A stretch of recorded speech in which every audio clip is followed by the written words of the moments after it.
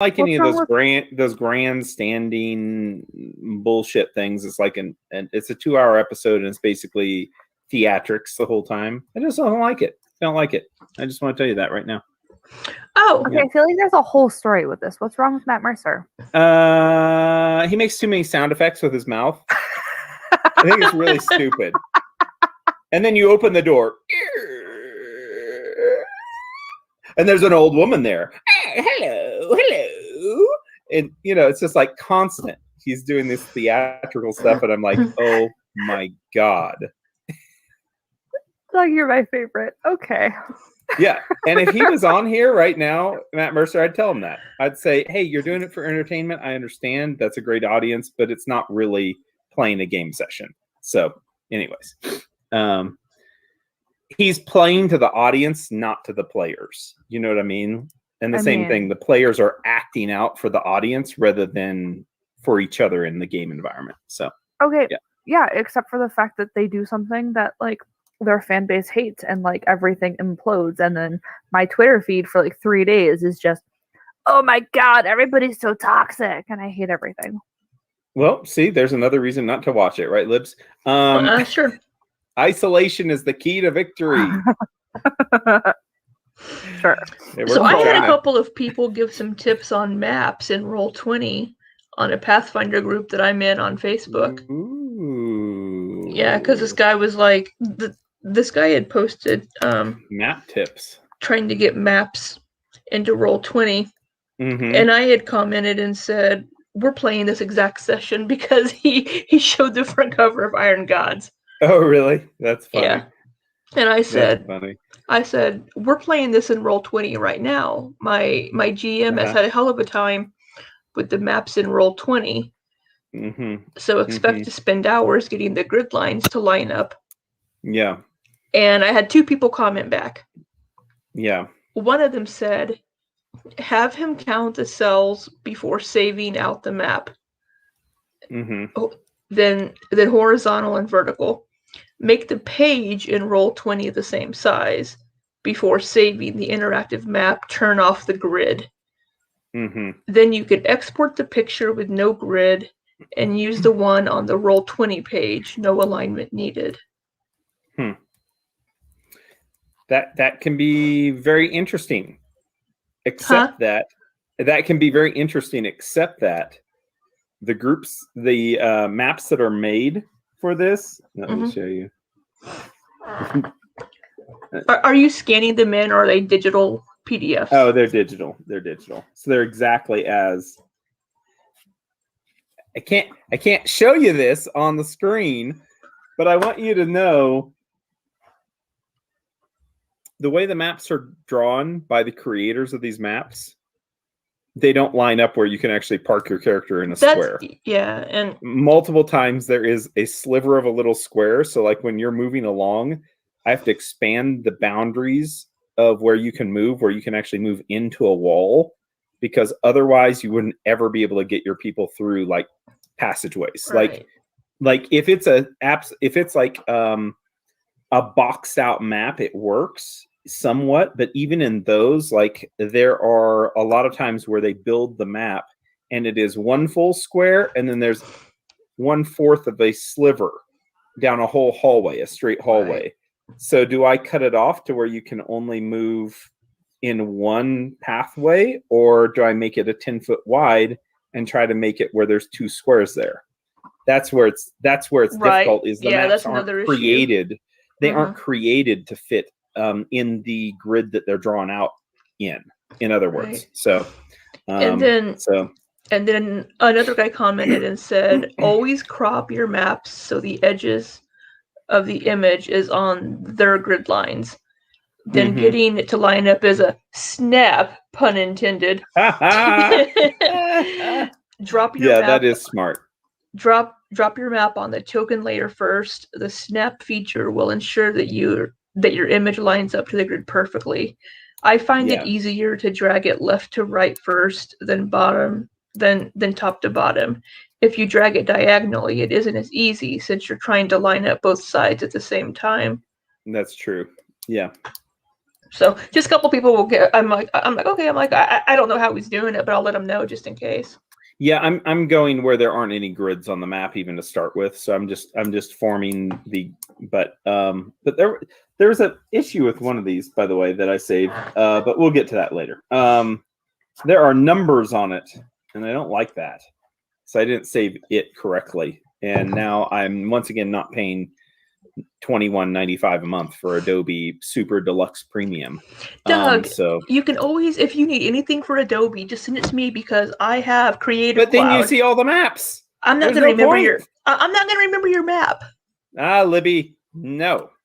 I have a good memory, but I have too much. It'll ruin it. I have too much shit up here to try to remember a map. Well, that's agreed. But I'm just saying, I just can't. Are those hit points? No, that's not hit points. Sorry. That's something else that I was writing. Okay. Sorry. Squirrel. No, but that's yeah, I knew about those suggestions. Those are basic. I mean, I've gone through tutorial videos on this stuff, but Yeah. it's still it's gotten a lot better, but it's just a pain in the ass. So yeah. Anyways, here we go. Is right. And you tell them, by the way, thank you for that feedback. I will. And if there was any hints or tips I would share, I would, except that people who have done it in D20 before on some really frustrating places like the tower where Furkazad was, they actually just did their own maps completely and just imported them in there, which is what we used because that was the only way that even worked at all because the maps were so screwed up and small. Yeah. Also, Well, I mean, in this AP, because there are Pathfinder's maps not. Okay. Oh, Pathfinder's not making their maps for Roll20. They're making them for tabletop. Right. Where you could just draw out and right, or just move your token. Yeah. Mm-hmm. Yep. Cool. So what happened last session? Wow, 2 weeks ago, we were in the land of Numeria in the Valley of the Spiders. And also a valley of brain collectors and other things. We met Krang. Oh, hell yeah, we did. Well, I think we started off in your little cave. And then we started off in the woods. Oh, it was the woods after the... Oh, that's right, because somebody had a little oopsie. I collapsed, yeah. We start off with a collapse and a recovery in the woods. Sunny needs to be a little bit more careful. There's branches all over the place, and she probably tripped. So helping her back up, the group was. Well, we looted the. After Dustria made an amazing long distance shot. Pew! And if I was Matt Mercer, I'd do the whole thing like you pulling back. And then thunk, and then and she falls down to the ground. I'm so glad that I remember to go live. End over end, push, push, push, push, push through the trees, finally hitting on one branch and breaking it.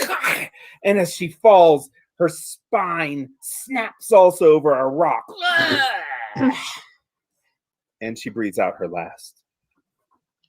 That was beautiful, Mr. Mercer. That would be a Matt Mercer. That'd be a Matt Mercer explanation of that. But I don't have enough cocaine laid out in front of me to do that fucking all night. No, I want it all night. I want it all night. Just have your popcorn. Yeah. I do have microwave popcorn. There you go. We could do it. Okay, yeah. So amazing Sunny, shot of recovery too. You did. Of a dark stave. The staff. No. Staff of the dark tapestry. Sunny what? Sunny is seeing ghost. It's a problem. She saw Asher and some others. We're wondering if Najeri is interfering. Yeah. I spotted somebody in the woods watching us, but we couldn't catch who it was. And we weren't ambushed. I snuck ahead with my little boots and came back. Yeah, and you did it really well. It's almost like a tactic your group could have been using the whole time. Anyways, you made it back to the caves. We got to the caves. No, yes, the fungal cave. Yeah. Not your sleeping caves. Sorry, the fungal caves. Yeah. Yes. So we went and explored the old areas. We found, or the area we were at before. We found the breeding pit area of the Migos and Kylon. Squished them. Like a good paladin, he squished them because they were evil. Mm-hmm. Evil baby fungoids. But he found some metal cylinders that were Migopods that were empty that we took. That room that he went into, by the way, is called the surgery chamber. And you didn't really you didn't get the full description of what was in there, but let me tell you what, it would not be like a conflict for Iomedae to say, take him out. It was a disgusting, horrible place. So carry on. We went to the south and went to the right and down.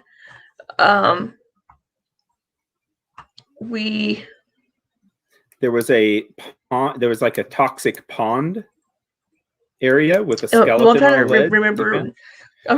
Without seeing the map, I'm trying to remember which direction it was. But we went, I think, straight up and found like a pond area with a skeleton on the ledge. We were able to. Kylon flew over and. Yep. Came back with some armor and stuff. I used the scroll of technomancy on the sludge to find the other bracelet, which is a black force field. A little personal force field device. Isn't that cool to think about? Like coming, And I dove into the sludge to find the severed arm. I found it super quick. I just went down and I came back up with it. But you did the right things to find it, right? Like you cast a spell beforehand to know where it was at. You had protective spell on you so you wouldn't have to make the saves or So it was smart. And finding the arm, I also found the other piece of the chainmail, so we don't have to pay to fix the armor to work and just fix it. Right. And then we went to the further to the right and found a little thin passageway. I went down through it. There was like this black miasma, this Dominion plague. So I used the prayer beads that we found, and awkwardly tried to pray to a deity, to all the deities, to all of them, Delstria is not the most religious of the party. And you're probably the only non-religious of the party, honestly. But some female deity came to my aid. Someone heard you though. Someone seems to be listening. It could have been Najiri for all I know, and I wasn't even asking her for help. I didn't need that bitch's help, but she came anyways. She seems to be keeping an eye on us. Yeah, she doesn't like space COVID. So you got rid of the space COVID. And and there was nothing there though. No, just some Migos that looked like they had been placed there because they were infected. We went to the north, and on a shelf to the left was a brain canister with a brain inside. And Sunny kept trying to get Delstria to shoot it. I'm just saying that had you just shot it, we wouldn't have been in the position that we're in now. The best plan. Don't blame me for you poking around and flipping switches. You were distracted by trying to do a woo-woo on a badge. This is what happens when you leave Sunny to her own devices. I find a button and I touch it. I had a vision. Yes, you did. Of being inside Unity. Or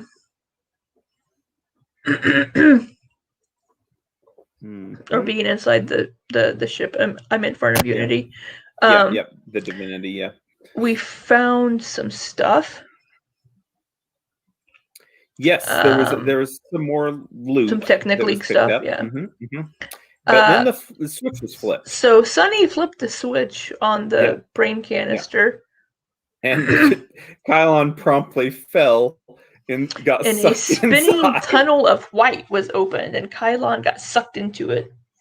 It was a portal to somewhere, but we didn't know where, and we're all like, damn it, Kylon! And we jumped in after him. Yep. We ended up into a cavern. Yeah. And the brain was not happy about being flung into the cavern, and it was bitching the whole way when it landed. Yes. And we ended up. It was a. There was a nasty ooze. Yeah, like a flying incorporeal weird ooze, but no one really knew exactly what it was. Yeah, so we ended up defeating him. We found out the brain is Theros, which is also the member of the Technic League that the You'll get it. It's coming. I'm trying to think of his race. Oh, he's a tiefling. Tiefling that the tiefling was looking for. Apparently he's been here a long while. This brain, like years.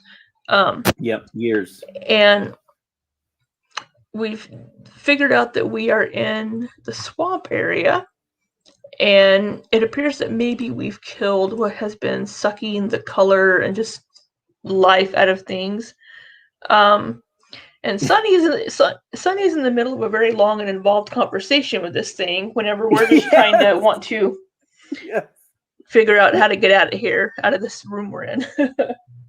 Yes, and that is perfect. Yeah, and this chamber, the black blotches around the edges are basically pillars, and then this in the middle is actually a hole on the top of this roof, kind of a domed up roof, and the top of it there has this hole, and you can see Delstria up above you, that it looks like it rises to another level up above. With the light from Tor's daylight spell, you will be able to see that you think there's probably one level above it, and you can see the ceiling of that second level arching overhead, and it looks like it is kind of the same substance. It seems like it's almost been bleached of its color, even the walls, and it does look like a possible way out, though, or at least up to a higher place. Would Sunny have anything to add from her experience from last session? Nope. Yeah. If Sunny was retelling the story. No. Delstria did a really good job. Sweet. Okay. Good. Yeah. Sunny's little issue in the forest kind of ruined the first half of the exploration, and I didn't do anything. I just kind of sat there and stared at mud for a really long time. And then Delstria was kind of mean to me. And then Delstria didn't find anything. She was kind of mean to you, though. Mean. Because everybody has to pitch in, and you can't just check out. I'm sorry, Delstria. What was the wording? Was it whatever your issue is, we'll deal with it later? Yes. Well, we can't do a whole lot about anything in the middle of a freaking cave now, can we? I don't see us getting out of the middle of the freaking cave for a long time at this point. Gosh, I love it. But also, Sunny actually used a wand in the last fight because she was going to let Delstria fly, and then Delstria didn't fly at all. She didn't fly at all? She didn't. She just kept shooting the giant thing. Yeah, she seemed like walking on the ground. She could get to it fine, just shooting it. Yeah. Oh, how long does the fly spell last? Because I can just fly up at the exit. It's minutes per level. You could fly up and explore the other chambers if you'd like. I mean, I don't think we have much of a choice because there's not exactly a portal letting us out of the back the way we came. So, well, I can grab Sunny and fly up, maybe. Wait. Actually, there might be a portal. Doug, on the side of the brain canister, is there like the switch, could I theoretically hit the switch again? You could. You absolutely could. It seems like right now, after hitting the switch, it seems like it activated some kind of internal power source that was dormant or possibly in some kind of standby mode or something. And that's whenever the brain seemed to wake up, where Theris was, Theris Hollyard is his last name, actually woke up and became aware that he was a brain in a jar. How big is this canister? Are we talking like... It's yeah, it's like, yeah. I mean, you could grab it under one shoulder and carry it. We could like strap him to your backpack or something. Put him on top of the bear. I mean, he did say he didn't want to go into the bag of holding, so, but no, like, Delstria, do you think I could hit the switch again? Won't that turn it off? Hey, It says, he says, what switch? What are you talking about, a switch again? You look like stop pointing at me. What are you talking about? And you see his little receptor there seems to like zoom in as much as it can and then zoom out, and it can't see the angle of what you're pointing to. You have a switch right here, and I touched it, and then that's what created the swirling vortex of doom that landed us here. So if I touch it again, could we go somewhere else? Well, just a second here now. Do you know much about these kind of things? I mean, it looks like you've salvaged some things around there that you're carrying, but do you know much about the these things from that are more advanced, I must say, than Numerian sickles and clubs and such? I mean, of course, I know so much about this advanced technology. So you would be an expert of sorts then. Okay. Yes. Awesome. Yes. Delstria, need your support here. What do you think this switch does? Opens portals. It opens swirling vortexes of doom and takes us other places. A portal switch. Okay. Well, it's a power switch, Sonny. Did you? It's a portal switch. I love Delstria so much. She's just like, God, I hate her so much. What probably happened was he was casting a spell, and that was a spell that he was casting whenever the power was turned off last time. Oh, and when power, I am a powerful wizard. And power came back on, and his spell went off. The brain says, I think honestly, if you could find my body or just use some resurrection on me, I could become an ally of yours. That way you wouldn't even have to return me to the Technic League like we were talking about before. You could just resurrect me. I don't think you would want to be in the part of your body that I found. Oh. Did you have... Make a new body, though. If you actually truly had a cleric of power. Could any of you do that? Well, I see a Gormite there. Obviously, he couldn't. Nope. He's wearing too much armor. Like, shake him a little bit. You need to be nice. It's like the eye kind of goes off and then kind of like he's blinking. It opens back up. Tor just chuckles from the background as he's looking up through the portal, or the tunnel, excuse me, looking above. Theros, did any of your companions have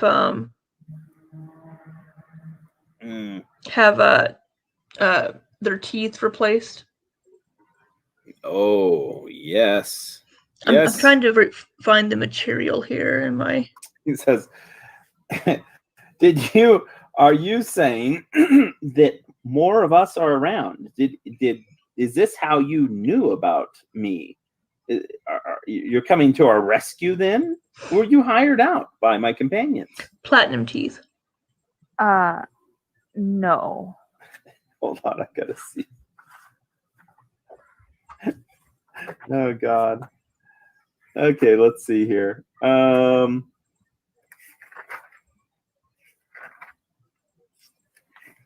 So, Theros, if any of your companions had some teeth replaced with platinum teeth or a thoracic nanite chamber, that would be Jax. Yes. He's no longer with us. We found those pieces of him. Oh, well, consider that to be part of the down payment for returning me, and more will come, of course. A pity that he would die, of course. I mean, yes, beyond anything, a pity. But I hate to say this to you, but I'm afraid that you're probably the only one of your party left. All right. But maybe we just need to come clean about this. My operation wasn't exactly sanctioned by Gartrone or the rest of the league. I kind of went outside of my boundaries where I was expected to operate, and because of that, I might have borrowed some things from Gartrone personally, and one of those things possibly was Jax, which was one of his guards. A very hefty investment.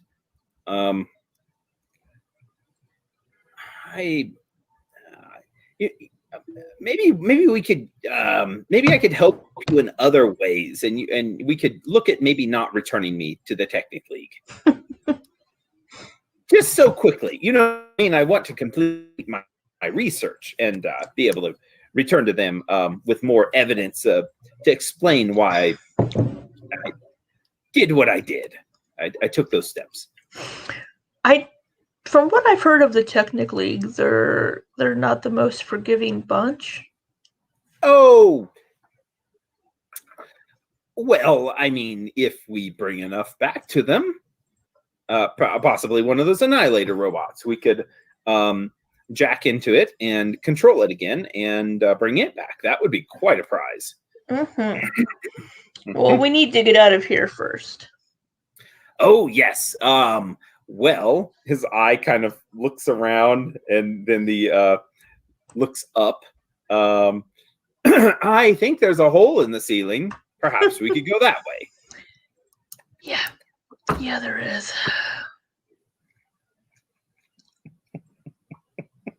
Kylon, do you want to carry Alpion up, and I'll take Sunny up, and then you can come back for Tor? Kylon looks at Alpion. He says, "Me, you want me to just carry him? I mean, well, aren't you strong enough?" He's a little. His mouth drops open. He's like, okay, of course I could carry him up. I mean, I'm just really. I'm sorry, Kylon. I forgot how big Alpion had gotten. Let's try to carry him together. I forgot. He's mostly fur, anyways. Oh, wait, Sunny. Kylon shakes his head. He's like, not from what you've been feeding him recently, Sunny. He's become more than just fur. I mean, look at him. He's fluffy. Alpion just looks back and forth between with his mouth open, drool dripping out. Yeah, he wants a back or front end.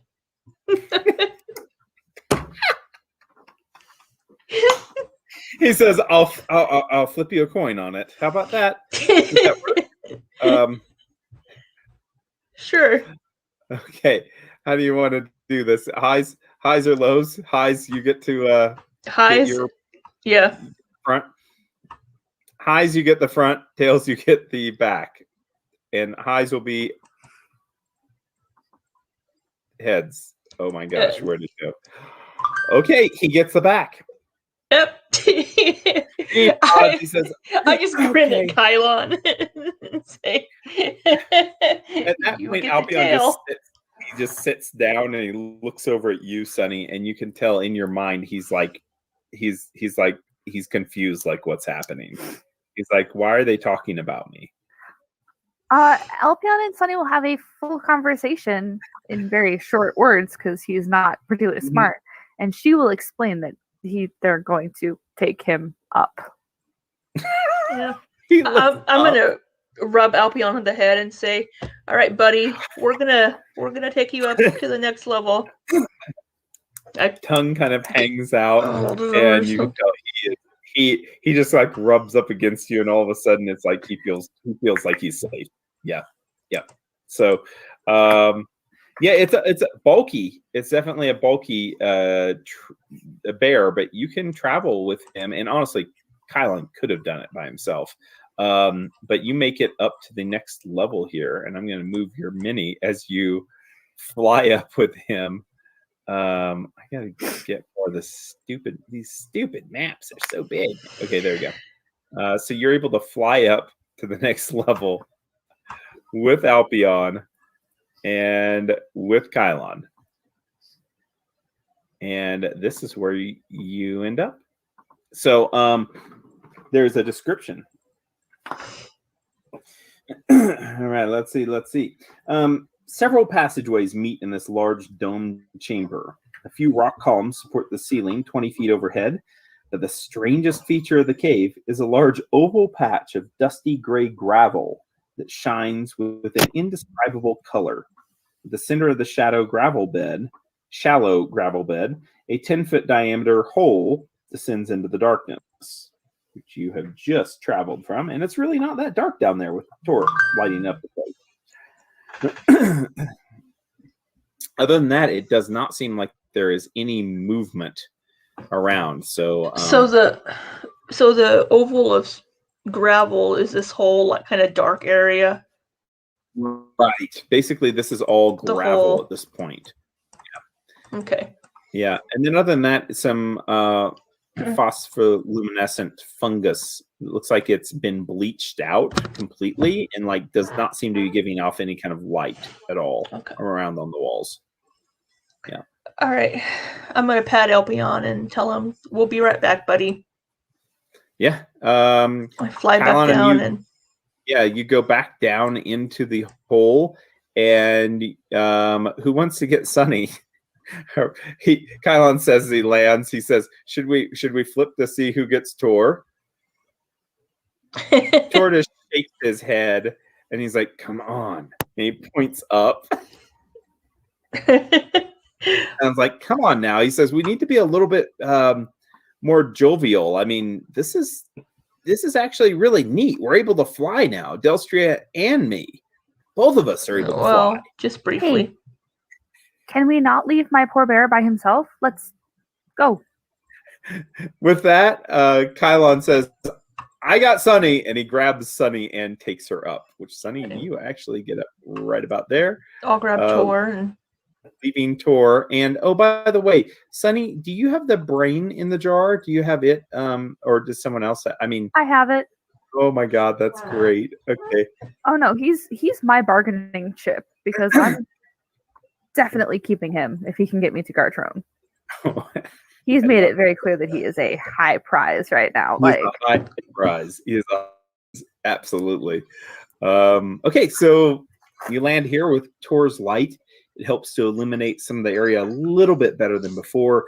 But basically, you are in a still chamber that seems like, once again, even the walls have been kind of it's almost like somebody has used a very light chalk and dusted the walls, because even they seem like they've been faded a little bit from their natural stone. It is then, of course, as a great and excellent DM without sound effects in profuse amounts, that I need you to do a perception check as you are looking around the room, just to try to take in your new surroundings. If my thing wanted to work, that'd be great. 33 is the most amazing thing a person could get. I mean, it's not the most amazing thing because it wasn't a nat 20. She only rolled a 14. Oh! Wow. I got nothing.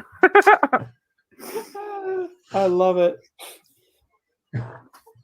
Oh wait, no, you rolled a 9? No, I rolled a 14. Yeah, 14. A whole 14. Like, that's a big number. Okay, so some things that you see. First off, down just from where you're standing, just really quickly, you notice that there is more green, and it seems like maybe light, daylight possibly, even outside this direction and then out this way, as you see like light kind of pouring in to parts of this cavern. So you imagine that there's, because of the additional light that is not from the source of Tor, both of you notice that maybe this way is either one of these ways, possibly a way out. With that said, it is only Delstria, and only by a very slim, tiny, itty bit does Delstria notice that there's someone else watching you in the cavern.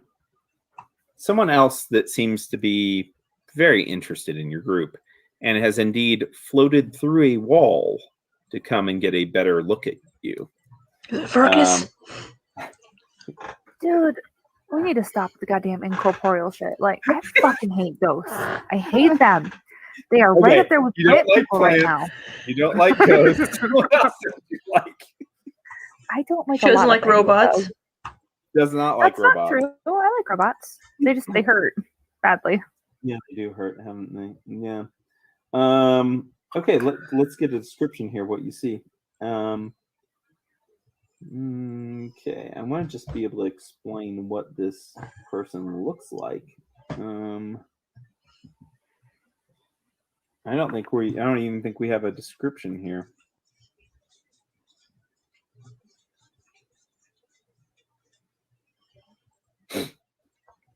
No description. Wow, that really helps me. It is going to be that of a female. Looks to be, I mean, it's really hard to tell the age of this person or what age they are in life, because this is what she looks like now. Why is her head backwards? Doug, well, no. The way it is now. Doug, no. And you notice also, Delstria, that she seems to be quite interested in the group. Kind of hiding around a corner. I'll put her here on the map, but she's mostly interested, you think, in the bear. In the bear? No. Douglas. In the bear. Yeah, she's going to be right here. Oh, why is she so close? Because she's just come from this wall right here. She came from inside of this wall. So she's basically like half in, half out, but putting her all the way in the wall, I don't think you can even see her. So yeah. So she's like right here, has that same expression on her face, and she's staring at the bear. You also notice that she's not dressed in this. I should say this. She's not dressed the way that the damn picture shows. She looks like she's actually some kind of, I guess the best way to explain it, she looks like she's somebody from the Wild West.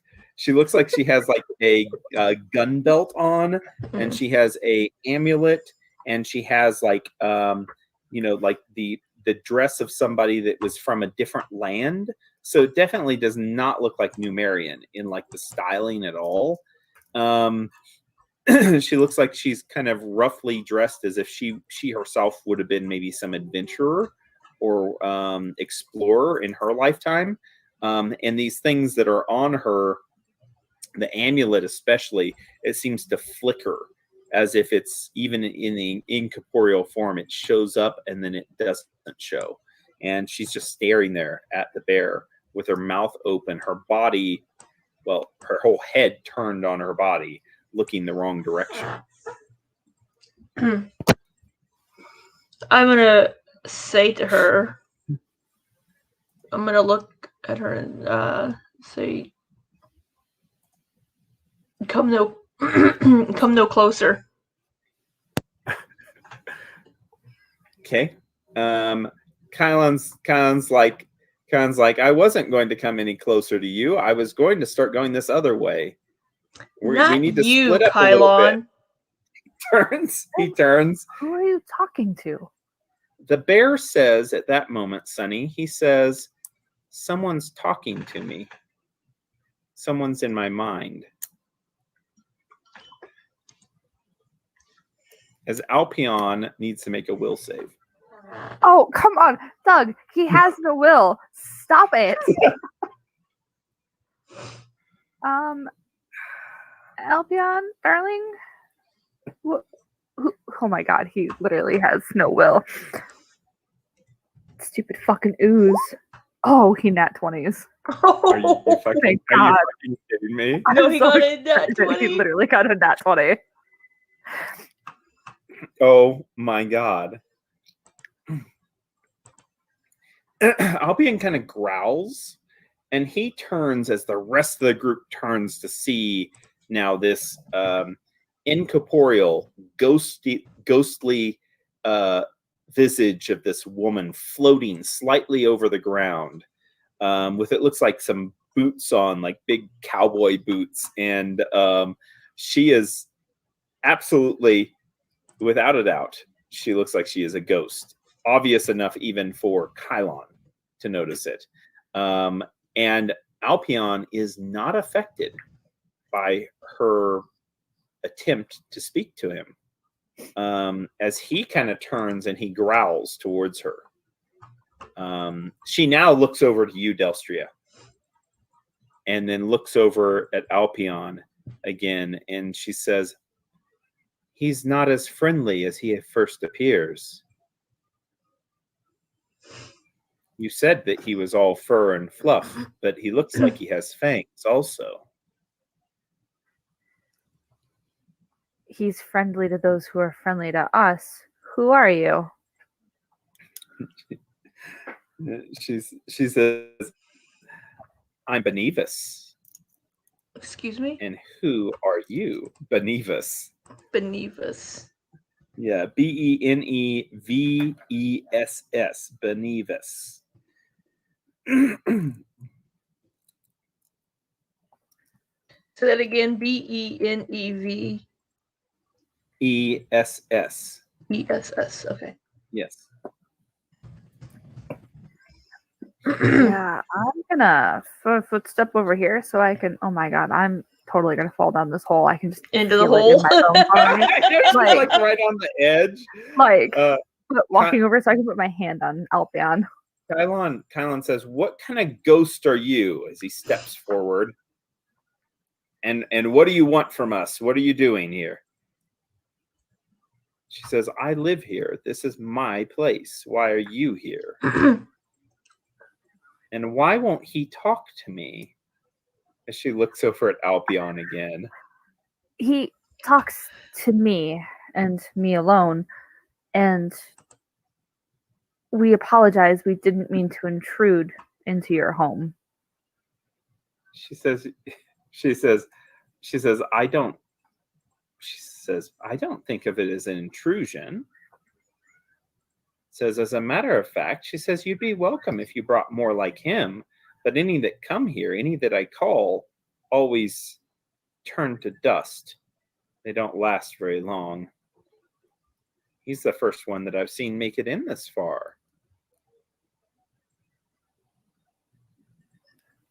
I'm sorry, turn to dust? You can't turn my bear to dust. She says, I don't turn anyone to dust. It's a thing that lives below. Oh, the thing that lives below isn't living anymore. We killed it. We killed it.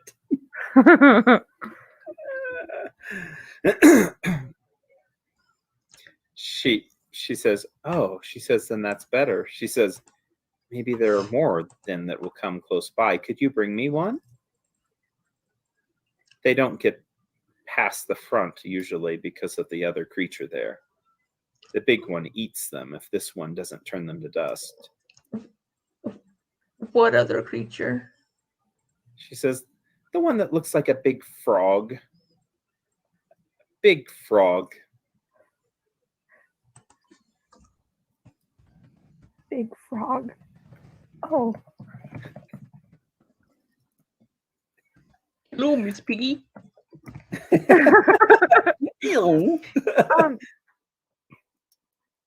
Benivus, I'm sorry. You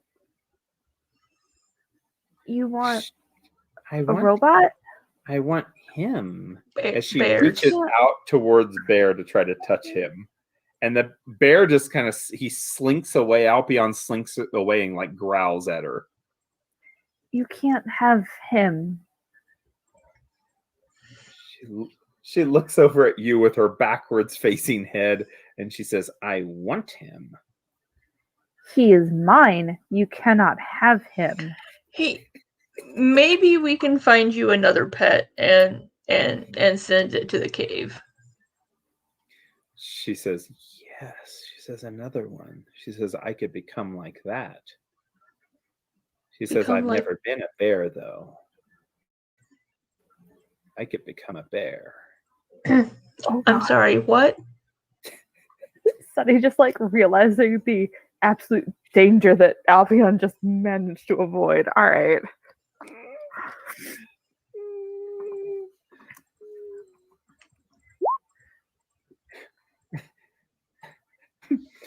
She looks almost like she's just, seems like something keeps on drawing back her eyes to the bear, and it seems like she's just, it's like seductive to her, the idea of him being here. And she tries to reach out again and she says, I could wait. I was raised correctly if you brought something else back. Maybe one of those boars. I've seen the boars, but I wasn't able to be one. I could run so fast. Wouldn't that be wonderful to run fast and be free like that? Or a horse. I would love to be a horse. Why don't you go be the frog? No, I couldn't do that. That's not a natural thing, not a good thing at all. It isn't anything that belongs here. So, Doug, you told us magic jar. I just typed it out. I don't know what you're talking about. I must have slipped.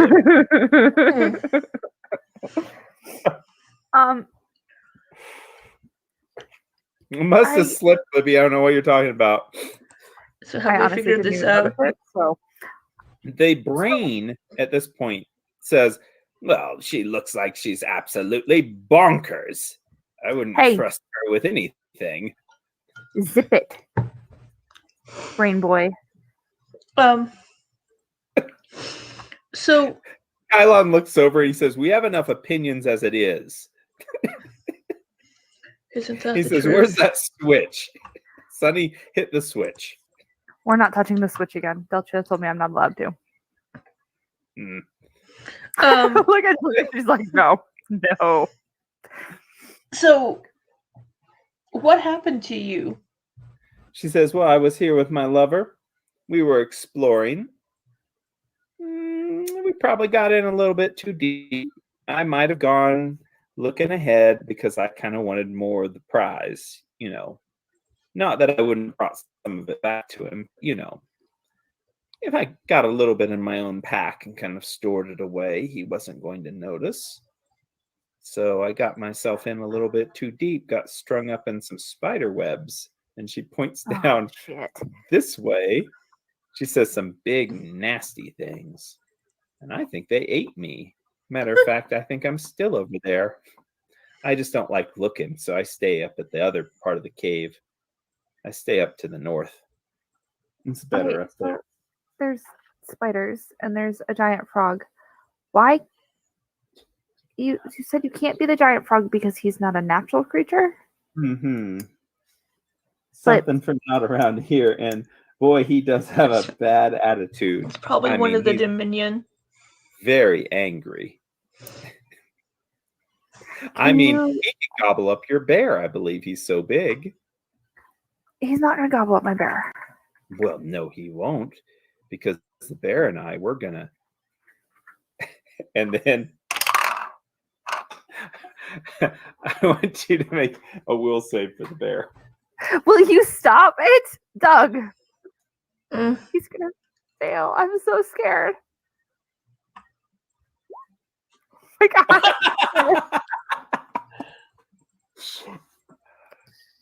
Alpion says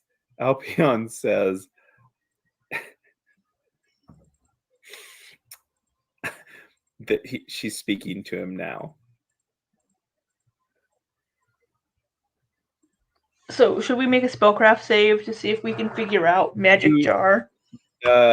No, you could not on that, but you will definitely make a spellcraft check. You could make a spellcraft check, and Sunny, you are going to get a bonus on this because it is your bear that is it could disrupt the communication with the bear right now. Is it a knowledge or just spellcraft? Straight spellcraft. It's spellcraft. Okay.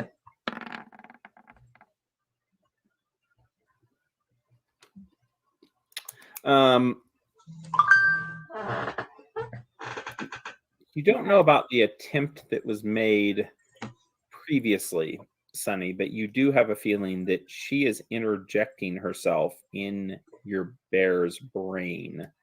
Almost like speak with animals, but it seems like it's telepathic. Like she's able to speak to him where she's not actually sounding out anything to everyone else. It's much like you do when you try to communicate to him. Only now it's a 3-way call.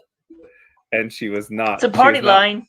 She was not dialed in. This party was not the plan at all. You can't hear her speaking though. So no, I mean, it's kind of like but you think it's speak with animals. So she's not trying to take control of the bear, but she's now talking to him.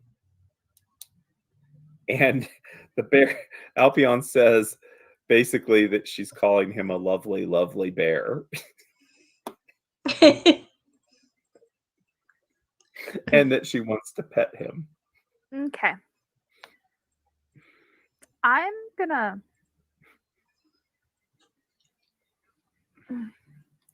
Alpion, we're leaving. Let's go. And we're gonna start. Do you want to go to the north? Oh, I was going. I can imagine literally the opposite direction from like going. Yes. Yep. Okay, start moving yourself. Your movement speed. Tor is going to go with you. Kylon is watching this thing suspiciously. Yeah, I'm keeping an eye. There's a hole there. He goes into the pit. Working on it. Hold on. 15, 20. Kind of like that. Yeah. Yeah, we'll go there. Okay, bye. She watches. Oh, there's a pathway right here. We can go this way. She watches, but she does not follow. And she says, I guess I'll be able to go out into the woods soon enough, maybe. Maybe I'll be able to be free again.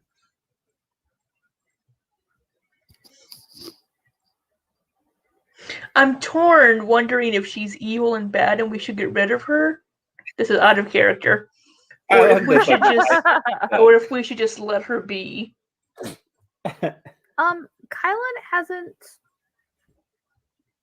jumped in and said that she's evil, so she may not be evil enough to be like evil. Kylon, as you're like, he takes a step back and you can tell that like he's definitely at full attention as far as like you think that he is absolutely on guard. Like he thinks that this is something dangerous for sure. And do you think if we go find her body and kill her body? I mean, she's already dead, but like destroy her body? Well, you could make a knowledge check if you'd like to try to maybe have a general sense of that. It's knowledge religion to have a sense of what you would let's do that. I don't know what that was. Oh my god. I got really excited. I was like, yeah, nat 20. That's not me. JK. No, that was me. Yeah. For things like this, it's I think you would have become curious maybe after running into this first whenever you're on your way to Scrapwall. spirits or ghosts like this, they are best put to rest if you could find their remains, or if you could, figure out what it was they were trying to achieve. It could be an item that they're really attached to. It could be burying their bones and, performing a sacred ritual. It could be a number of different things. You guys have dealt with multiple ghosts now, as far as putting them down permanently. This also, I think, Delstria, you're going to have a high enough score on this to know. You think that this is kind of what you imagine to be a Bhuta, which is a ghost that's born basically from a horrible death or some kind of murder within a very natural, lush surrounding. And these usually have to stay within several miles of their bodies. And you imagine that this probably is what it is. It seems to be floating around. It seems to have that same kind of appearance. The feet do face backwards, or yet the head, in this case, faces backwards. Yeah, it definitely does seem like a Bhuta. And these absolutely will take over and possess animals.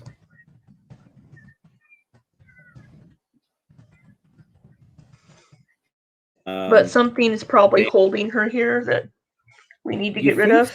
Yeah, you think so. You think that it could be something maybe that that she was really attached to, or something that could actually be of great significance to her, is still interfering with her being able to move on. It could even hold a fragment of her soul, causing her not to be able to transition. Okay, let's try asking her. Let's try asking her. I love it. No, why are we asking her? No, we need to leave, or we need to like murder her again. On my way out, I'm going to call back to. Aren't you guys moving? I'm gonna call. Yeah. I'm gonna call back to her. Don't you want to be at rest and out of this horrible existence? Oh gosh, let's see what she says. She says, how could I, though? She says, my lover and I, we were bound. She says, so closely together. And I don't know where he's at. Our last encampment was in a cave. One of these hundreds of caves in this valley. What was his name? The logical question will be followed up with an answer. Did you find it? Yes, once I find it. If I find it. She says, these fucking names. Nemgedder. Nemgedder.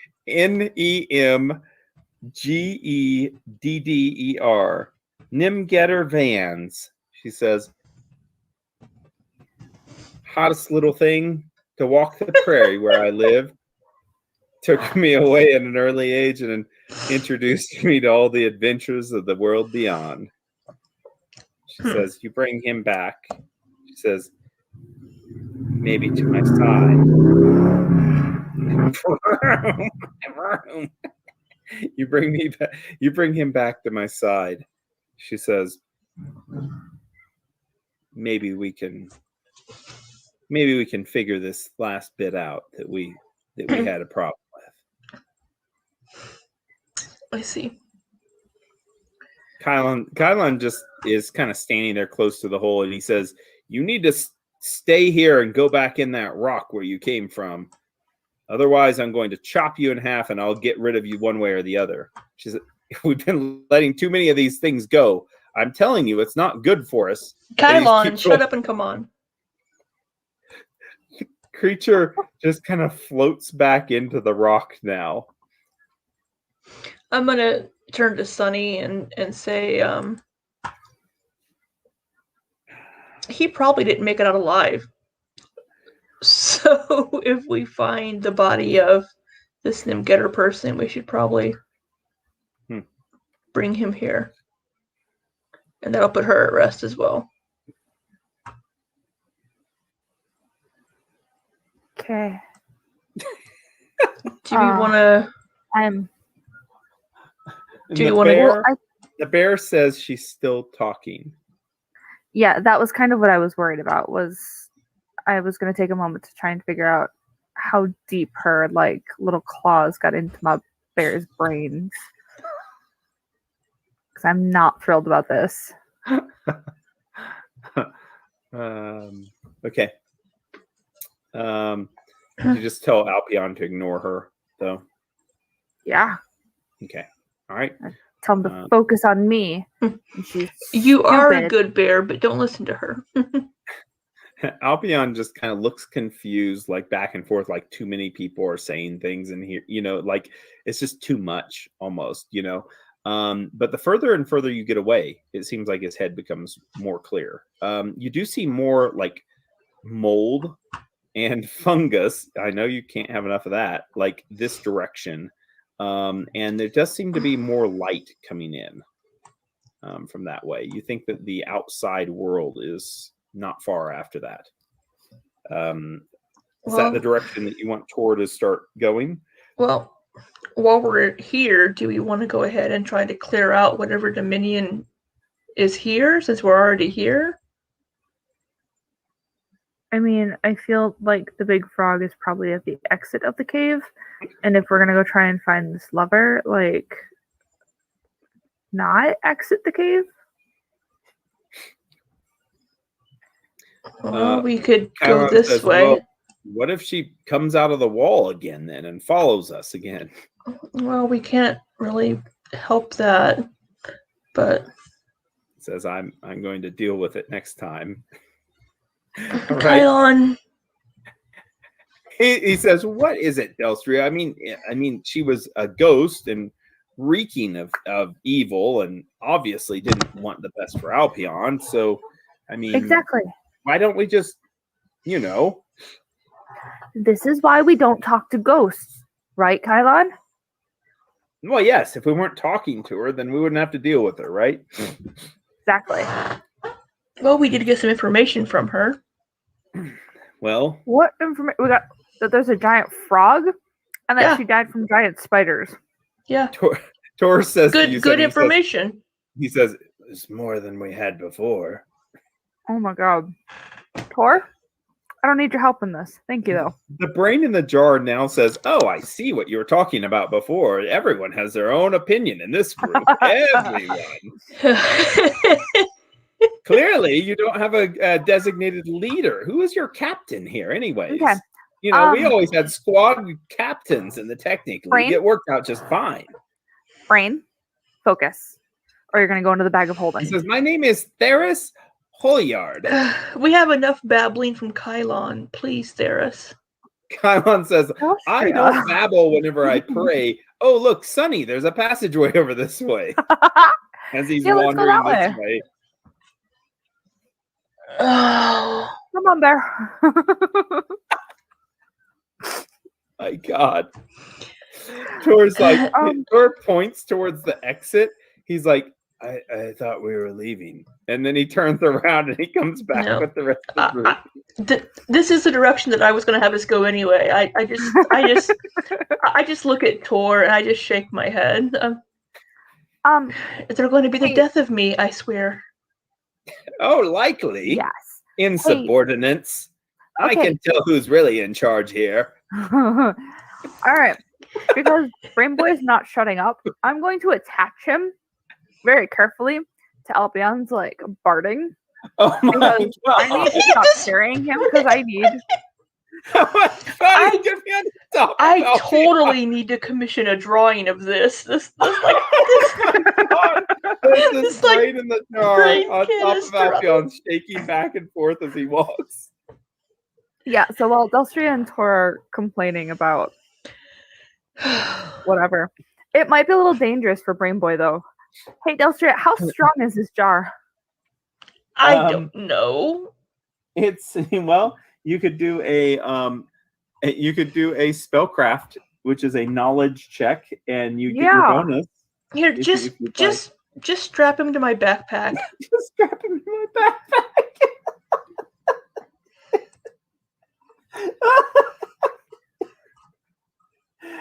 Oh my god! I'm gonna strap him to Alpion. I just want to know if Alpion rushes into an enemy and the brain's like, whoa! Let me see let me see how easily the brain jar could be destroyed, because I think there is one in here, right?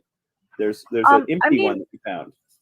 He fell through the portal without any damage, so pretty sure he's pretty tough. He has hardness. Yeah, he does have hardness, but I don't know how much. Let's see. What was that? Dang it! Now you've got me really concerned about it. Can he actually live? Let's see here. There was one that you found, an empty one, and it was. Oh my gosh! I'm not gonna find it. Of course you're not, because in the surgery chamber. In the surgery chamber. Mm-hmm. So you do have another jar, by the way. Oh, it's good. Also, if the jar breaks, does Brain Boy die? Yes. Yes. Oh shit. He definitely dies. What do you you have no idea how they even put him together. This is not. I have no idea. How the hell does he even exist? I just want to know if it was a goldfish, because if you break a goldfish's jar, you have enough time to pick up the goldfish and put him in new water. I love it. Okay, I can't find it right now, but we're going to just definitely say that he has hardness of 5, probably on the jar. So it's thick glass. Yeah. Now 5 is not enough to protect some of the things that are happening here. God bless it. Arrow still bless it? Somebody bless it. Delstra, I'm going to have to attach him to your backpack, because Bear gets hit a lot. It's fine. Just. The brain says, "What? Wait a minute. I'm going to be I'll be on that thing. Okay. Excuse you. Upon the bit. No, I mean, you're going to carry me. You'll be on my backpack. Oh, well, can you face me where I can look out at least? Yes. Of course. Anything for you, Brain Boy. My name is Theris. Theris. Your name is Keita Gartrone. I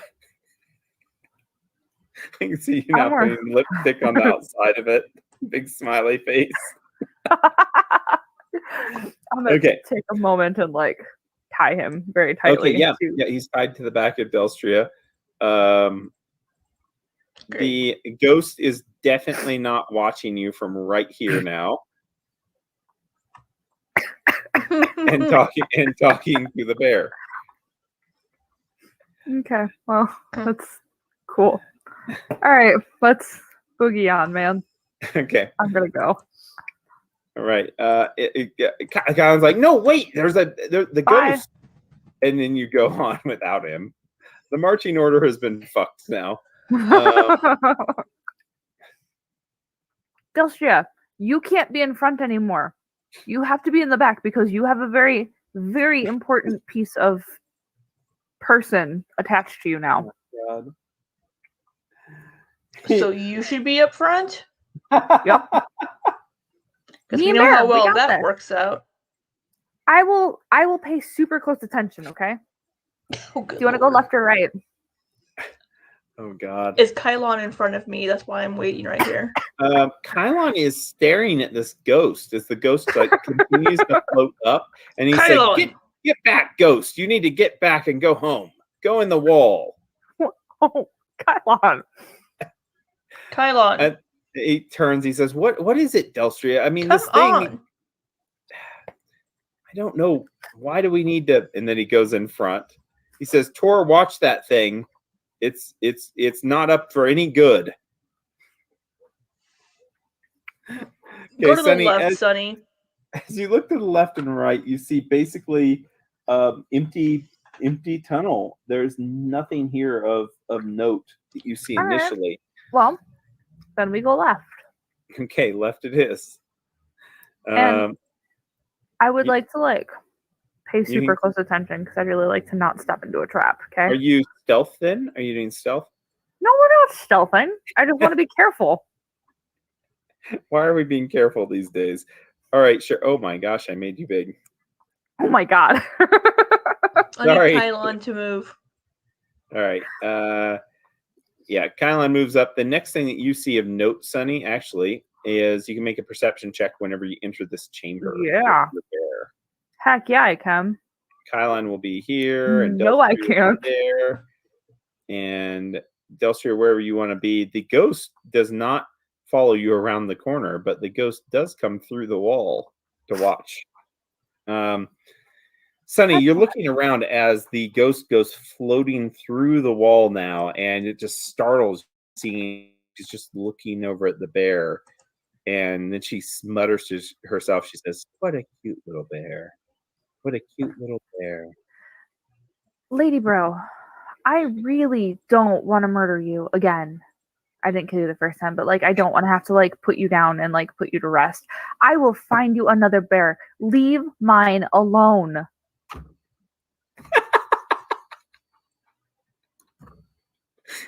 Would you like to make an influence check? Sure. As a intimidate check against a ghost. Oh my god. I have no points in influence. I know you would. No, Doug. She says back to you, she says, maybe we could share him. He could be our bear. I could be in the bear and you could be a bear's friend. Do you know what I've gone through with this bear? He is mine. She nods. She says, I'm going to figure out what you've been through with this bear in time. It is terrifying. Leave the bear alone. Meanwhile, Sunny, you see he's not yours. Big pile of ash here, and it looks like there's sparkly things that look metallic in this pile of ash in this corner. Oh, I like sparkly things. Bear and I are going to go look at sparkly things. Well, Bear's actually going to get to about here, and then I'm going to get to about here, and I'm going to tell Kylon to stay between Bear and Ghost. Yeah, this This chamber is empty, save for 4 heaps of what appears to be discarded clothing and armor strewn about on the cave floor, as if the people who'd worn it had simply laid down and evaporated away, leaving their gear. Yeah, there's another pile of ash over here, and another one here, and you see the clothing all scattered in this chamber.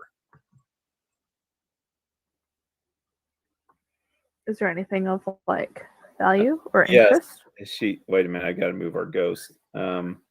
No, Kylon is supposed to be between Ghost and Bear. I told him. Okay. He's going to tell her to get, he says, get back. That's far enough. Don't go anywhere. That's far enough. Stay where you're at. And Tor will be here also as Bear back up. The ghost kind of floats there and looks and like crouches down and tries to get a better look at the bear. So what I'm pretty sure has happened is that Doug has decided Bear is too powerful. I'm going to take him out. I'm at this ghosted because all of a sudden we have to freaking run like security detail for Bear. He's like a celebrity, and I could not have planned it better. I could not have planned it better if I did plan it, which I didn't. By the way, there's treasure to be had. I know, but I'm like distracted because there's a goddamn ghost. Delstria will look. Yeah, Delstria will look. While they guard the bear. I mean, I'm also looking, but there is a. I take it you're casting Detect Magic as you normally would. Yes. There is a magical backpack there. You might call it very handy. And it might be more of a sack than a backpack. Probably a handy haversack. Ooh, I get a handy haversack. Huh? Oh, why do you get it? You already have one. Why do you get it? But you could pop it and figure out what was inside of it. It'd probably make a portal and suck us all in. Isn't that what happens? There is No, it just explodes and like old stuff falls out. There is also, it looks like, a flashlight, a pair of VMod goggles. A pair of what VMod? Yep, VMod with a green VMod installed. Ooh. Are these time worn? No. Isn't that crazy? Yeah. Even better. It looks like there are robes bearing the insignia of the Technic League. 4 robes bearing Technic League insignia. There's also a chainmail shirt that is not magical. 4 daggers, all of them masterwork. And each one of the 4 daggers has a Technic League insignia on it also. That's not how you spell that word. Besides that, there's an amount of what looks like deteriorated or just decomposed, like rations and other normal backpacks that look like they've actually worn down and been maybe disintegrated. We could say disintegrated, but we'll just say that they were, worn down from time. Worn down from time. Yeah, more than deteriorated. Ash. Yeah, they're just deteriorated. Yeah. Mm-hmm.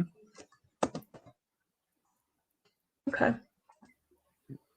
The brain says, "Oh, well, there you are. Hello, and over there, and you, and I did never like you, anyways." Okay, well, this is part of the party accounted for right here in my expedition. Mm-hmm. Some novice mages. Did you also borrow them from Gartrone? Well, in a way. But they really in the game because they knew how good the rewards would be whenever we found things out. I actually found a breakthrough of the Dominion and why they are here and what we could do with them to gain their power. What did you find about them? Well, I did not get as far as I had planned, I must say. But I do know that they used this tavern here, I'm now recalling, as some kind of transmitter of some sort. It seemed like that's how we were drawn to them to begin with. Actually, they kind of messed up some of our own transmissions. We got static and interference, and it seems like it was from this place. I don't really understand it though, because it's not technology and it's not quite magic. Something was here though, emitting a signal of some sort, far out into the sky. Probably out into space, I would say. Really? Mm-hmm. He says, the world is not flat, as some Numerians believe. It actually, there's earthly bodies outside there. Other places like this. Yes. Something that there are. About. He nods. Or he doesn't nod. His brain bobs a little bit. You're just hearing the little eyepiece nod. Yep. So I hold up the VMod goggles to Sunny. Do you want to wear these? What do they do? So what the green one does, it gives you a +10 competence bonus on perception checks. Huge. Heck yeah, I want to wear them. They're going to make you look stupid. I love it. They just look like sunglasses. I know, but they're dumb.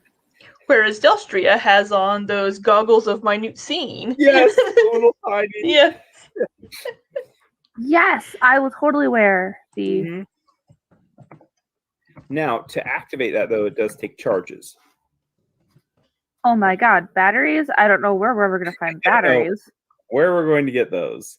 Oh, I should mention also among the no actual batteries exist still in this chamber, but there are going to be 24 silver discs.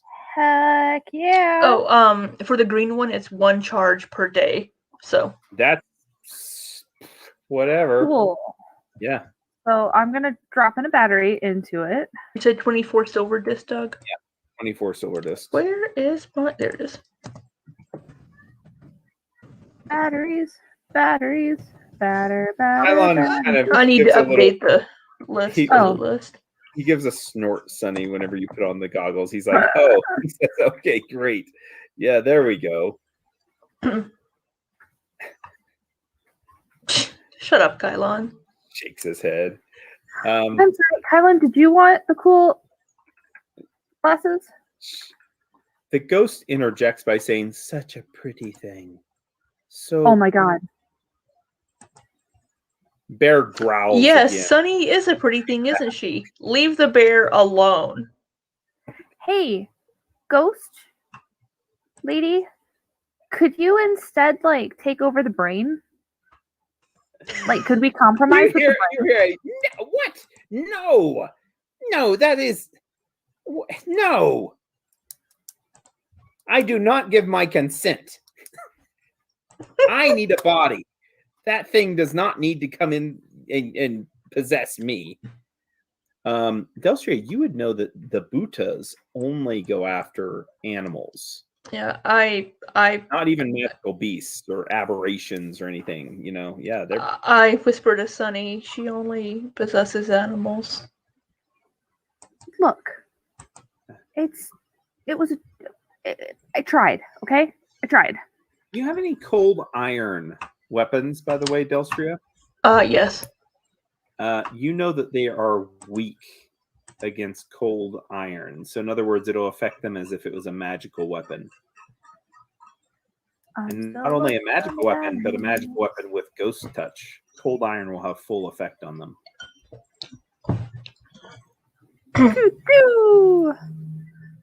All right, so Okay. we are going to go. That is what you find in that chamber, though.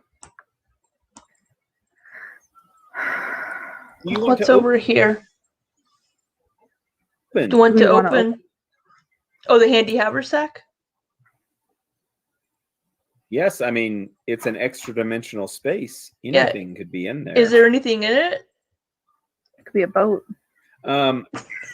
With a standard action, Sorry. You can watch have- Family Guy? Yes. You can have it. You can take the box or the boat. I wasn't there. I wasn't there for that. It's a Family Guy episode where, yeah, it's Peter. Peter picks the box instead of the boat. He's like, "Look at me, well, the boat's just a boat, but the box could be, whatever, Lois. It could be a boat." And she's like, "Well, just take the boat, Peter." No, you take the box. Yeah. And then they're Well, driving back home, and all their neighbors are going down the road like, "Yeah, look at our boat." And Lois is like, "We took the box. Get in." Anyway, yeah. Well, the bag is there in your hands. With the standard action, you can have it Open the bag. empty its contents if you'd like. Oh, yes. Empty. Oh, Okay. that's You way basically easier than exploding turn it. it there, and everything falls out. And what falls out is a metal scroll tube and a glass vial.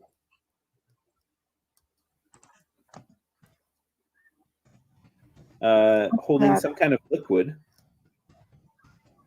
along with, it looks like 3 additional potions and a wand, and then finally 2 more potions and a map that all fall out.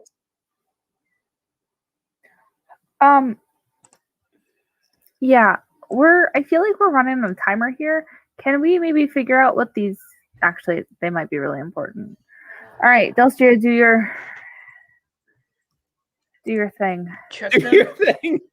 Okay, do I need to, so first let's check the metal scroll tube. Is anything in the tube? Yeah, there are 3 scrolls there. Oh my god. Kylan says, I will chop you in half, as the woman circles around a little bit this way. Spellcraft to see if I know what kind of scrolls they are. 3 times. 1, 2. I can't see things. 3. It goes. Oh, look at Bear moving away. Yes. Okay, all 3 successes. Bear's in my space. First scroll is a wall of fire. She goes back into the wall, and you can see her circling around the room. The second is Obsidian Flow.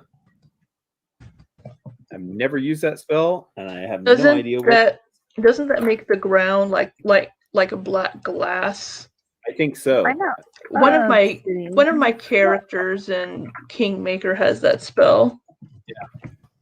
That's the only reason I know. That's weird. Yeah, it's a weird spell. I've never used it. Oh yeah, they take fire damage.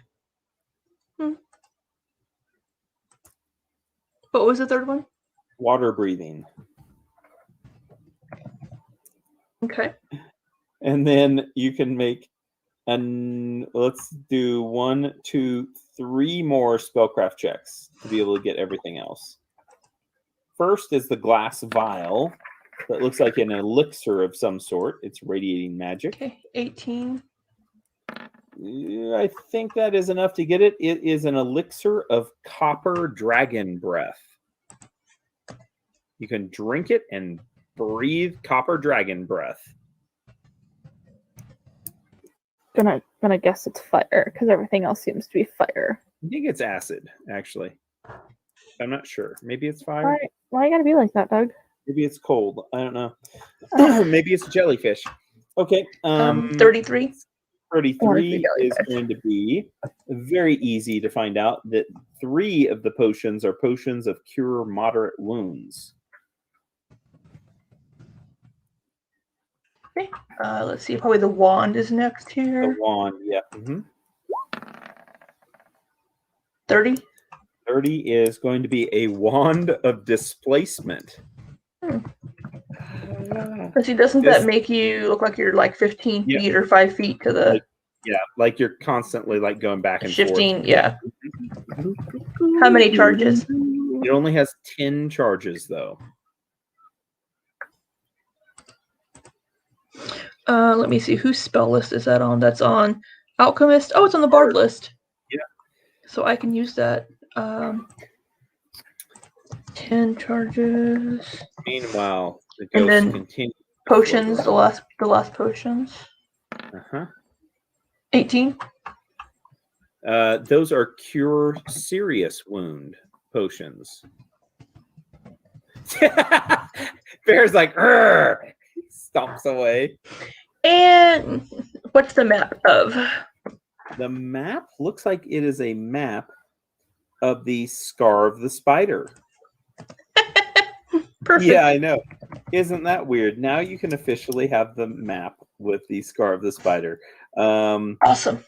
Yeah. And circled on the entire map, it says alien infestation sites. So it's just written in ink there on the side of the map, but it looks like it is basically a map that it looks like the outer edges of the canyon and then have kind of been scribbled in, like after going around the boundaries of it, it was kind of filled in the forested areas and stuff. And it looks very, very similar to the map that you already have. Yeah, we'll just kind of say that. Okay. Yeah, so that's about it. That is it, actually, from the bag. Okay, awesome. Good find. Yes. I'm going to take that wand and kind of pack it away. Will save, and that would be good.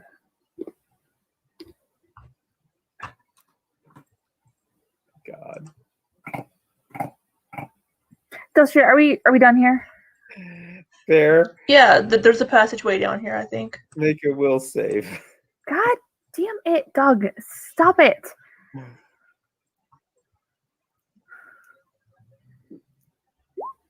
Bear has no will. Okay? He might have taken a pretty bad beating from an ooze that did some serious will Alpion damage to him. looks over and stares at her, and she looks like her mouth is moving, but you can't hear anything. And she's staring directly at the bear, and now Alpion is transfixed by her. No. Kylan, killer. We're done. I'm Is done. this an enchantment? It is an enchantment, yes. I will cast Break Enchantment. Sunny says, kill it. Kylan looks around and he steps forward, and Delstria, you are casting the spell. Oh my god. Do you have to touch or just be within range?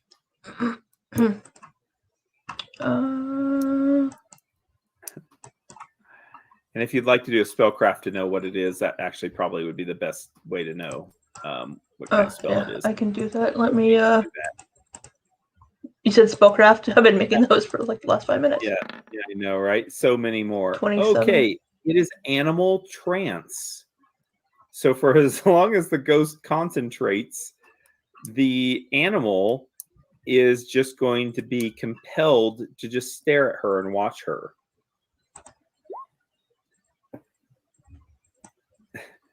And you'll need to make a caster level check. Let me Hey. Yeah, I'm checking to make sure I had a casting of it. I'm gonna guess that it's a no, but with a +4 if saved him at any point. No.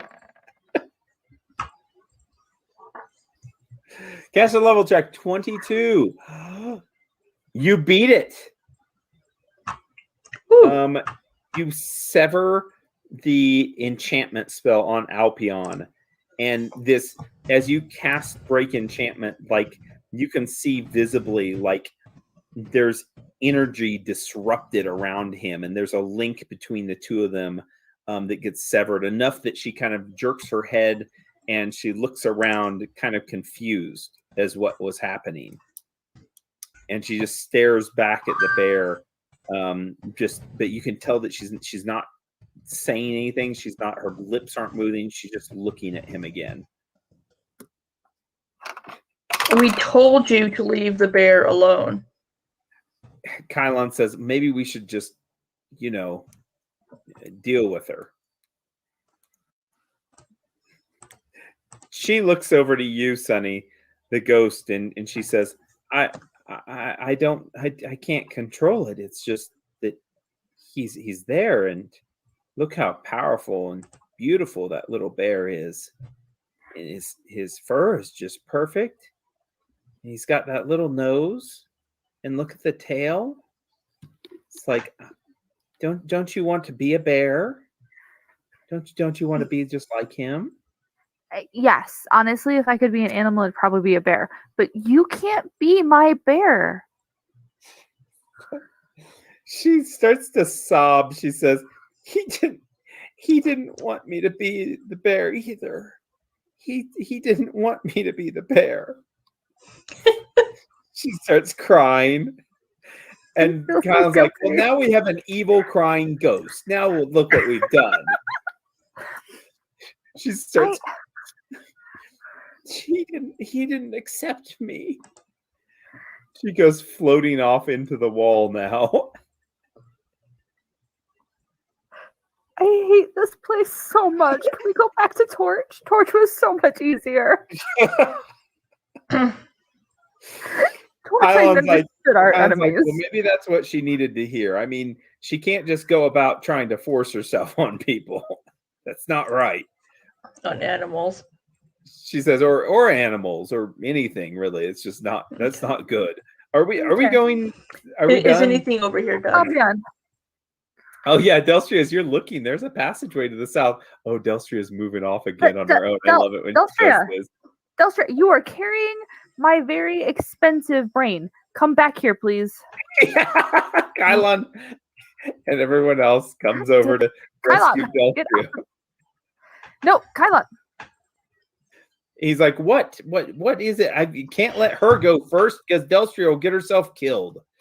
Can Bear fit through this? Yes. This might be an issue. Okay. Squeezing. Bear. Okay. Oh my gosh. All right. So you get down to the south cavern here. Tor is in the back. I can't move with my arrows. Oh, you can't? There That's we go. because No. the map. I have to move myself with the mouse. There you go. Wait a minute. Didn't we just come from here? You got teleported. Yeah. Aaron's still blessed. Stop touching me, Douglas. I do not consent. So that's where you were at. You were at the southern portion of this same room that you came from, right down through a little bleached out hallway and back to this cavern, the hole in the middle. Okay, so this was where we came in here, this hole, right? Mm-hmm. Mm-hmm. Can we go this way and go find her body and just like put her to rest, please? Yeah. Let's go look over this way. And you know how well I do with spider webs, so let's go just get this over with. Okay. So the pathway splits in two. She said the southern route was where the spiders were, I believe. Yeah, this is where there was some light coming in here. This one's a darker passageway, and you can see it's a narrower path twisting forward. I just love it. Still sure which way do you want to go? You want to go towards the light or towards the dark? You never want to go towards the light. All right, let's go towards the dark. Let's go. The southern route. Squish. Okay. How far are you gonna let me go here, Doug? Because I don't know what I'm seeing. Kylon is... I saw that ghost go flying through there. Yes, you did. Delphria sees the ghost flying, like literally like, flying through this room. Delphria, you look back saw and that. you see the ghost like going into the wall over here. I saw that, Doug. Oh He's god. being sneaky. Oh my god, I love it. Kylon, why are you in front of Bear? You should not be in front of Bear. Well, you don't wait a minute. I can't get, and then Bear goes in. Right about here. Right about here is whenever something's going to happen. Oh my god. It's fine. Me and Bear are fine. Delphria, you automatically make your perception check. Tor is going to have to make his own. Sunny and Bear will have to make theirs. Perception checks. Perception check, yeah. Remember, you get a plus 10, Sunny. Yeah, I get a plus 10. Oh, you powered it on. Of course I powered it on. I got things to do, man. But the battery, will drain the battery. Hey, that's really a Sunny perception check and an Alpion. Sorry. Is it? You said I make 26 with the plus 10. That's with the plus 10, yeah. So okay, 26 okay. for Sunny. Okay. Do you want Alpion to make a perception check please. as well? Ooh, Bear, I'm so impressed with you. I love it. Okay, Sunny. This is hilarious. You see, Sunny, do you see this light here? God damn it, Doug. You see coming from the rock, you see a ghostly hand reaching towards the bear just in the nick of time. Like Bear is trying to squeeze through and is grunting, and he's like, why do we have to go this way? Is what he's, and you see this ghostly arm like reaching very slowly towards him. What would you like to do? I want to smack it with my weapon. Because I'm done. Because I've got Bear grumbling at me. And like, this hand, keep your hands to yourself, Bear. And like, because your stupid skull is in danger because of this stupid chick. By the way, Kylon didn't notice. Delphria saw the ghost flying through, but she can't really do much about it because there's a huge fluffy bear in the way. And Tor, of course, doesn't notice anything. Make your attack roll if you'd like as a standard action. going to make my attack roll. Give me a second. And then if we need to, we might find it. roll initiative. I'm not sure. No, you missed it.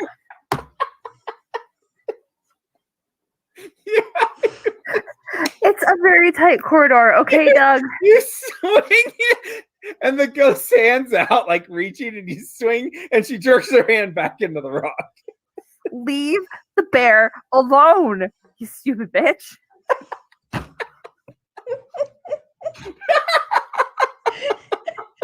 The worst session we've ever done. Oh my god. Okay, continue. Continue. Handsy ghost trying to get your bear has been repulsed for now. Let's get you all the way to the fun part, which is this. Oh. Hey, now I'm moving you. These are God. old, brittle chamber of spider webs, what you come into here. As you've moved along to this point, not very far ahead. This has a description too. I just love, has a GM where I expect you guys to be at, and then where you actually get to by the end of the scenario is really fun. Thick, dusty spider webs, some delicate and gossamer, and others as thick as a human's thumb, fill the tunnel, and what little can be discerned of the cave chamber beyond. An indescribable color shimmer occasionally ripples through the webbing, and that shimmering of color is no longer there because you've killed the thing that gives it a shimmer. Instead, as you're walking up against you've seen spider webs before, you've seen like the cavern of spiders, the mutant spiders, but this time you put your hand like up against a small web and it's completely brittle. It just breaks into 1,000 pieces and just kind of floats down in front of you. And you wipe your hand in front of you against one of the bigger ones, and it does the same. It just breaks and it just crashes down. So these webs it seems like they've been drained. They've been siphoned of any essence or life that they had. And now they're just like, it's just this brittle, weird, like eerie framework of webs that you just push easily through with just little bits of dust falling down. You can make a perception check, of course, Sunny. Delstria, you can see a little bit, but there's a big ass bear there. Yeah, I can just see up through here. Yeah, you can make a perception check, but there will be a penalty to yours for sure. Ooh, 39 for Sunny. Hey, you're getting up there in the range of somebody else I know. 38. Oh my god, I hate you so much. You have a 38, but there is a 10 penalty because of the bear and because of how you're kind of blocked. So, Sunny, you can see better the chamber to see that it looks like it continues around a corner here, and it looks like it goes up here into two different passageways, one to the east and one to the west. Looks like it kind of branches off around a corner. Babes, where are you going? There is some light coming from these also. So you think more like possible daylight coming in from both those sides. From the rest of this is just darkness up ahead. Cool. We're gonna, wait, start from the left and just make our way around. Let's go. So so you weren't watching whenever Doug was pointing, but these have these have daylight coming through them. Mm-hmm. So possibly exits. But we're gonna start from the left and we work our way around. Okay. I'm going to find her stupid lover. What do you have? Oh, it's a banana. Okay. Let's go. It's a banana. You as you make it up here. Start on this end though. I love it. Kylon's you put Sunny in charge. We're going this way. Kylon's like, I like going this way, and Tor follows Delstria. Oh, Delstria. Right there. I'm gonna turn around and say to her, look. Sorry, babe. You can't have the bear. You need to go away. Which direction is your body? She points this direction. She points that way. We're going this way. What? No, Delstra, no, I want to go this way. What? Her body is What? this way. Fuck. She's lying to you. Why do you trust the ghost? The brain is Kylan. Now, just imagine this. Everyone now starts talking in your entire group. The bear kind of growls because the ghost is talking in his head again. The ghost is talking to the bear, but only the bear can hear. But you hear the growl from the bear, Sunny. Sunny's arguing with Delstria, whereas Kylan's like, I think we should just kill the thing. And Tor's like, Tor's saying, we need to find the body then. And meanwhile, the brain is saying, well, I think the quicker we get out of here, the better. I don't see any reason to stick around. All of you are saying all of this all at once. Fine. Let's go. We're going this way. Oh my God. Alpion, follow now.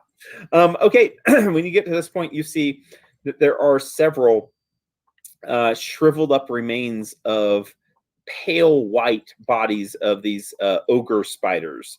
There must have been 4 or 5 of them in here that are just like stuck in different places in the web or crevices there in the wall, and it looked like they've been drained completely.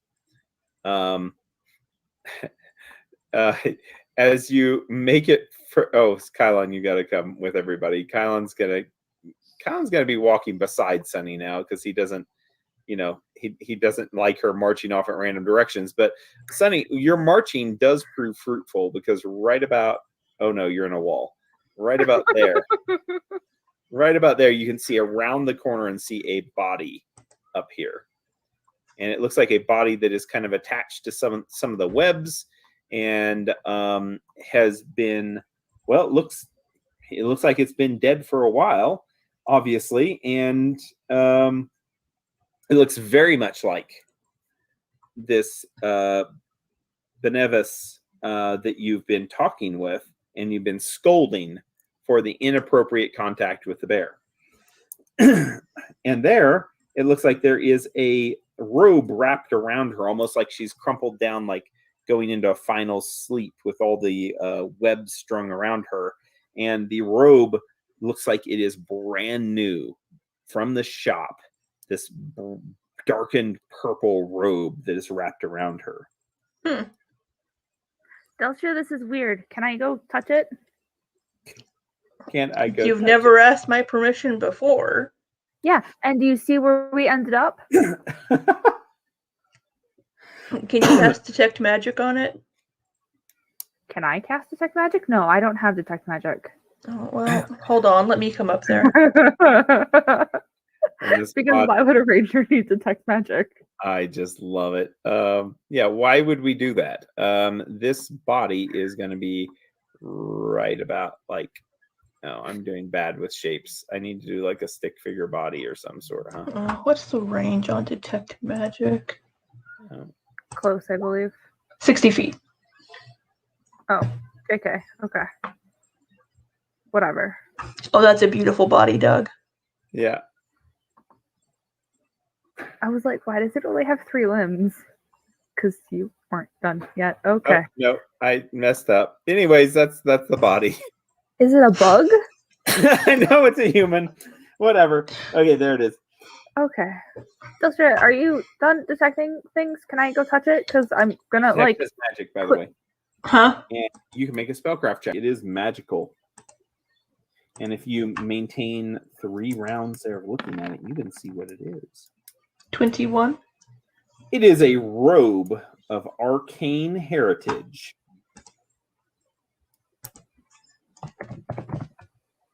Okay, Sunny's gonna continue to move closer.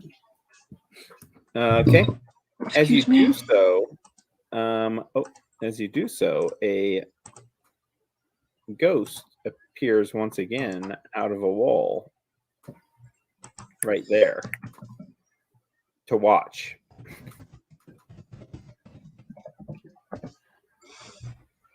She points now at her body and she says, "That's expensive." She says, "That's me." Delstria is like looking up the price guide, one of those old paper price guides. He's like, wow, this one's really good. Okay. Yep. It's you. How do I make you be at peace? She says, I already told you. She says, my lover, he's out there somewhere. I need to get reunited with him. But like, lady, your lover could have left the cave at some point and he could be living with some other woman happily ever after, like outside of the cave. My God. Oh, that's bad to say. She says, he would not leave me. He was surely after me, looking for me. I'm the one that could leave him if I wanted to, but he couldn't leave me. Look, I'm just saying that, like, love is weird. And how long have you been dead? Like, how long have you been down here? Because the spiders are clearly dead. She comes close to you. Oh, God. She floats closer to you. Now, not seeming to pay as much attention about the bear. She leans in, she looks at you, Sunny, and she says, this was a love that was destined for failure, she said. She said it was the cost of the way that we loved each other. She said that he wouldn't be far from me. Who? She looks over at you, Delstria, and she says, that bitch I never even wanted to know in the first place. Oh, good. So you're not fond of Nadiri then. Okay. That's what I thought. So, was this robe yours, Benevus? She says, that was my robe. She says, you could gladly take it if I'm returned to him. So can I just like, is she bones or she is was she a like sorcerer is what she was, even though she's dressed in gunslinger. Yes.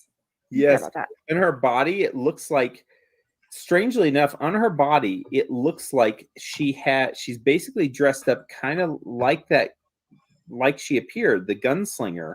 She was a pretty high level sorcerer.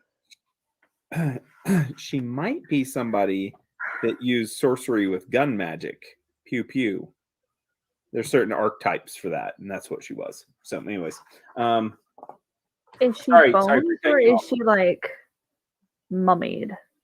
Oh, she's looks like mummied from the spiders for the most part. It looks like they at least started to work on her, and it's partially mummified. Okay. Like there's legs sticking out. You can see enough of her form, but she has a layer of web over her. Do you? She says, you can go take it if you want. She says, as a matter of fact, she says, maybe I could just pet the bear for just a little bit and then you could have it. You're not touching the bear. And she's gonna like. Do you know where your lover went after you died? Did he make it out of the cave alive? Do you know? She says, well, I don't know. I left him behind. That's right. He was somewhere back there in one of these caverns all over the place.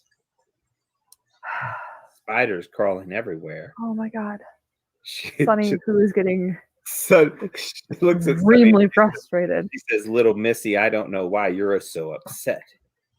But Nadiri, I know you're here. Can you give us any sort of guidance as to where her lover is so I can get her out of my life? You really didn't read Nadiri's portfolio, did you? I skimmed it. Okay, I'm going to call this an influence check. No, Doug, I don't do influence. I'm going to say it's diplomacy, as you're trying to talk to a god. You're not demanding her. Please do something. That is not what I needed you to do.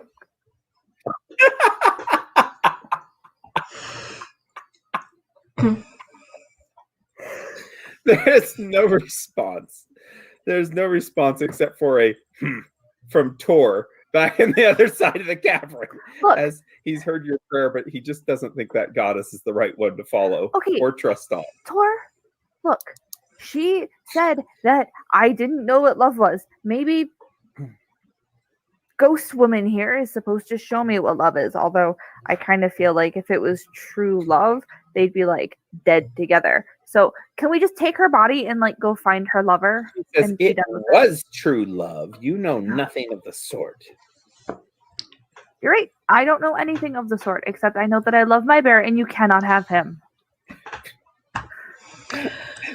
The ghost's eyes widen and she says, I will have your bear and I will have him right now. Oh my god, I'm gonna have to stab her. I'm gonna have to stab her. Hold on. I was right here. My god. Oh, are you making us roll initiative? Yeah, there you go. Roll anew. Pissed off the ghost. Hey. Well, Sunny's mouthed her off each time I've made a will save for the woman, for the ghost. And this time she got a 5 on her will save roll. I rolled a 1. Oh my god. Well, of course, because you know what, Delstria, you're not expecting like you've talked the down Spanish the ghost Inquisition. Yes, you've talked down the ghost each time. Every time. And Sunny just each time While you're rolling, I'm going to use the restroom. Okay, that's fine. I gotta get my bladder ready for. Get your bladder ready for this. It's not going to take very long. I think she'll have you all killed here real quick. What is this? 7? Oh my god, what the fuck are you guys doing? Stop. 7 initiative. Tor and Kylon, kill her. Okay, what are you guys doing? now for the ghost. And I'm looking at the wrong thing. The ghost has oh my god, a 13 also, but she has a 7 bonus on her initiative, so she's going first. No, Doug. Oh my god. Although that is very appropriate for this fight, where it's very much just Sunny and Ghost at this point. The rest of the people are just right, everyone else into this unwillingly. What is going on? Oh my god. Oh my god. Cool. Okay. So this ghost, do you want to know what the will DC was on Magic Jar? Yes, please. 21. Yeah, so he would have had to roll a 17 or greater. Wow. Every time. Dude, the freaking ooze gave him a -4 penalty to his will. Yeah, that was really bad. Yeah, and we didn't fix it because I didn't think it was going to be an issue. I didn't think it would be an issue. Joke's on me. Famous last words.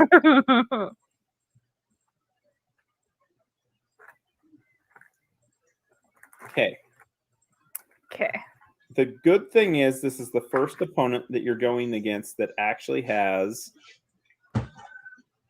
I thought that was vodka with Libby, and I got really excited. Oh, that is not vodka.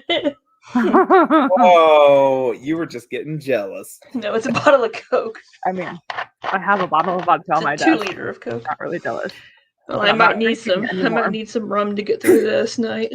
So the ghost reels back with her claws that are now very easily visible from her hands, as like her fingers seem to meld away. It seems like they were just like an illusion of what she used to be. And these claws appear, and she tries to rake at Sunny for being such a mean bear friend, and she wants to be a bear friend. I might be in trouble.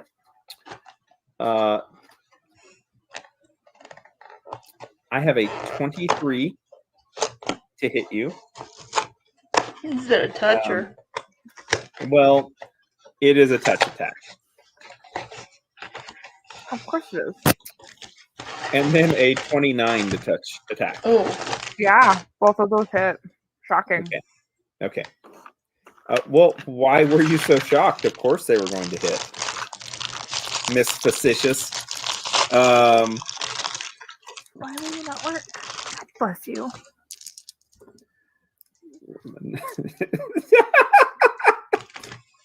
Oh my god, Doug, how much damage are you doing to me? Oh god. 27 points of damage. Whoo! And it is 8. Well, we have to do the biggest amount. 5 bleed. No. So bleed will be ongoing every round until you're healed, of course. Don't worry about it. Don't worry about it. As she rakes her claws into you, you notice that as they hit inside of you, it seems like they become substantial there for just a second as they rip out of you with the damage. Basically, like they're surging out of you, like ripping parts of your skin from the inside out. Mm-mm. And as that happens, blood starts to pour down. She opens her mouth like a funnel, and the blood starts to twist and turn and starts to flow towards her. Yeah, she's a necromancer, by the way.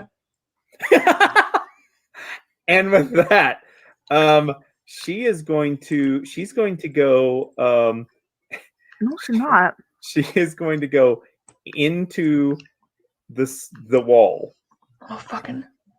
What the fuck? No, come back here. Stupid bitch. You stupid bitch. Sunny, it is your turn. Yeah, I'm pissed. You just hit me and like you just vanish? What the frick? Yeah. All right. Right? Sunny's gonna cast something. I have to look at my spells here. Hold on. Does anyone have ghost touch? Oh, you have cold iron. Delstria knows about cold iron. Yes. All right. Sunny's gonna cast a cure mod on herself. Okay. Because I need to stop that bleeding. Like now. Okay. Yeah. Oh, cool. Very good. Yeah, it stops the gaping wounds, and the blood that's pouring out of you just kind of drops down to the ground, still as if it was kind of like suctioned away off towards her where she was at. And this severs that connection with whatever power she had.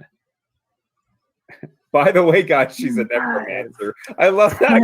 Delstria.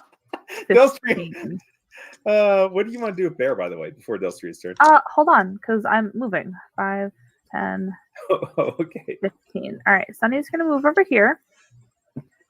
And Bear's gonna back up away from the wall, because Sunny's not stupid. 5, 10 there.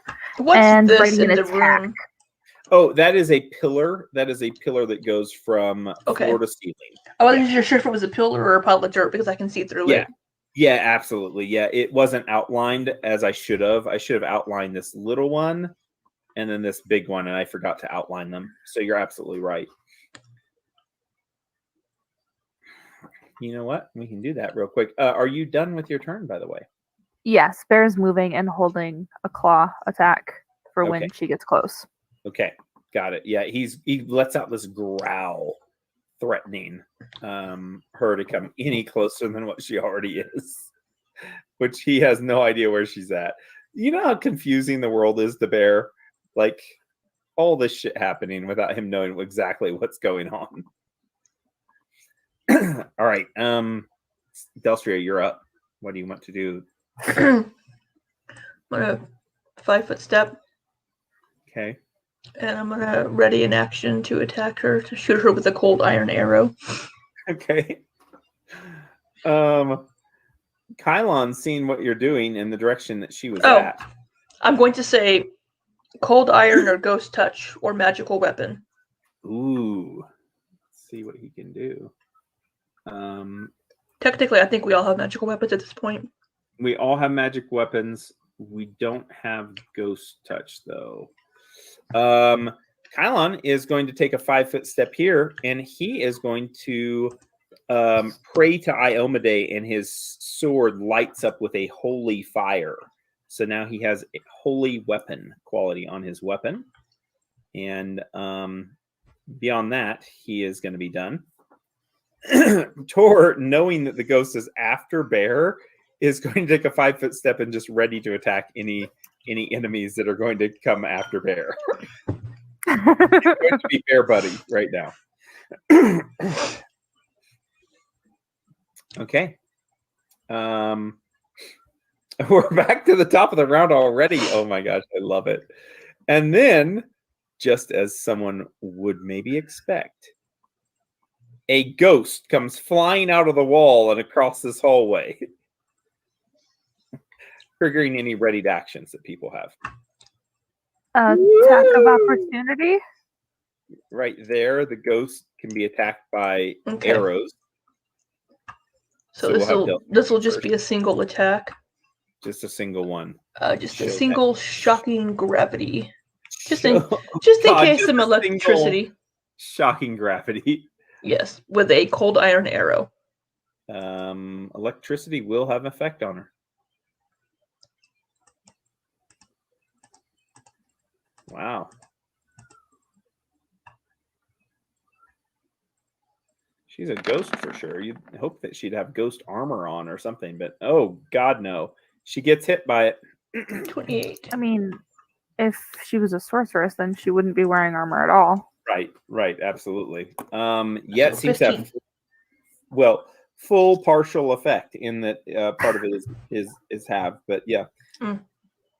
But the electricity lights up this ghost all around her throughout her form as she continues going this way without even seeming to care about what you just did.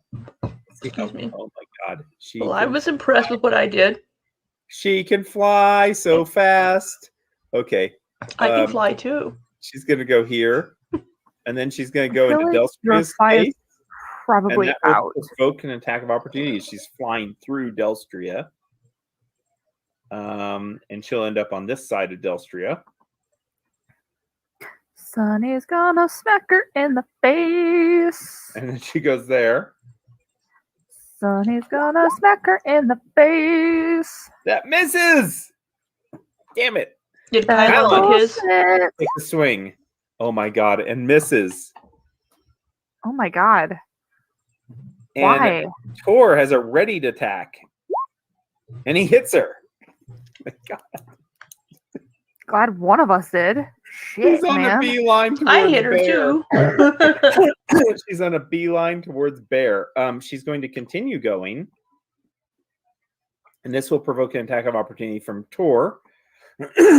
Tor did his readied action before. Now it's an attack of opportunity. So he swings again. Oh god. And just swings right underneath her as she continues. Now she's like a banshee flying forward with her claws out, going towards Bear at breakneck speed. Does it Bear have a ready action? Yeah, hold on here. 5, 10. Once she gets in range, yes. Is it Bear's She's range not- 10? No. And Range is 5. there is where she gets, and that is the extent of her movement. And also, Bear, you can go. Bear with the claw. Bear with the claw. Bear. Bear, my love. Misses her. She's going to get over to the bear and Please, no. Doug. I need the bear to make a I need the bear to make a will save. God, I hate you so much. Is this a mind affecting effect? Yes, it's a mind infecting effect. Okay, so this plus 4. 17. Oh.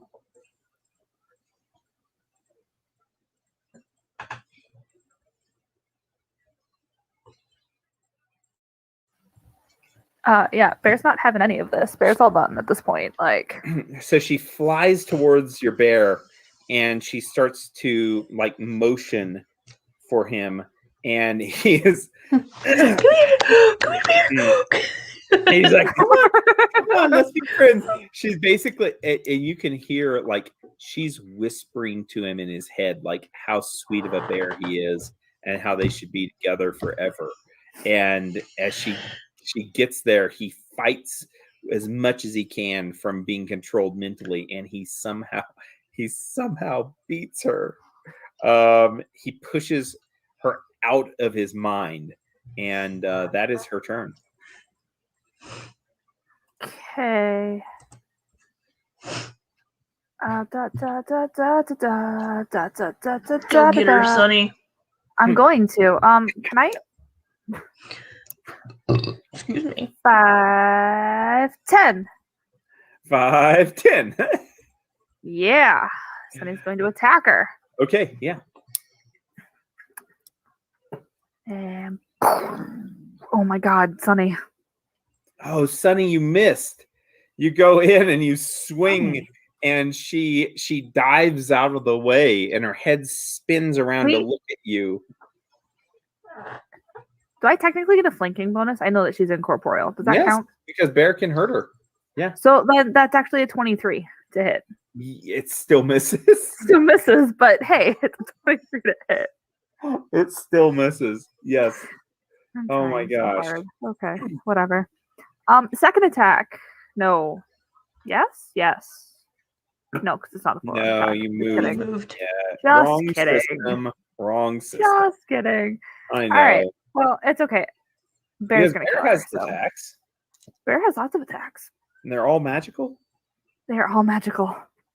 Fuck yeah. Of course, they're all magical. It's a magic bear. Boop, boop, boop, doop, doop. That's a 35 to hit. Oh boy, that's a lot of damage. Yep. And do you get your? Oh, you don't have precision against a ghost. You can't get that. Nope. Damn They are immune to precision damage. I know. I got really excited and then really sad at the same time. Oh. Okay. It's okay. All right. Good deal. Keep on going. Claw. 26 to hit. It's Thank God. 22 hits. 26. No, 26. Oh, Yeah. 26. So I get a +4 because we're flanking. That's right. Yep. Oh, bear. Well, still, Bear. Bear Still good says, damage. "I do not want any of that." As he scrapes and tries to bite, and his claws go through her, and she screeches out, more primal than anything. She's like, "Ah!" back at him. And you don't think that she's very happy. She's definitely being wounded, though. Doesn't seem to have much of an effect, though, on her motivations in life. Delstria, maybe you can change that, though. You're up. If that is Bear's done. Give me a hot second here. Because I think Bear's going to take a 5-foot step back. Oh, and as far as the nano surge, I absolutely agree that you should have that ability. Absolutely. Oh. Yeah. So you have to do that, though. The nano surge is going to be able to help at the outcome of a roll or before you roll. That's the only question that I have. Before. It It was always before. Okay, Yeah, yeah. you have to say that you're using it before you roll, which makes sense. So Yeah. So I mean, it's not that bad. So okay. Bear's gonna 5-foot step as well. but if you hit with 2 of your attacks in a round, or if you're trying to make a will save, you might want to just be doing your nano surge all the time and lighting up like bright as a bear. I mean, the bright light doesn't really bother me at all. But Mhm. all right, 5-foot stepping. Okay. Okay. Okay. Delstria, you're up. All right. Full round attack. So mini shock, gravity, rapid, shocking. Oh my god. Everything. Good or Lay it out. Everything. So we're gonna try. And how many cold iron arrows do you have? I have 15. I've used 1 at the moment. Ooh, okay.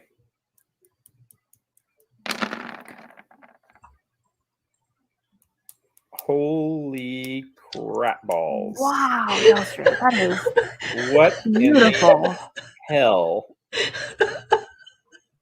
All of my D8s, except for 1 that I rolled, are 8s. What in the hell? So that was first Wow. attack. So 28, 42 regular, 12 electricity. Oh my god. And I have clustered shots. Or Yeah. so they With wow. second that attack. hurt her horribly bad.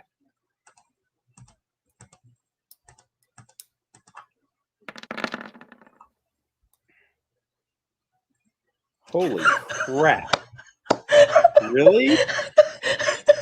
How the hell are you doing that? That is amazing. Oh my gosh. So Libby, I've never seen you ever roll like this. I know, I haven't either. So 28, it's 56 regular damage.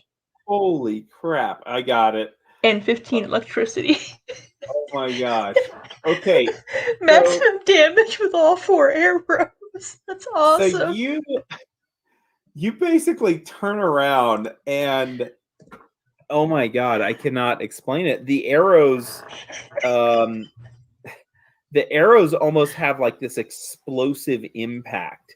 Now they pass through her still, but each one that hits her, it seems like it just takes a big chunk of her essence away. And there's this bright light that flashes along with the electricity. And it just seems like it tears through her like a much bigger hole than what an arrow would. And it seems like it has a force around it that in itself is destroying her. And she lets out a wail now as the pain is obvious. I need to screenshot that. This was an amazing roll. Yeah, you need to screenshot that. He is in a horrible shape now. Absolutely horrible shape. Good Lord. Kylon is going to move up to the ghost, and he is going to take one swing with his sword. Oh, Jesus. Hitting for 40 points of damage once the holy is in there. 40 points of damage to her, which is nothing even by the time that you cut it in half compared to what Delstria was just doing. So, yeah, he moves up. But it took me 4 arrows at max damage to do 56 damage. Well, he does 40 with one hit. Yeah, but yours was full damage. His was half. Yes. Also, which is just like, that is awesome. So he moves up and swings at her also. Tor backs up. No, he has to back up differently. He backs up a 5-foot step, and he's going to try to lay into her with his hammer, hitting and then missing. He tries so hard. I don't think he's Gorham's favorite, though, to tell you the truth. So he swings and hits on one of those. The ghosts kind of just start to spin a little bit, and once again, Sunny, against you, the spirit is going to lay in with both claws, trying to scratch at you as she's screaming. She says, "It will be mine! It will be mine! I will be it!" Both of these are touch attacks, so they're really high. 28 touch. Yeah. And then I have a 26 touch. Yeah. 2 more hits into Sunny. I mean, I could pretend to be shocked, Doug, but I'm not. 21 damage from the first one. Cute. And 21 damage from the second one. Cute. And oh shit, I lost my number. Hold on. Okay. 8 points of bleed. Oh. Stop it, Douglas. God. Stop it. You are now bleeding around. That doesn't exist. Yes, it does. It doesn't exist. No, the non-lethal damage that I had, that doesn't exist. No, it wouldn't. She screeches and then she moves a little bit closer to the bear, wanting to be closer to him. I'm stepping up.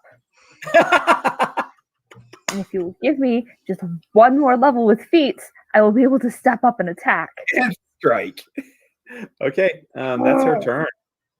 She looks my back God, at the that's bear, and the bear, you know that she's talking to it in Alpion's no. head. But, No. Sunny, it is your No. turn. We're gonna start with Bear. Right? Yeah, we're gonna start with Bear. All right, Bear's going to attack. It's 32. okay. 34 to hit. That hits, and that hits. We're rolling a lot of the same damage tonight. It's kind of weird. She's still up. That's cool. Much Sunny. worse in ghostly appearance. What was that? Much worse in ghostly worse appearance, but the ghostly. bear is like ripping into her. You can tell a lot of her essence is now gone. Nah, she's fine. All right. Seems Sunny's like going to attack. Have to rejuvenate. Get her, Sunny. Sunny, get her. Oh, hell yeah. There you go. There you go. Good job, Sunny. Thanks, Del. Appreciate that. All right. Oh my God, that's so mean. Still up. Well, we've all been rolling so poorly. What's the total on that one with the flanking? Not high enough. 21. Yeah. Okay. Yeah, that one does miss. So Okay. okay. And then we're gonna 5-foot step this way so Kylan can come in and kill her. I think do you lose your 5 foot, or do you have the 2 feet where you don't lose your 5 foot? Step I up, have you the lose. 2 feet. Oh, do you do? Okay, cool. I you do. Just need 1 more feet. I do. I need the one last feet to be able to like fully like kill things. Speaking of fully kill things, I think it's Delstria's turn. Oh, did you take your 8 points of bleed? Ah, shit, no. I was just actively ignoring that, you know. Okay, we're gonna try using deadly aim.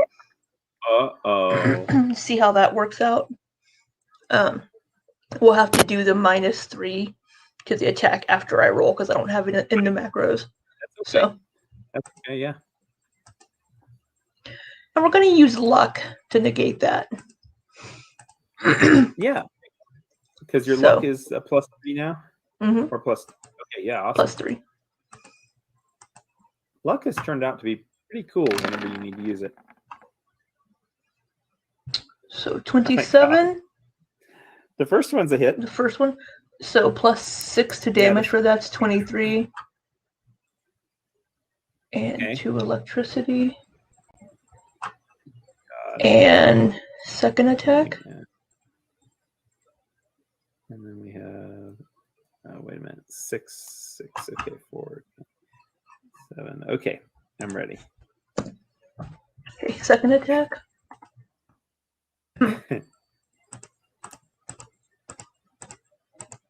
my God. Okay. Almost. Oh God. If only she weren't a ghost. Well, you have 23 damage. You have cold iron weapons, though. Yes. So it's having full effect on her. And because of that, you have now done a total of... I've done max damage on all of my damage. You've done total as a group, 220 damage, defeating your first enemy with over 200 hit points. Yay! Yay! Right as she turns, she wanted to siphon your blood so bad, but she couldn't. Damn it. All right. And she discorporates as she kind of just fades now. Yes, from existence. Never, ever to come back again. Thank God for that. I'm so proud of myself. I did 90 regular damage to her. I know. Kylon turns and then around plus regular or plus a little bit of electricity. He's like, what did you do, Delstria, to your arrows? Oh, those were my cold iron arrows. as I'm picking them up off the ground. You're going into the webs to try to fetch them. Huh. He kind of nods. And Tor, while he's doing that, takes a quick step over to Sunny, and he's going to cast a healing spell on you. I was gonna say if he wasn't, I was going to, because Sunny is actively bleeding out over here. Yeah. Cure critical wounds.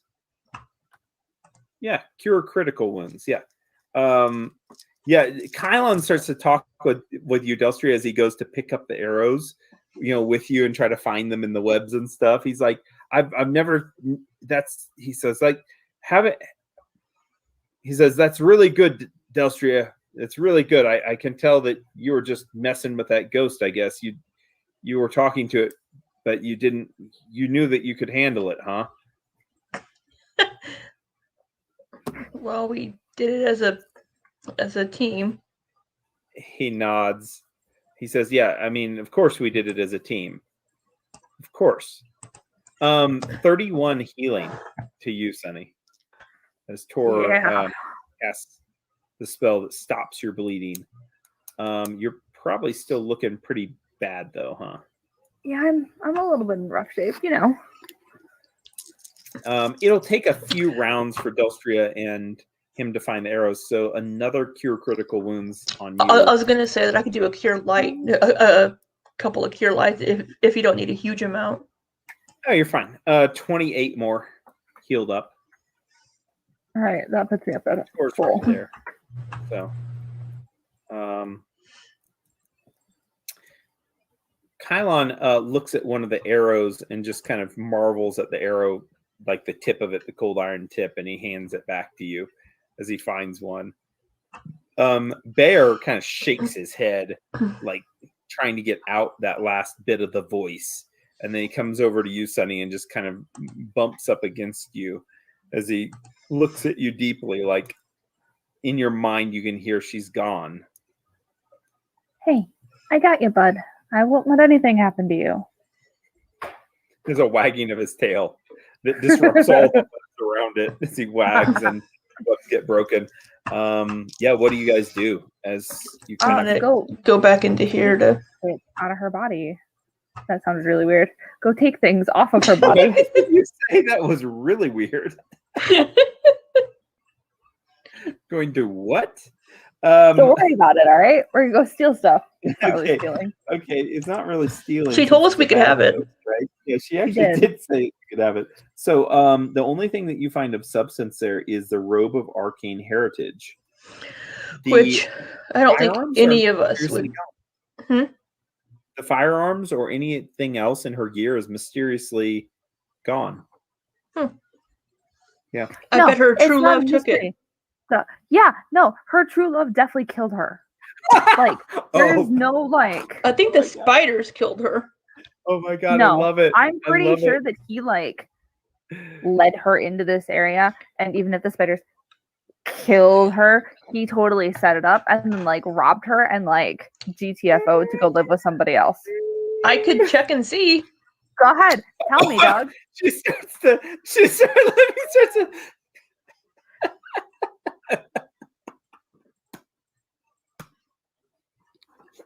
Like, there was a reason she got all defensive about Sunny being like, "Oh yeah, no, he's off living a happy ever after without you." Go ahead, tell me I'm wrong, Doug. Tell me I'm wrong. Well, you know what? Who knows? Maybe Delstria could find out, or maybe you don't want to be in here any longer. It seems, this is something that maybe a mystery that you could let sit. But then again, if you want to explore it further, I can do psychometry on the robe later, and it was her favorite thing. So the robe, when a sorcerer dons a robe of arcane heritage, the stitching pulls itself apart and reweaves to match her particular sorcerer bloodline. The wearer treats her sorcerer level as 4 higher than normal for the purpose of determining what bloodline powers she can use and their effects. I think you should put it on and figure out what bloodline you have. I'm not a sorcerer. You could be though. It also is necromancy. Like that's never stopped us before. Actually, it stopped Kylan, but like that's not going to stop you. But it would. It in itself is not evil, but it is. It's type of magic used to create it. You. Yeah, it just would be. Yeah. Excuse me. It retails for 16,000. Retails. The shop price is 16,000 for that sucker. Wow. That's a pretty good robe. Yeah. I'll put that in the new handy haversack. Woo! Yeah, perfect. Nice. All right. The brain is going to cheer you on, by the way. Afterwards, he says, I would clap if I had hands, but I would say that you did a very good job eliminating that foe. Obviously, a very resourceful group, possibly one that could help out later on in resurrecting me. He says, where are we to next? Are we going to explore more? The brain's getting into the adventure now. Yes. Let's go this way.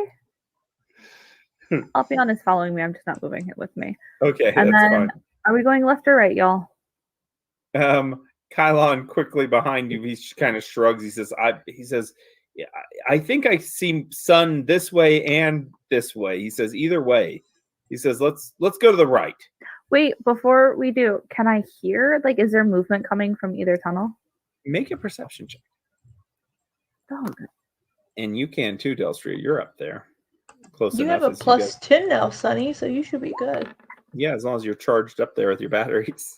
I'm charged up. Well, it's only one charge per day. You're going to have lots of charges. One battery will last 10 days. Add 10 to that, so that's 25 because I didn't. What a great item. Bless you. Oh my. You hear sound coming from this direction. Outside. Okay. You hear sound, and it sounds like ribbit. It sounds like a big hop. No, it's not. It's not a big hop. No. I don't know how to explain. Is it singing? Hop. It ain't easy being green. Yes, it ain't easy being green. No. It is no. It is not. As a matter of fact, it seems like it sounds like flowing water. Sounds like almost maybe a marsh of some sort, and it sounds like you would know these things because once again you get so high on your rolls, but also because it sounds like there's something moving out there. Okay, so before we press on, I'm gonna turn around and I'm like looking at Tor because I know that he and I are gonna be on the same level here. Yeah. So I think we need to go left so we can ambush them because we are not particularly quiet. And I think that if we try to go like towards the right off the bat, they're just going to hear us because somebody goes clank, clank, clank. Iomedae protects me. Taurus nods. Are you saying this in Keled? No, in common. Okay. I'm pretty candid about how loud Kylan is. Kylan knows this. Tor nods. He says, that sounds good. He says we can come back that way if there's a dead end. I'm going to recast Cat's Grace on myself also. Ooh, good idea. Because it's gonna head right out after that battle. Mm-hmm. Any other minute per level spells that people want to cast? Technically, the fly has only been through 2 combats, but it's probably with all the yapping. So. Well, you would still. I mean, it's within an hour that you've been in here exploring, so you wouldn't have to recast it, honestly. Now that you're thinking, yeah, it doesn't make sense to recast it. You're fine. You're fine with it. What, my Cat's Grace, or? Yeah, I think so, because you still had another combat after that. Yeah, I have one more combat for Cat's Grace. Okay. So, Sunny, are you moving to the left? Yeah, Sunny's also going to cast Strong Jaw on Bear again, so he does more damage. Okay, good. Yeah. And then, yeah, we're going to the left. Let's go. Okay. All right, good deal. Go to the left with the bear, and you see a split here in the path. One going outside. Oh yeah, one going outside, and then the other one going into the cave again. Does it branch to the right up there, Sunny? I think so. Mm-hmm. A little bit. Right there. Let's go kill the thing in the marsh, and then we can come back in if we need to. But let's go kill the thing in the marsh. Okay. There was also more cave up there because we went to the left instead of the right earlier. Mm-hmm. All right. Going out into the marsh, it's not very hard to find. There's a creature out there, Sunny. Make a perception check and see if you can actually see it. Hold on. Scrolling. Perception! 20. Bro. Is that a... what is that? Is that with your plus That's 10? 24. Yeah, that's with my plus 10. What? I rolled 3. You don't see anything, but you do hear the sound. You hear the sounds of something, and you feel the presence, like something is out there. As kind of this bleached out swamp area that you're around seems to kind of be faded a little bit. Okay. So I can see through here. Is there enough light out there? There's no light out there, is there? I don't know. Is there? I don't think there's light. Hold on here. That's not helpful. We got to make light up here. So I'm going to make light up here. No. Doug said, let there be light. Let there be light. And there was. And it was good. It was good. There was much rejoicing. Yay! Okay, there we go. We're going to do light. And then that shouldn't. Let's see here. And I don't know how I can do that otherwise, other than revealing that. I think we got to do it this way. This simple way, at least. We're going to put light sources all around. Okay, perfect. So there's light out there. And now I've got to see through the eyes of one of you. Yes, you can see now. Perfect, Sunny. Okay, wonderful. And Delstria, let's see what you can see. Oh, yes, you can see that little beam. Okay, a little branch. Well, Sunny, you don't know where this thing is. Do you get out there a little bit further? Yes. For the sake of moving the story forward. Yes. Yes, and yes. Okay. Out to this point, you can see clearly that you're in a marsh. It doesn't look healthy. It doesn't look green and lush. It looks like all the plants here are kind of like everything else. It seems like they've been faded and they've been there's this distortion to them. And maybe it's getting better, maybe it's staying the same, but you do see a little bit of green, a little bit of yellows, but for the most part, it's just like a soggy, mushy ground out there that looks like it's kind of been siphoned once again. I know I keep on using that, but it's been stripped of its life and has been made brittle by whatever effect was on it. And your bear is kind of blocking the way. You don't hear anything, though. It's very odd because, well, as Alyssa's gone, but she has her headset.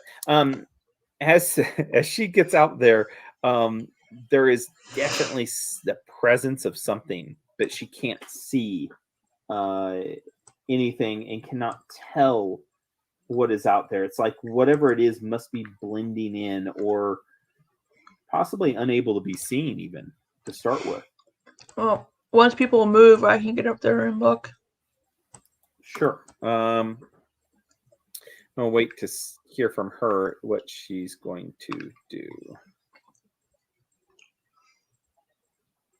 All right. Well, this will be a good chance for me to use the bathroom. So let's do like a 5-minute break, and then we'll get back to it. It's around 7 anyway, so it's a good time for a break.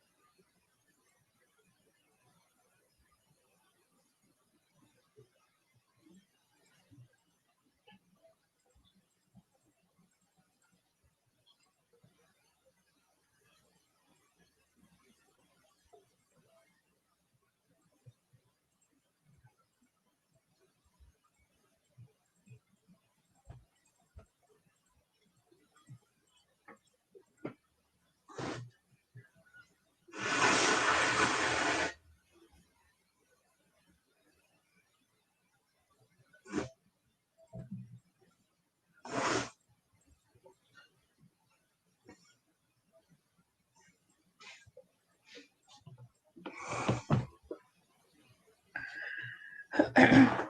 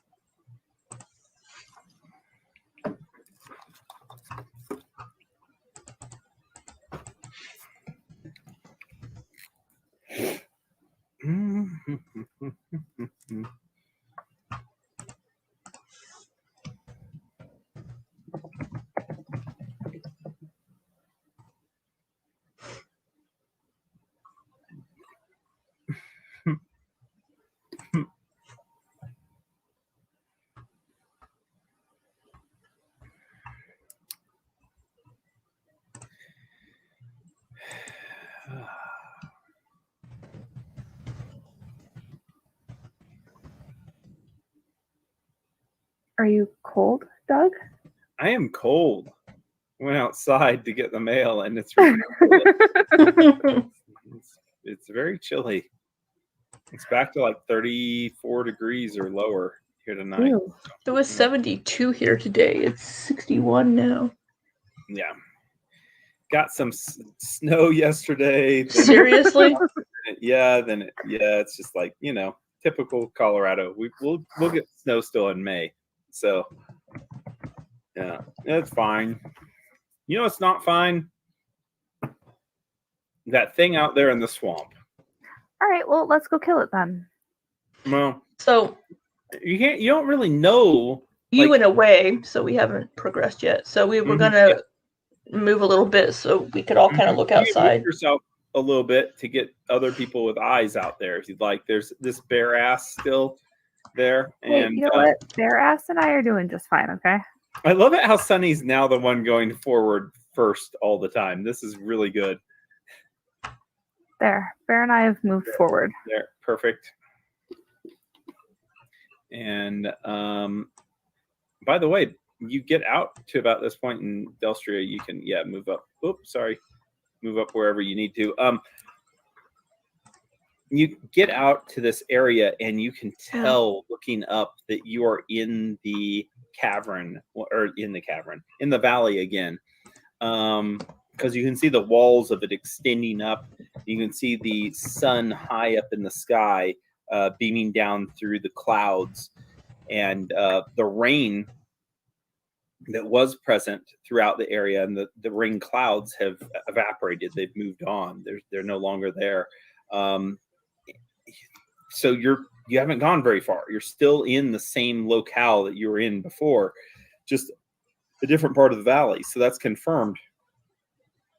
What is not confirmed is what this thing is that your bear can smell, and everybody else can kind of feel in the area. You have no idea, but you feel like something is out there, but you cannot determine where it's at. Hmm. Wait, you have companions. An 18 for Tor. Tor, I think, has 0 perception on purpose because it's really funny. Yeah, it's an 18. It's an 18. That's what he has. All right. Thanks, He Tor. doesn't have anything. Yeah.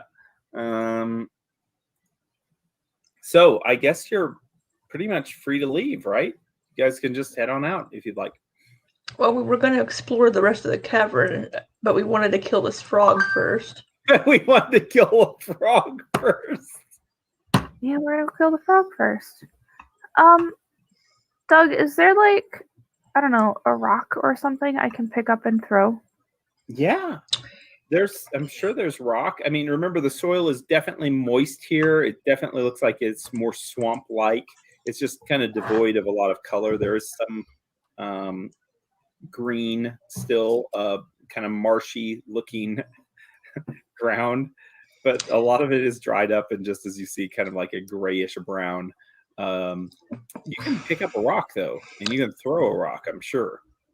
So can Delstria try to like close her eyes and concentrate and try to reach out and try to feel where anything from the Dominion is, like her father could? Does Sunny know about this information? No, Sunny does not know about this information. You could try that. Absolutely, you could try that. Yeah, Delstria is too far behind me. I'm picking up a rock and I'm like throwing it over here. Okay. I want you to make another perception check. Me? Yes, Delstria. And this one is basically you trying to sense the Dominion in the area. And a presence, whether you can really define what you're searching for, or how you're looking, or it's definitely a sixth sense. Sunny, where are you throwing again? If you could highlight on the map where you'd like the rock to land.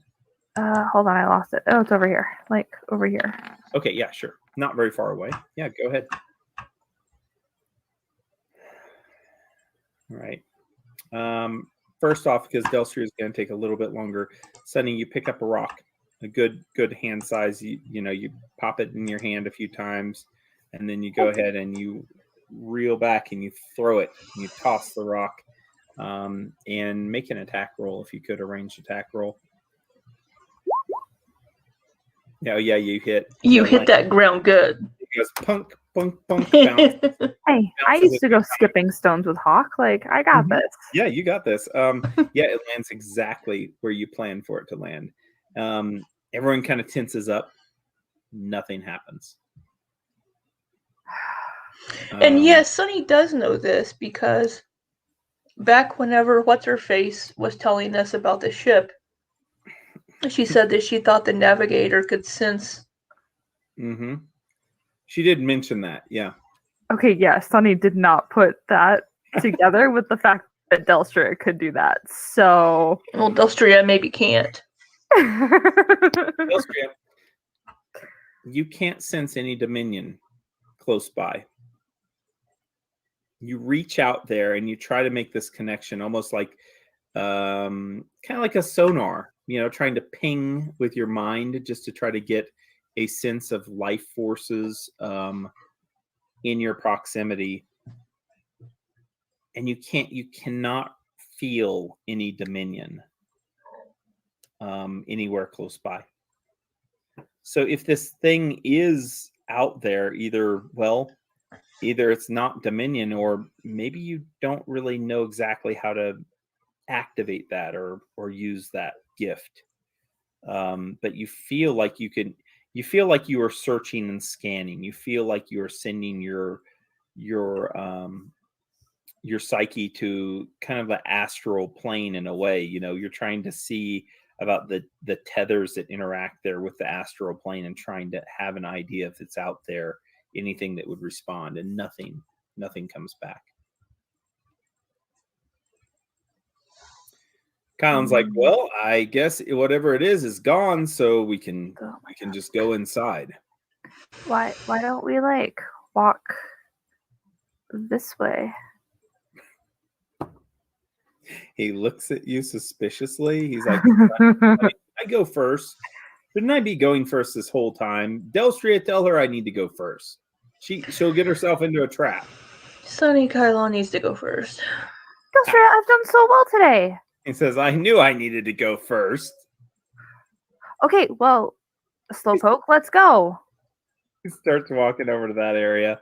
He says, there's nothing I can see. He says, nothing's here. Oh, God, I love it. You wouldn't see anything if it was... Are you going, Kylon? Let's go. Yeah, he continues. Oh, Delstria. Hold on just a second, Delstria. God, okay, Delstria. Let's you're here, Delstria. Tor's coming here behind you. Everyone's walking along. Oh God.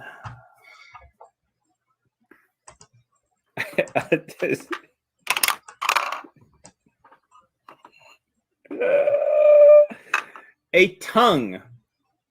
That's right. A tongue lashes out from the ground right here. Knew that's where it would be. Comes out and tries to get to you and grab a hold of you. And the tongue is not that coordinated because it got a nat 1. The tongue flops out, and it looks like it's just going to be this amazing amount of force that it goes, and it's going to wrap you up and pull you in and everything. No, it just comes out, and it just goes right on the ground, like right in front of you. And then it retreats backwards, and a creature is going to erupt from the ground, and we'll roll initiative. I'm going to say, I think I found it. I think I found it, guys. I think I found it. And it's this, oh God, it's pitiful. You're a pitiful little frog thing already. Oh my God, you're so cute. Look at his little eyeballs. I know. That's kind of what it looks like, but it's mutated. So but I love him. And a little bit different from that, but it isn't cute. Can we be friends? Froghemoth. This is a good friend to have. A Froghemoth. Yes. All right. Are you clearing out the initiative before we... Shit. You know, I'm very busy here. Very busy. Our roles will replace it. Help you. Will they really? Yeah. Oh, I don't think yours will replace. Oh. The NPCs and stuff still. Oh wow, how did I even do that? That's really cool. Okay, Froggy. Am I selected? You see that frog? Oh God, baby frog. Yeah. You are baby frog. Is he actually that little? I'm a big frog. There we go. I was like, I feel like he's going to be bigger. Oh, he's huge. He is huge. Doug, I have questions.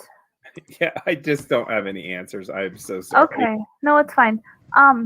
The group of tree thing that we are next to? Do not even I'm just going to say that it's normal terrain. Okay. Yeah. No, that's fine. I just want to make sure if I'm like what are we next to? Have an advantage though. It gets a nat 20 on its initiative. Doug, I'm doing so well with my initiatives. It's a very scary frog thing. Oh my God. 7 and 2, my lord. You have the slowest companions in the world. I don't know why. They're normally pretty decent at they've fighting, been really I don't think they're really motivated to be here, to tell you the truth. Have you noticed that they didn't really want to do treasure hunting? They don't like the brain thing much. This whole day really kind of the highlight was killing Laura. And then after that. I mean, to be fair, the fight with her, it definitely took a lot out of us. And poor Tor. Did it though? I mean, it confused Tor again. It did confuse Tor again. And the people were stuck in the bush for the wall a of while. Thorns and I love it. No, they were stuck. Oh, that was horrible. That was horrible. Well, here it is. A frog. A big frog creature comes out of the mud.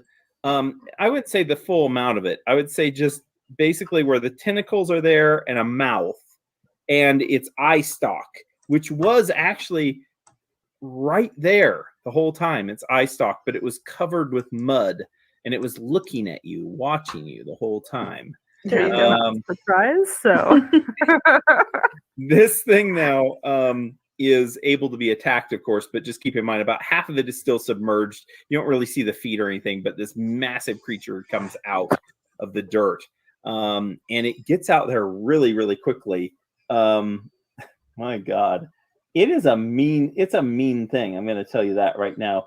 It has a 30-foot reach with its tongue. Jeez. I didn't read that till right now. Why? That's ridiculous. That's a big tongue. why? Well, you know where that tongue's going to go? That tongue's going to go for Delstria. Delstria, you are flat-footed right now. I can't be caught flat-footed. Oh, damn it. That's right. It's not a ninja. It's not a ninja froggy myth, is it? So a 23 won't do anything as it tries to lurch forward now after its tongue to try to bite at you.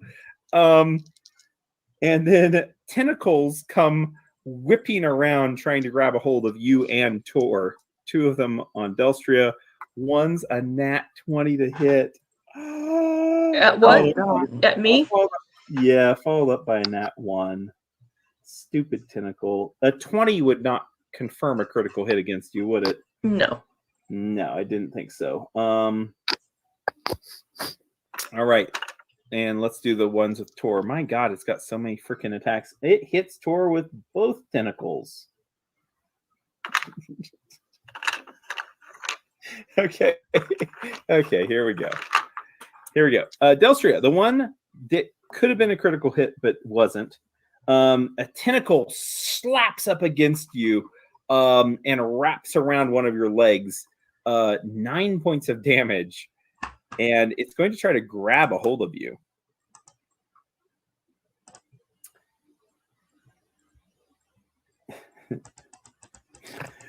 It has a 38 versus your CMD. Is that greater than your CMD? It is. Okay. So it grabs a hold of you. And Tor instinctively casting, giving you a chance to escape this attack. You will have a plus 20 to your acrobatics check to try to escape this, and you can make the check immediately. Rolling acrobatics with a plus 20 to try to defeat the monster's CMD. 29. Oh no, it's not enough to escape. Yeah, I rolled a freaking 3. Meanwhile, oh, this is a mean thing.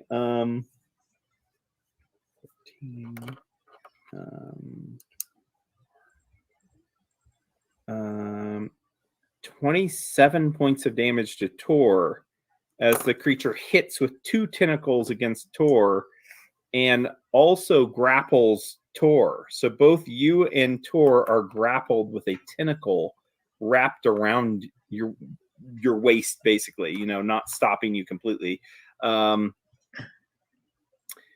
its tongue finally reels back in and shoots back out. And I've got to determine whether it's going to be you or Tor, because this is going to be really important. How about you take highs again? Okay. Let's see here. There we go. Can you see that? Or is that just for me? Was that a DM roll only? You rolled a 3. Okay. Oh, I did roll 3. Okay, so highs Tor. are good for you. Is that what we're saying? Okay, Tor. I was highs, yeah. Yeah. So the tongue is going to lash out towards Tor, slamming up against Tor, and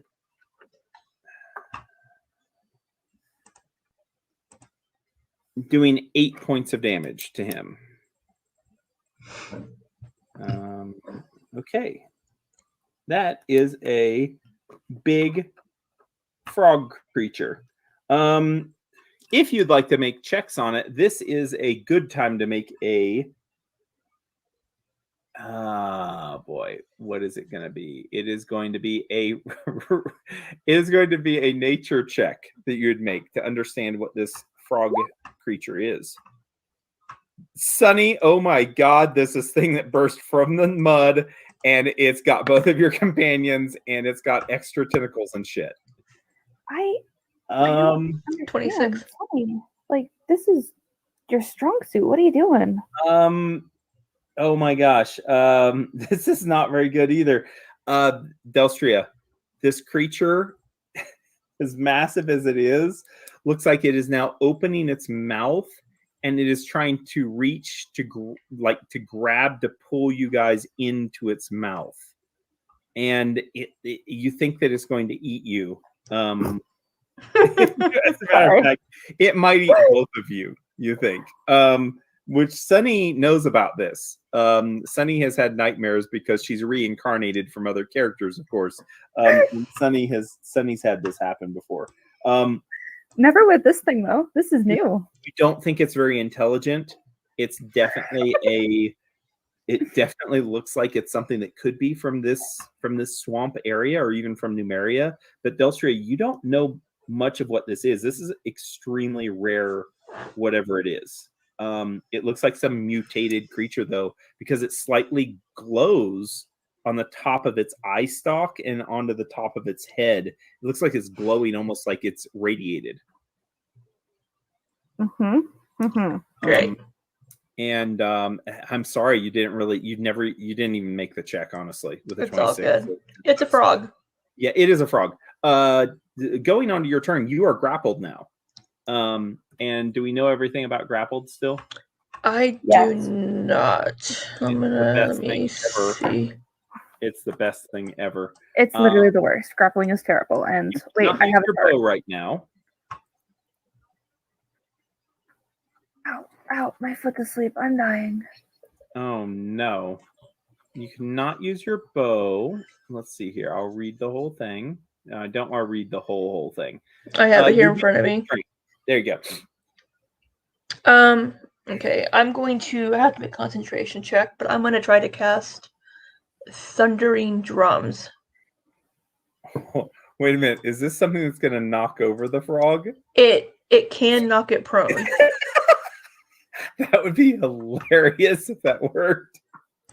Yes, I love it. Okay, so it'll be a let's see here. A grappled character who attempts to cast a spell or spell-like ability must make a concentration check DC 10 plus the grappler's CMB plus the spell level.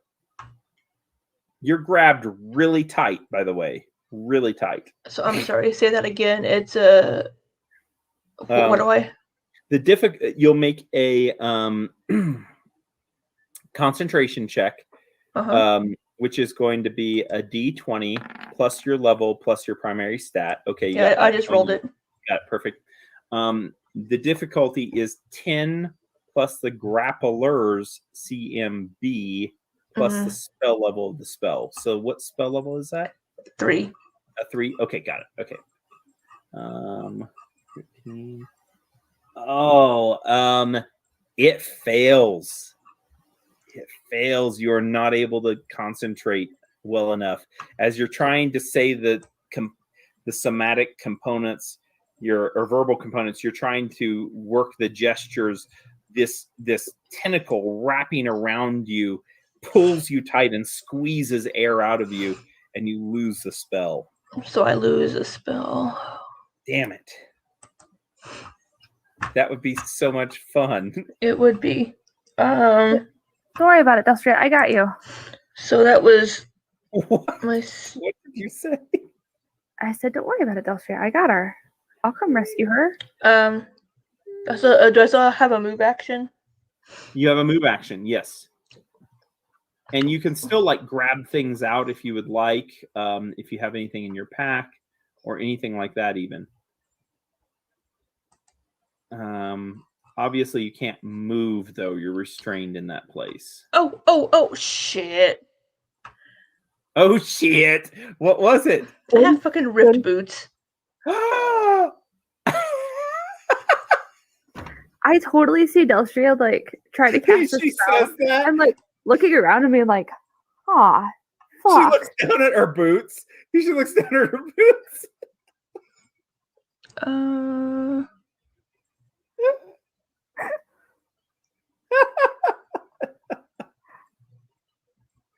I may spend 2 charges to activate the boots as a move action. Mm-hmm. So we're going to use 2 charges. And you're going to get the hell out of there. And we're going to activate them as a move action. Bloop. Whoops, that's not what I wanted to do. How far do you go with those? Up 20 feet or something? Or 10 feet. Yeah. That is awesome.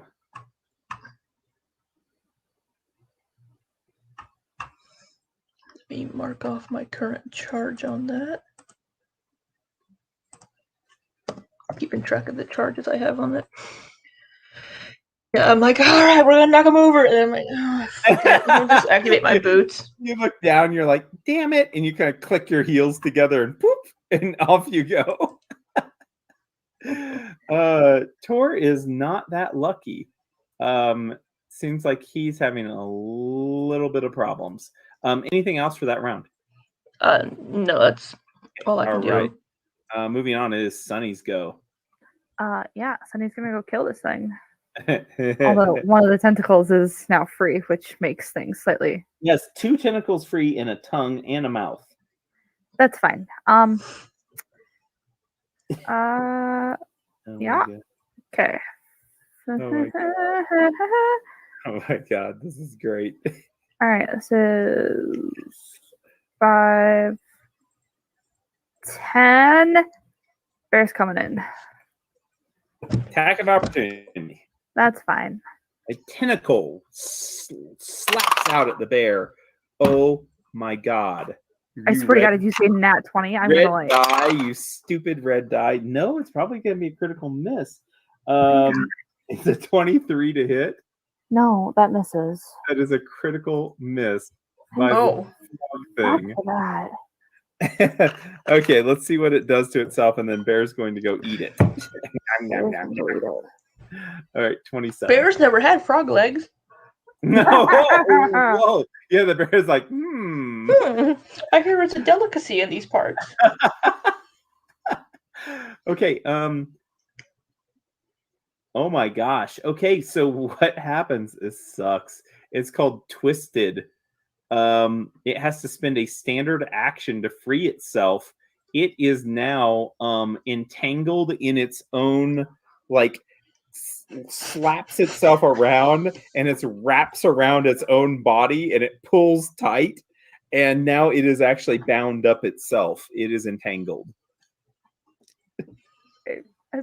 I'm sorry. Does that mean is Tor still grappled then?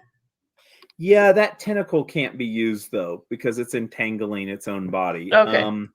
Luckily, it has multiple more additional tentacles, right? So that's a good thing. Mm-hmm. But now it is going to be down a tentacle on that. So that's fine. Okay. Bear's gonna bite it. Okay. And he's got strong jaw on it, and he's gonna go ahead and nanite himself up. Oh, he's getting boost. So we're gonna add that number. Bear's taking PEDs. Gonna bite it. Yeah. Ooh, 26 to hit. What the heck, man? Good thing he had the nanite. Apparently. That's a miss.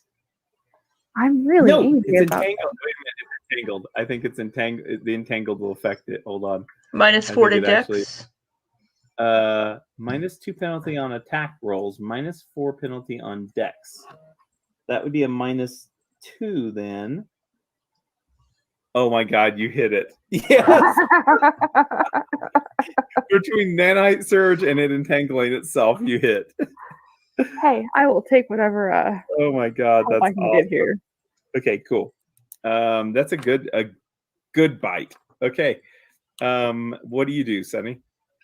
Sunny's gonna hold on, let me see. 5, 10, 15. I can reach. Sunny's also going in. because it's what we do. Right. And the last tentacle that is not wrapped around itself or someone else is going to lash out at you now. That's fine. Oh my God. A 21 to hit. No, that does not hit. This is the worst frog creature ever. I'm sorry, frog creature. Okay, all right. you move in. It's a 31 to hit.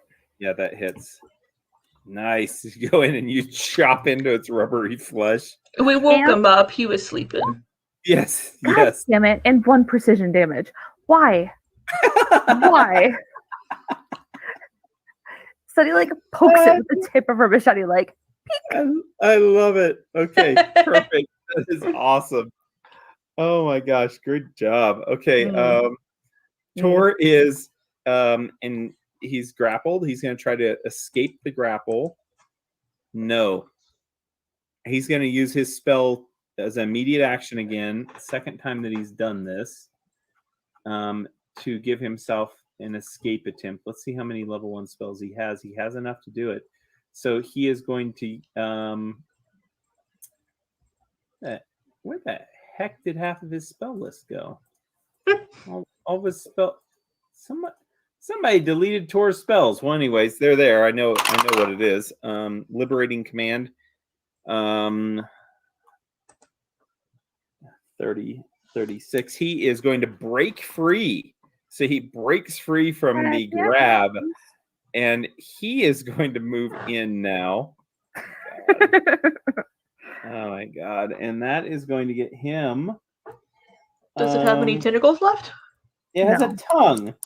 Oh. It does have a tongue, and the tongue is going to try to lash out at him. Oh my God, he's not going to get very far. A 31. No. Let's see if that's enough. -2 to attack? Yes, it's a 29. And misses. So Tor moves through. The tongue flops to the side. He gets up and he swings once with his hammer, trying to smash into it, and he hits it. That was a huge amount of work to do that. For 27 points of damage. Finally, Kylon moving up, and this frog ain't got no more attacks of opportunity left, so he can't do anything. And Kylon's gonna slosh on over there in the mud and swing with his sword. Fucking frog, poor frog, he's in so much trouble. Cutting deeply into the outside of this frog. It's not that it really has any protections, you're noticing. There's just a lot of it. And this mutant frog creature now, with this last hit, just kind of slurps along in this pool of mud, and doesn't look like he's moving anywhere because he's entangled, and it looks like he's going to fight to the death, which could be next round for him. Let's see, 50, 60, 70, 80, 90. Yeah, it could definitely be next round. There's just wounds all over him now, sloshing out blood. This greenish blood is flowing from it, and it still kind of pulsates a little bit. You can tell it's a little bit like it's another radiated monster. All right, that's that. On to the Froghemoth's turn. The Froghemoth has a -2 on all these attacks. Wow. He likes to bite things, you know. He's not been really good. He's got to stop these things from hurting him. That's the big thing. He started it. Yeah, I don't. Yeah, you know what? You're absolutely right. He needs. Nobody has food yet. Okay, so he's going to do 1 attack on each of the people next to him. He has a tentacle on 3 of them and a mouth on another. Let's see here. Let's see. 1, 2, 3, 4, 5, 6. Excuse me. All right, Tor is going to get the tongue. Tor gets tongued by the frog. That's pretty cute. 8 points of damage. And Tor is now grappled again. Oh, geez. He cannot use his weapon while he's like that. He already used his immediate action for the round, which is his swift action during his turn is how he used it. So he can't do anything to get out. Now on the bear. Oh my god. 21 does not hit the bear with the tentacle. Nope. And Sunny probably misses you too, Sunny. Does a 26 hit you? No. Okay. A 33 does hit your paladin. Kylon gets hit. So he is grappled also. He's taking 15 points of damage. So just a whirlwind of attacks on everyone. And then finally, the mouth. Gosh, the mouth needs to bite somebody. And I'm going to do this randomly again. 1, 2, 3, 4. And that is Sunny. Sunny, you are going to get bitten. A 29. Oh man. Does that actually bite you? That bit me. That's just rude. Not a bad bite though, honestly. It's 21 points of damage. Oh, is that it? Yeah, it's just a little bit. It's well, Just you a guys are nibble. doing like lots of damage. It's a little baby bite. Yeah. That is it for its round. So Tor is grappled. Everyone else, and Kylon is grappled. Sunny and Alpion, you are fine. It looks like this creature still wants to try to drag things towards its mouth to eat. But you guys are getting out way too soon. Delstria, it's your turn. Okay. Full round attack. This is going to be funny. Oh, God.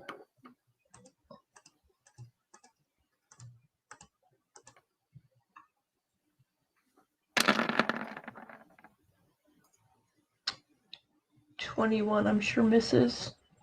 21 does miss. Yeah, even with the penalty on its dex. 33. Hits. 14 Holy. regular for electricity. Moly. Second attack. Okay. 21 again. Oh, that's a miss. That is a miss. Yeah. Yeah, but 18 total with the electricity, unless it has like a weakness to it or something. Well, it kind of has a weakness to electricity, but the electricity doesn't do any damage to it. As you hit the creature, oh my God, you hit it in the side with your arrow, and your arrow goes in. And this time, when the electricity goes throughout it, the Froghemoth kind of stiffens a little bit and starts moving like very slowly. Like it actually seems like it is having some effect in its nervous system. The Froghemoth is now slowed for a round. So it can only make one attack with it, one tentacle or a bite or a tongue.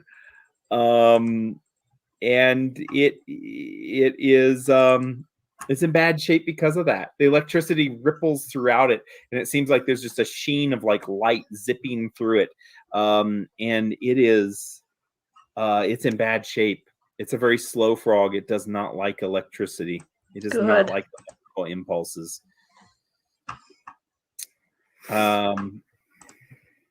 Delstria, anything else for your turn? No. Kylon looks towards you. He says, Delstria, what did you do? As he's trying to, like, he's in this tentacle again. He thinks that you're like magic today. Sunny. Delstria's having a good day. Starting with Alpion. We're going to bite it. It's a 24 to hit. Oh, has to be a 26. Well, that's unacceptable. Oh my God. Bear. Oh, hey. Hey. And it confirmed. I will Oh, critical. You hit enough buttons.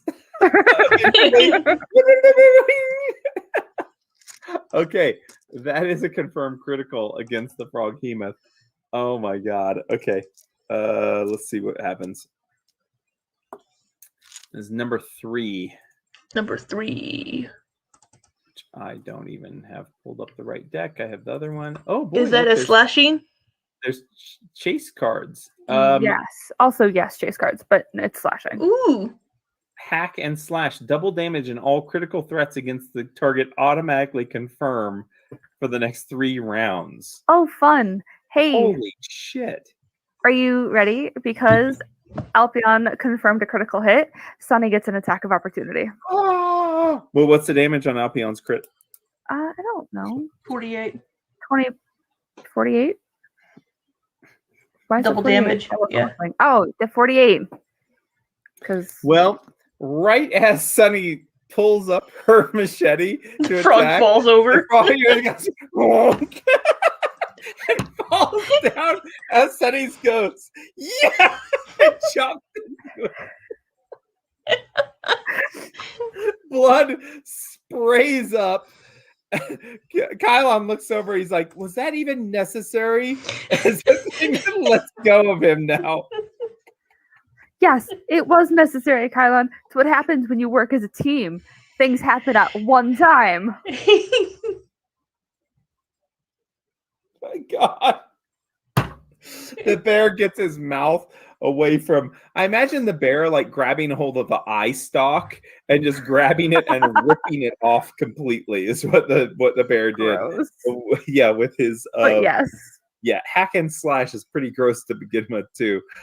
So you just go ahead with the beat down and you slash into it right as it's tumbling down onto the ground, and the frog just lets out this roar as it spread out, and that's it. Yay! Yay! You killed the monster that was going to be the intro monster to this whole thing. You did it in reverse. The whole thing you guys did in reverse.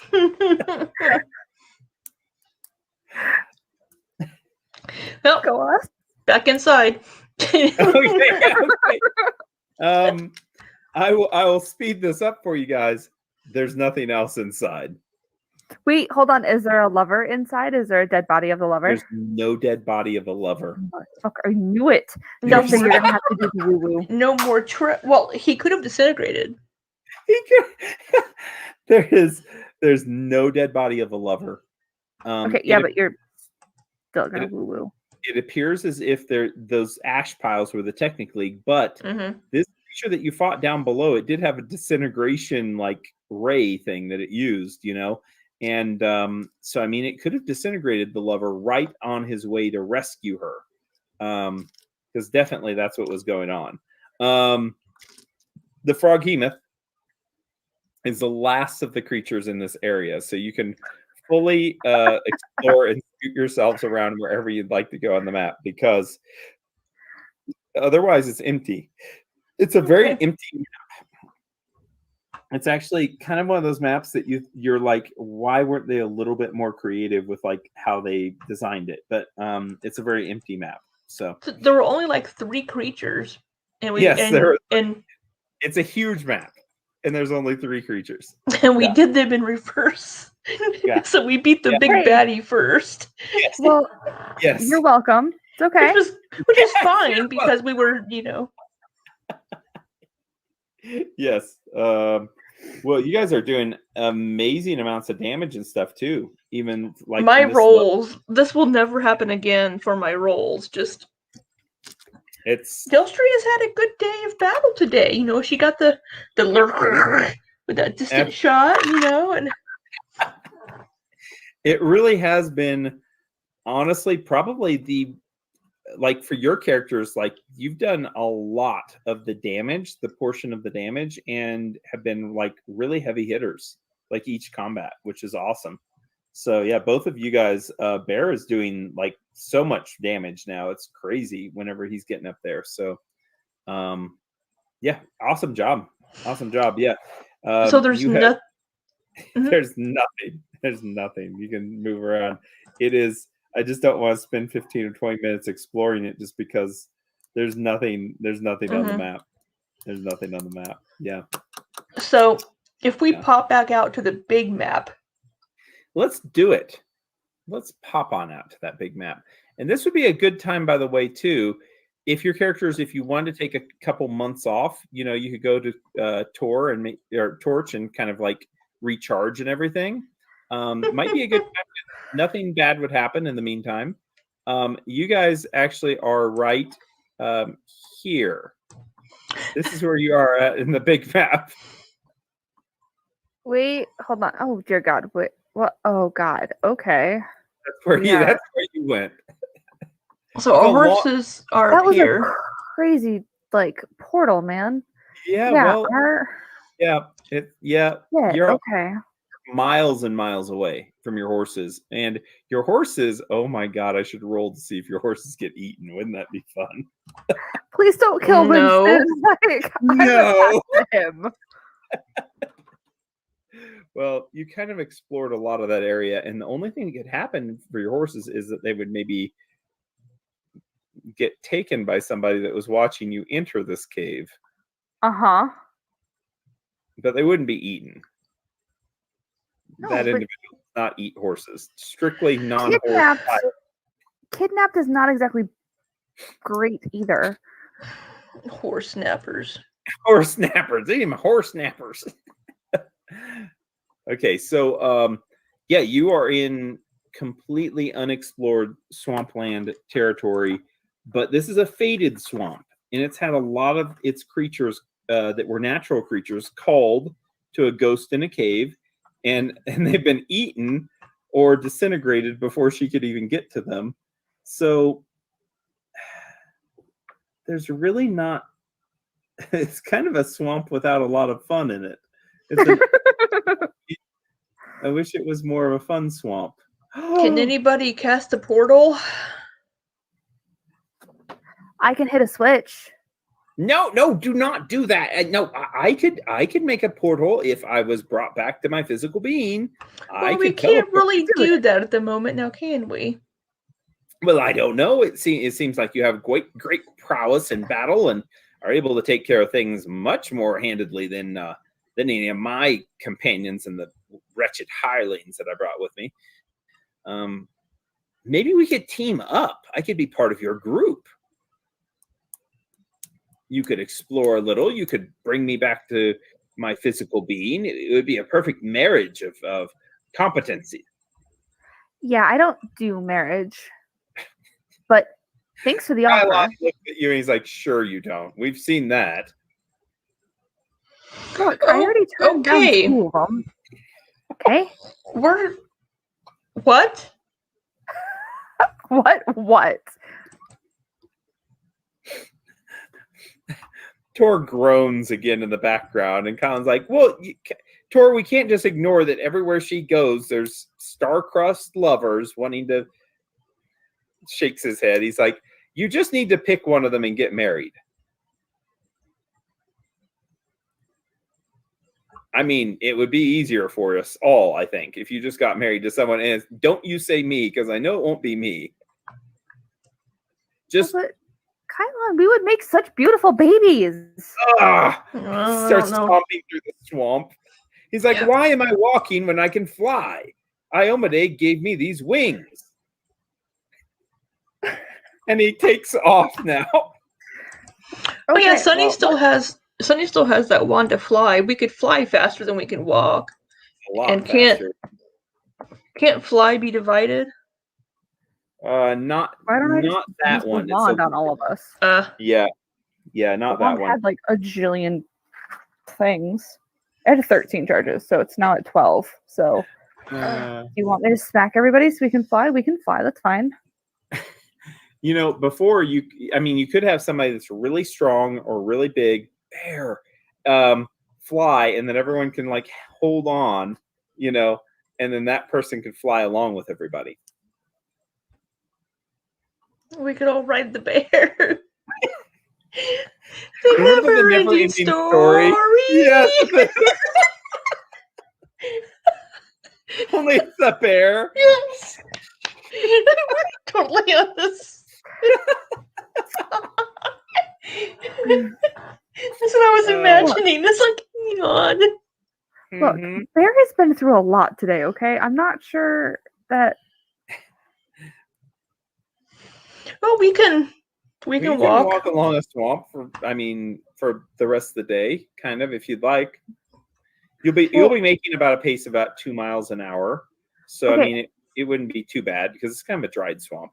So it's not bad. I think the bigger question is, what are we doing after we go find our horses? Because they have definitely not been taken. 32 miles. Well, do we want to go back into that cave and finish exploring it, or since we'll be there? I love it. Kylon says it's really late in the day. I mean, shouldn't we be going in and like settling down somewhere by now? I was gonna say, I feel like sleep is probably a really good idea because it is like an afternoon now. You guys went past your lunchtime. I mean, it's what happens when we teleport ourselves halfway across a map.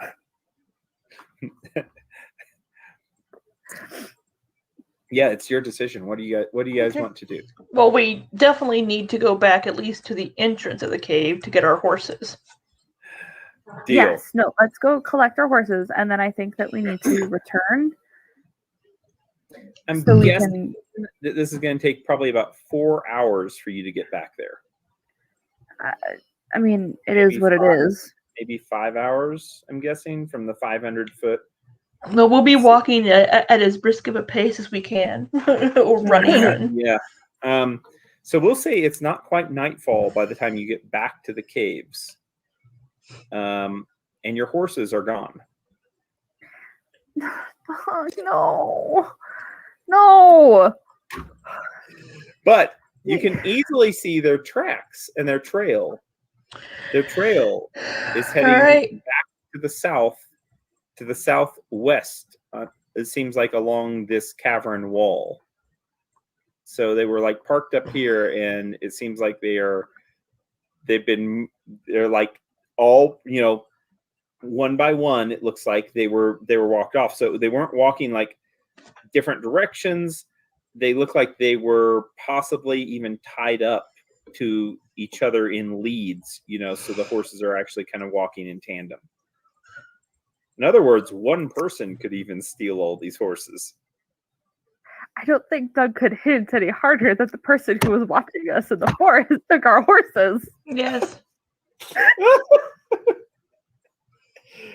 Kylon almost curses, and Tor looks down at the ground before looking at Sunny, and he says, "Sunny, he says, that was your..." And then he looks down again. Well, Kylon says, we're going to go get them back. Good money on these horses, and I talked for a good time to pick out some of these and traded in our horses. I don't want someone just to take them. Well, let's get them back. Well, it's going to be dark pretty soon. Well, that's just too bad now, isn't it? Are you afraid of the dark, Kylon? Kylon's eyes and mouth just drop open, and then you see like his jagged teeth. He kind of smiles a little bit in his eyes, his red eyes. He still has his blue eyes, doesn't he? He's kept his blue eyes. That's right. That's what's cool about him. He smiles though, and there's this kind of a wicked grin. And he says, "Delstria," he says, I didn't think I'd hear anything like that from you. You're right. We should go after the horses. The brain, meanwhile, says, "Well, good job. Let's go get those horses then. We'll be able to get those and wrap up this whole business here soon enough." Brain boy, I have had a super terrible day, and now my horse is gone. And this horse is incredibly important to me. Like, not sure you understand how important this horse is to me. Like, I know that Valdrin said that I have another horse waiting for me, but that's not important. I love Winston. You need to zip it, or I'm going to bury you in like red fungus. What did he say? That was so bad. He said, "Let's go get the horses." He whispers a little bit more quietly, Delstria, in a lower volume setting. He says, "She gets quite cantankerous, doesn't she? I mean, you would think that she comes on. Is she a barbarian of some sort?" I'm gonna say over my shoulder to him, "You have no idea."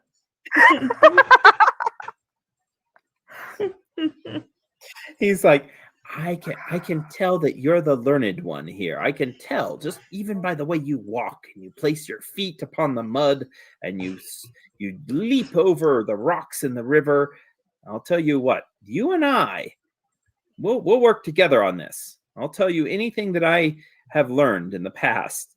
You can always ask me. I'll be a good friend to you, a good ally. Oh my god. Just what I've always wanted. All right, brain for a friend.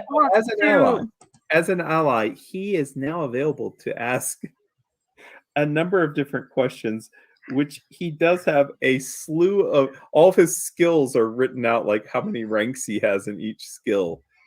His perception is a little bit limited because he only has one little sensor there that he can look through. But otherwise, he is quite adept at knowledge skills. If you need a second person to appraise or to determine what's what. So excellent. Yeah. Brain in a jar, also known as Thrace Halyard or Brain Boy. Yeah, Sunny and Alpion are going to be. Sunny, you're the tracker. Yes, I am. By the way, speaking of which, could you roll survival for me? God damn you, Doug.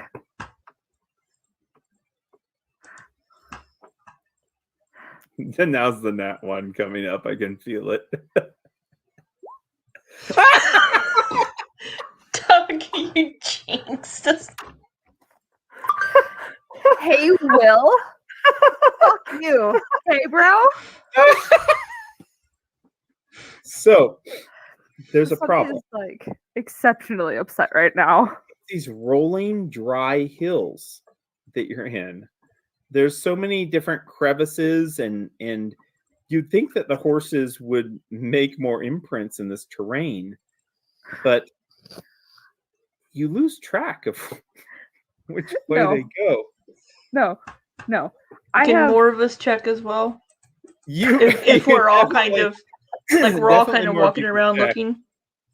You definitely know that you've lost track of them. There's several caves that you think they went into, and you spend a little bit of time exploring those before determining you've lost the trail. This is about an hour in. See, what can we do? This is the best moment of my week, by the way, calling that out. So mad. Can Bear use scent? Yes. Bear doesn't often use scent, so we're gonna let you Bear know what use that is? It's a perception check. That's fine, but give me a second. Okay. Do. No, it's not. It's survival. Is it survival? It's survival. Sweet. He does have survival ranks, right? I don't remember. Meanwhile, Dustra, you can go ahead and look around, like where Sunny's brought you out to, because you can tell she peeled off in a certain direction where it was obvious the trail was, and then you could tell just her stubbornness. She had to go first. Bear was right behind her, sniffing, like trying to trot along and sniff, and like she just started going into caves and looking around and talking about, I'm gonna chop that fucker up once I find him, and just like. And it's been an hour now, and finally she comes back. You can tell. She's really upset. All right, so we all start looking around. Surviving. Hold on.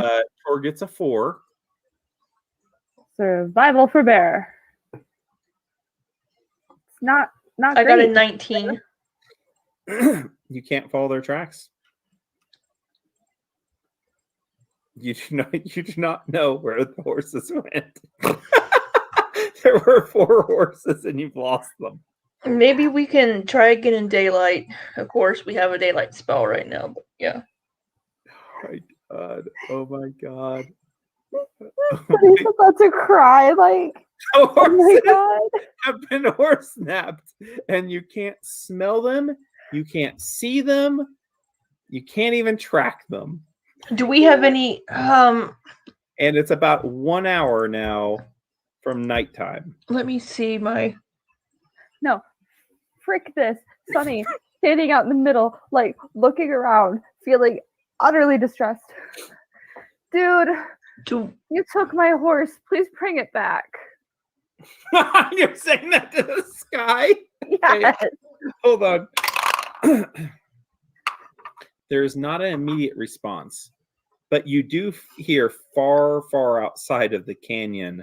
It sounds like a howling of a lone coyote.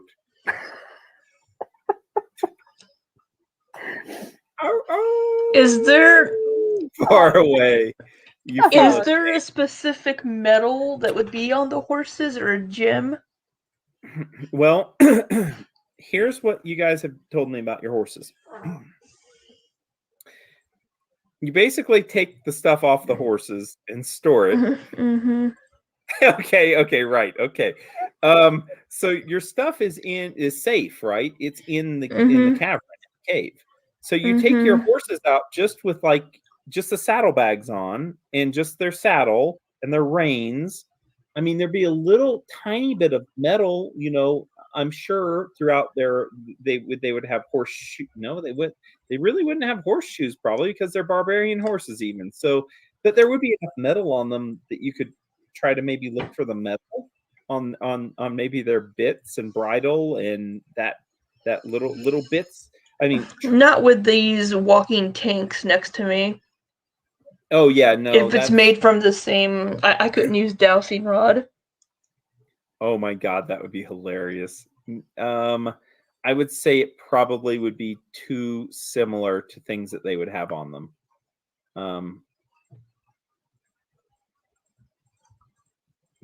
My god. This is what I find enjoyable. Freaky animal perv ghost, annoying, no problem. Finding all the gear and the loot in the cave, no problem, sure. Defeating the frog thing before the frog thing could get its third round off, yeah, no problem. Losing horses and trying to find horses. Well, if somebody didn't will me and be like, "Oh, you're gonna roll in that one."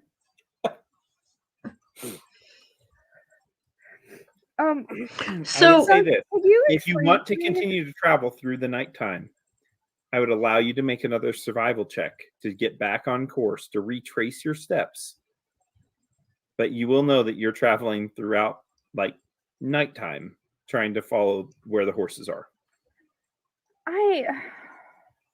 I love this horse, but I'm not sure Sunny is stupid enough to wander around the fucking And remember what forests are not explored? Do you know all this right here? Yeah. This is the unexplored forest area, and I'm not saying that they're going that way, but they're probably not going to the east. Nothing goes east, Doug. We always go west. We always go west. Yep. Sunny being very just utterly distressed at this point. Yeah. We have to go back to safety. The odds of them killing all of our horses are low, and the odds of Kylan's like that. And Tor just puts his hand on Kylan. Kylan shuts up. Tor's like, "Okay, we'll go find shelter, maybe a cave. We can just stay there tonight, and then tomorrow we can go from the cave. We don't have to go all the way back." Kylan nods. He says, "Sure. Actually, yeah. Let's find one of these caves along here and get the spiders out of it, and we can stay there. We'll find the horses. I mean, like you said, they can't eat all of them." Kylan.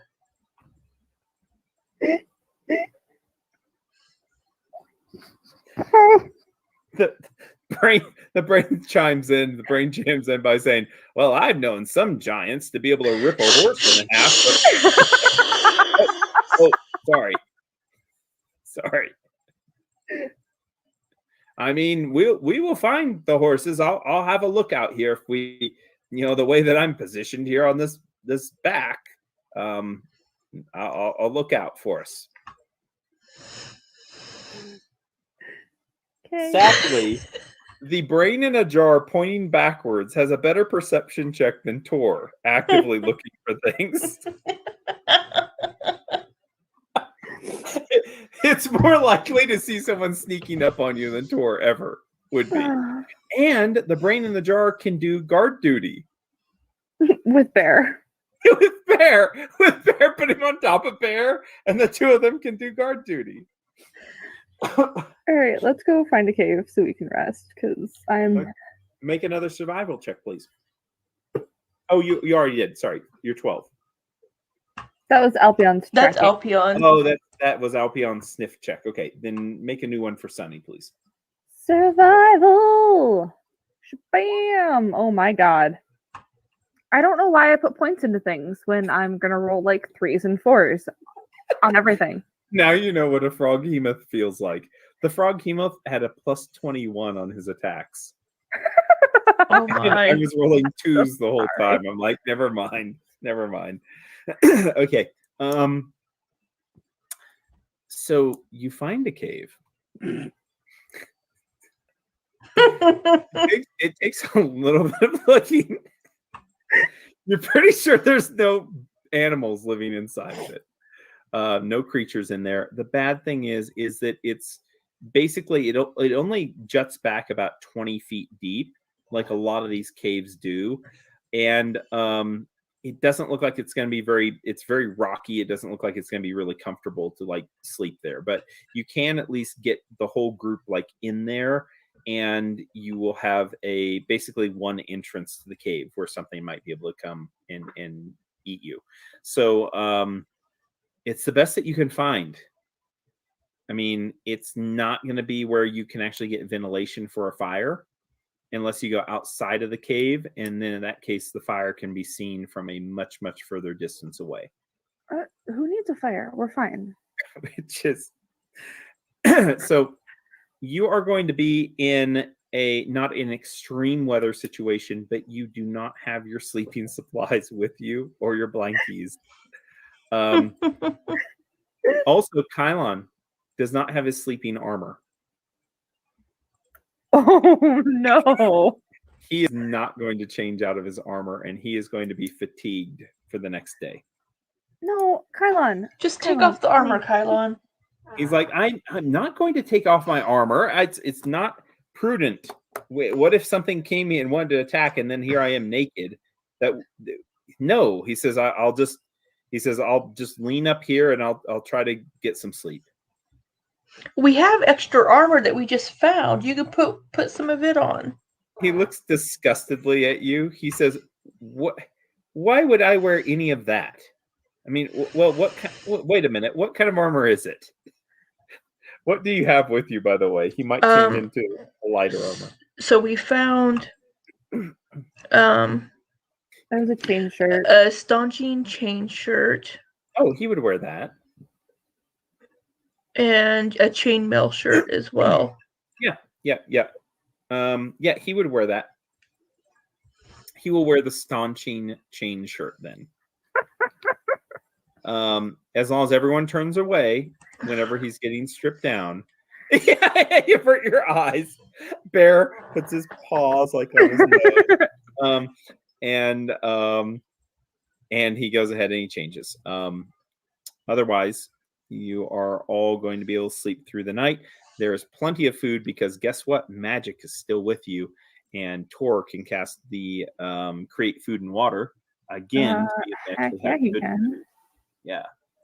Does anybody need to be healed? Oh, great question. I need to do a cure light wounds on myself. Yes. Oh my god, yes. A number of people need to be healed, I think. Hey, DM. Hey. So, Mr. Big Scary Ooze dropped a -4 to Bear's will. What do I need to fix this? Rest. He just needs to sleep. He just needs rest. Okay. Cool. In that case, I'm gonna spend spells so I can heal. Okay. I don't have a. I'm gonna make a. I'm looking at Tor's spells. Tor has plenty of spells left, and I think that there's no problem with healing up completely. But before I'm going to use his time and game time on that, I'm going to roll a D100 just during the night, just to see. Yeah, go ahead. Before that happens, does Tor have a particular, I don't know, like message spell, sending spell that I might be able to borrow? Thing that I'm thinking about. If he uses the healing on you guys, he won't have enough. Yeah, so I'm pretty sure that we can handle healing ourselves, and speaking to a particular barbarian is kind of really important to me right now. So true, that is very true. In that case,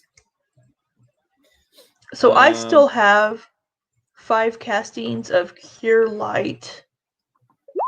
Let's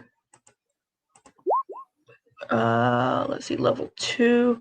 I have 2 castings of Cure Mod, and I have a casting of a Cure Serious left. Fine. Yeah.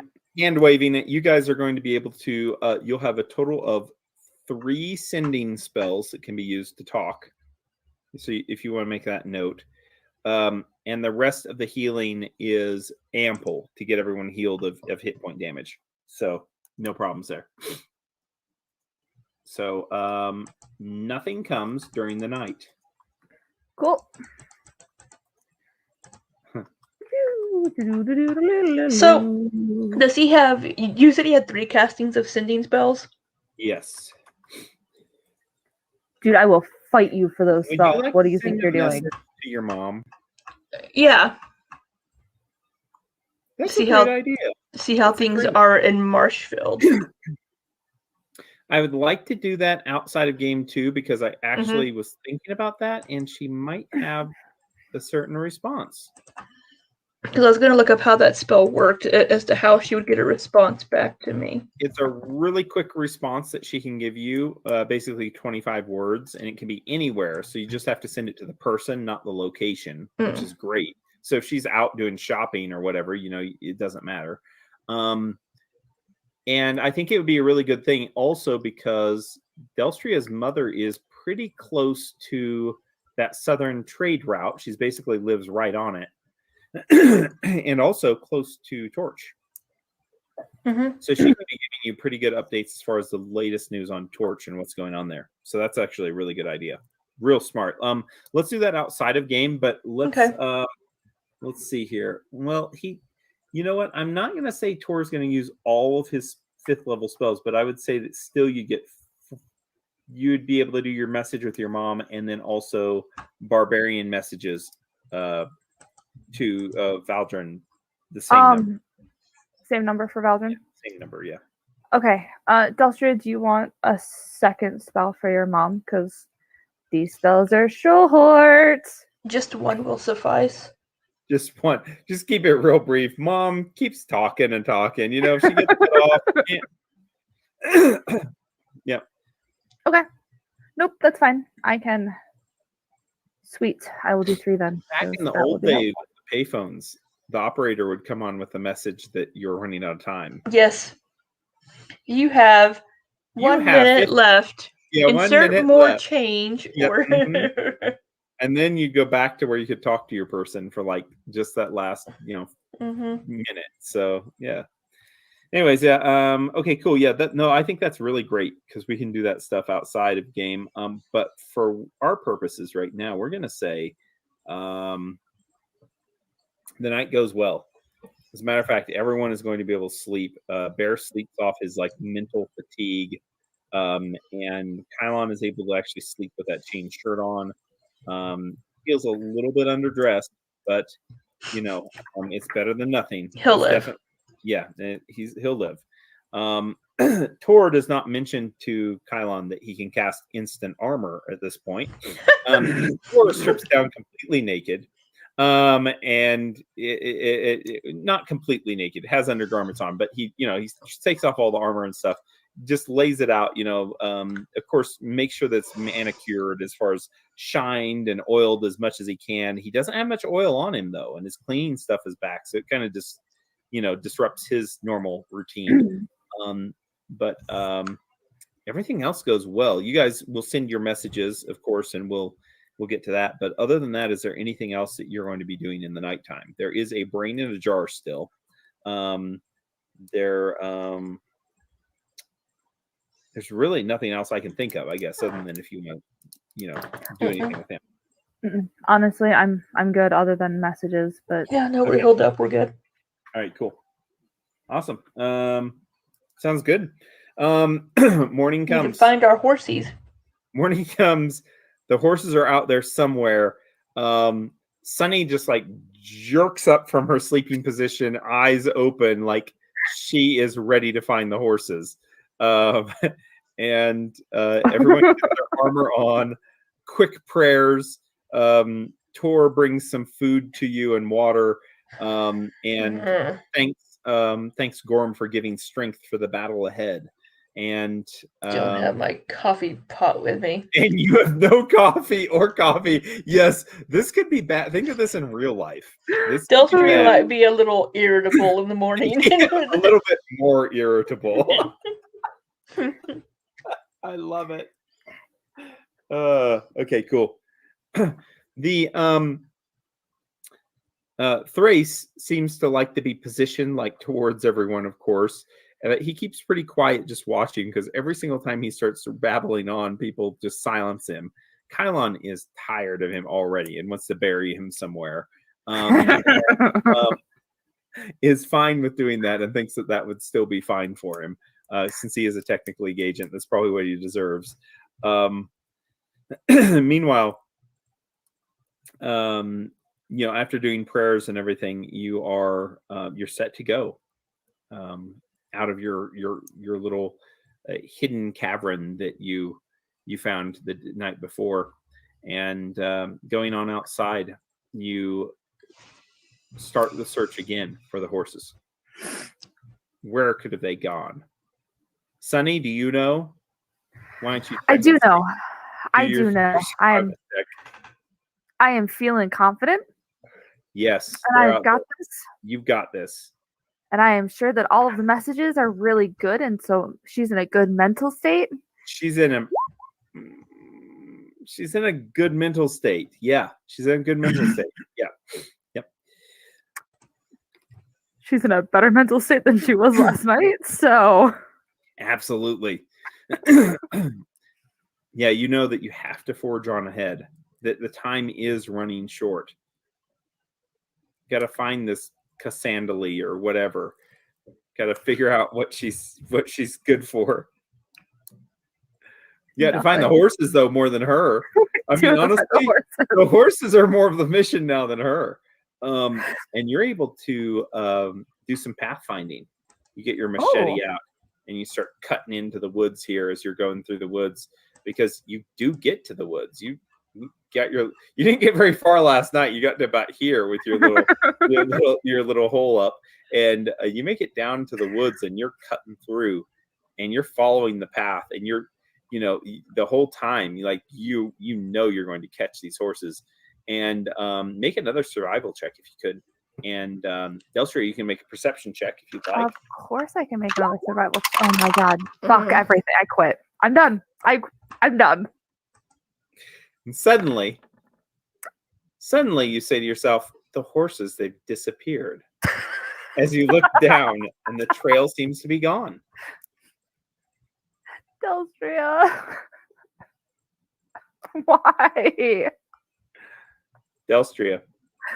You're able to look around a little bit more thoroughly, though, as Sunny's like looking straight at the ground and focused on like the path ahead. You look a little bit to the left and right, and you see a broken branch with some leaves on it. A broken branch with some leaves, and you notice that there's a sweeping pattern that's been used, like going off to the south, deeper into the woods. You think that somebody didn't necessarily just stop with the horses, but you think that they changed direction, and then they tried to hide part of their path going into the woods. And it might be for a while, because it's places where Sunny has walked around looking. But you think that somebody is obviously trying to cover up their tracks with these horses. I'm going to point to that area and say, hey. Oh. Bastard. Oh. Could you make another survival check, Sunny, please? Gods. Now Yes. you obviously know Hey. somebody is out there trying to cover up tracks. Hey, Delstria. Hiding. Oh my God. Apparently, this was the light bulb moment that I needed for this. Hey, Delstria. Mm-hmm. So let's say that a particular tiefling man who was already not thrilled with the fact that we were searching in the same area as him has now taken our horses. Oh, I'm sure that's who it is. Yeah. What do we do about Brain Boy over here? Oh my God. Can we convince Hirsek? Is that his name? Hirsek. Yes. Haha, see? I got this. That this isn't who he was looking for? Well, do you think there's a possibility? Well, that would mean the brain wouldn't have to announce who he is. Well, I think that he's smart enough to know that, like, that would be, like, certain death for him. He doesn't seem to think so. He wants to get back to the Technic League.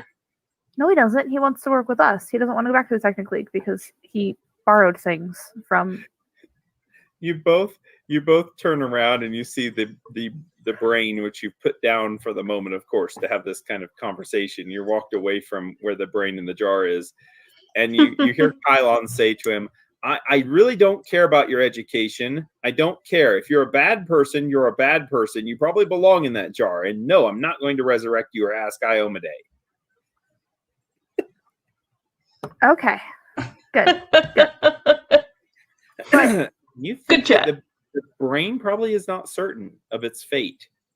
If you would actually be its allies and be able to help it and maybe get it back out of a brain and into a body, you might actually find quite an ally. As a matter of fact, it might be the kind of a thing that would change his alignment. We might need to find a body. Well, you don't have to find a body. With resurrection as a spell, the body appears. Do we have that spell? Well, we have a scroll, don't we? It's a lot. Well, it's a very high level raised dead, basically, is resurrection. He's going to be a brain for a while. That's the important part. We just need to tell him that we're going to, resurrect him at some point down the line. But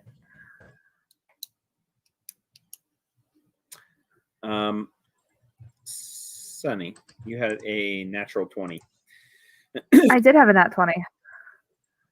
You can guarantee yourself something was not swept side to side by someone's hand. No, he attached something to the last horse in the line. You think he actually made an improvised, basically an improvised sweeper attachment on this horse that would be used with some lines attached around the saddle, a board, and then additional branches on the back of that board to wipe out the tracks and the trails. That it would first be able to, on enough sandy terrain, it would be able to smush them down and then be wiping out what you're looking for. And you don't think he used this initially because, of course, you'd be looking for tracks. And if you didn't find any tracks, you might be looking for something else. Now that you know to look for not the horse's feet, but actually this weird pattern or possibly broken off branches or other disturbance on the ground, you think you've got him. Like, you're going to follow this without any problem now that you know how he's trying to be tricky. Okay, honestly, this is kind of super brilliant. Let's go this way. And he, of course, because of his abilities, he never left tracks. You think that he kept on going back and disrupting some of the tracks last night whenever you thought the trail just evaporated, and then went and followed up with the horses. So he actually marched them off maybe hundreds of feet, then went back, then disrupted all the tracks, then went back to the horses because he can't be followed. It's a lot of work to take some horses. Yeah, this is a lot of work. All right, let's go get my horse back. Oh my gosh. Which direction are we heading? You are about West. here, Okay. and you're going south and We're west. awful close to where the Dominion ship is. Should we maybe try to get a hold of, oh my god, what's her name? Azuma? Azuma. And have her meet us?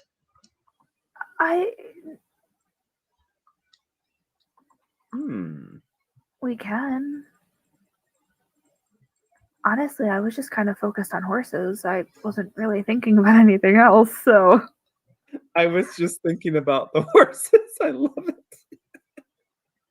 Sunny has a very one-track mind, okay? Oh, you're very, very focused. Yes, very focused. We can. Maybe we should have sent her a message last night. Probably. But we didn't know where we were going last night, so telling her to meet us in a place was not really going to work. Do you want to send RoboBird to her? Because we have Nevermore. Yeah, you definitely could. We could try that. I mean, that's going to take time, whereas Tor using a spell will be more instant. Tor says, he says, it was her battle she wanted to fight for her companions. I think we should let her have it. Okay, so let's use a spell then. And let's send her a message and then look for the horses and we can meet her. Okay. Where are you going? What message are you going to send to her? Like, do you want to tell her that you're going to, that you're in the western part of the valley and that you're going to the where? Yes. In western part of valley near ship. Okay. Looking for stolen horses. Okay. We'll meet you outside of Forest by I don't know. There aren't really any clear landmarks except for the ship itself. Mm-hmm.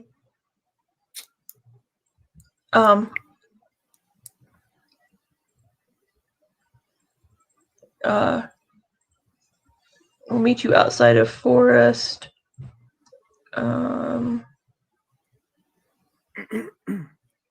Here. Here, and you ping the map and you send it. Yes. Yeah. You actually we do have a physical map. You have a physical map, and you know who could carry that?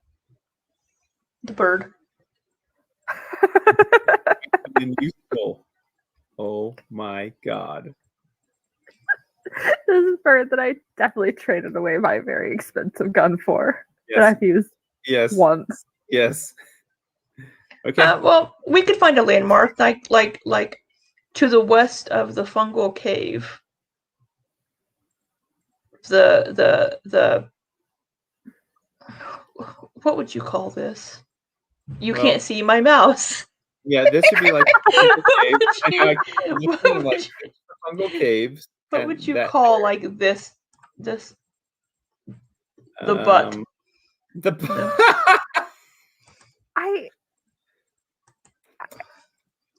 Okay. Do you want to send us?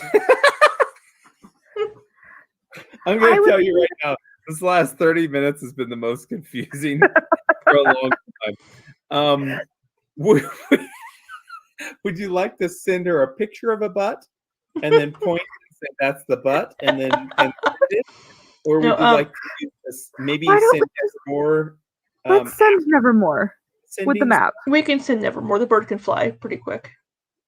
Yes, let's just send the Meet bird you with here. the map. If we can mark it, because the last thing I need is for her to like try to meet us at some other thing that she doesn't Some other thing she understand because I mean, she is an alien. It could be a different looking butt. right, like So where do you want to meet her at? Because right now you're over here. We could You meet know? her like here. Okay. Surely there'd be still caves throughout this area, and you could find a place that would be, outside of the woods where you're going to be able to have a more defensible position, and then you could wait for her. Yeah. How long though are you going to wait for? Because let's go to where she's at right now, and remember it's 500 feet. Well, we need to get our horses. Okay, there we go. So we're gonna get the horses and then go back to where we're gonna meet her. Okay, got it. Because that'll give her time to get over here. Sounds good. Okay. So do you want to kind of convey to her that it'll be the evening time before you are there, that's where you're going to make camp? Maybe that would be the best way to say it, that you're making camp in that area? Okay, got it. That'll work. Okay, cool. Sending Evermore, it is done. You're going to make camp. Oh, this is so funny because I want to just make sure all the players hear this. You're gonna be staying like around this area here. You're gonna be making camp, and you're gonna be staying there until you hear back from her, or you'll send another message tomorrow, maybe if you don't hear back from her. yeah. Kind of If we don't hear back from her this evening or get the bird back, then we'll use a sending spell. Okay, there you go. Okay, cool. Awesome. Okay, good. Okay, awesome. You send the bird off. It has the message. I completely understand, which is great. Azuma will definitely understand. And now we are following the trail, which, by the way, the trail goes down to the water's edge. And then guess what it does? Disappears. Goes west. We might be in a little bit of trouble. We might not have time to wait for. Continues going west until you see this big lake here, and on one side of the lake is this vessel that must be the ship, but it looks like some gigantic organic creature that's just laying there, some massive thing, many times bigger than any giant in this world. It looks like it's laying there just dead upon the shore. And I do have a description for you too. Well, we're not going into the ship yet, so. No, you aren't, but you know who is? Well, who's right by your horse is a ship. And you can see them out there right by the edge of the ship. The ship eats organic material. What great beast this enormous hulk once was is hard to say. It now rots in the sun. The vile odor aggressively assaulting the air around it. The thing is over 400 feet long, its bulbous body rising half the height into the sky. Vast folds of rugose fat, coils of thick, mottled tentacles, greasy bulbs and slippery knobs, spiny ridges and stranger organs lie sprawled in every direction. Patches of red fungus grow in the shady nooks of the thing, but in most places its hide is reminiscent of an elephant's coarse skin, with patches of shiny octagonal scales and tufts of wiry hair-like growths. Pustules are scattered on its leathery surface, some of which have burst, oozing a vicious yellow-green liquid. The water around it in this lake is stained and foul, and you don't see any plant life growing within a few 100 feet of its remains. This you can see from the far side of the lake. Mm. The ship is here, right as indicated. Half of it looks like it's sunk down into the waters right by the edge of this lake. Maybe even its presence caused the lake to appear the way that it is, but it is sitting there, and by it, within maybe 100 feet, you would say, are tied up all 4 of your horses.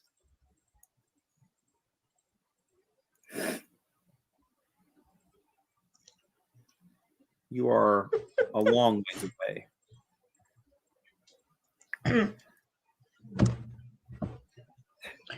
What do you do?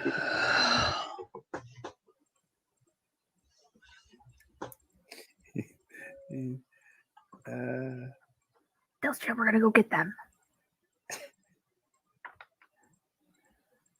You want to try to sneak up and get them?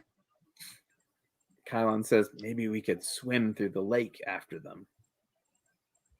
That would be very sneaky. No one would hear us in the water. Okay. Do you not remember the swimming expeditions we took in Torch? He says, I'm not sure that I want to, like... Yes, but I would be flying overhead. You would be swimming.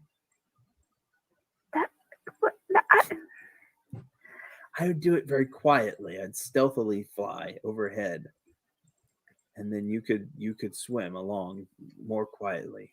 Okay, but Kylon, you are big. Yes. And you're kind of colorful. Iomade has blessed me with this skin now.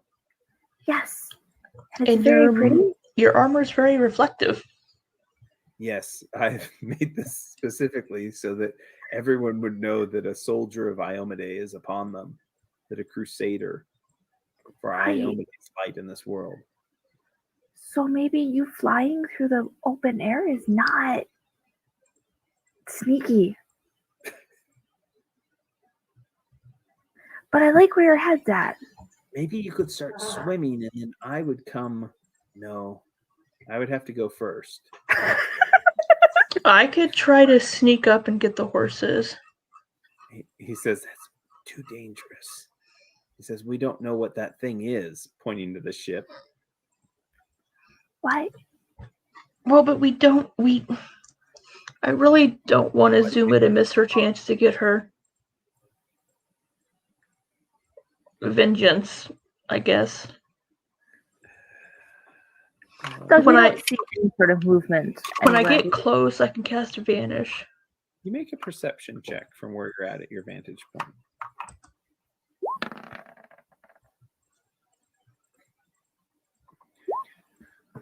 Ooh, go Sunny.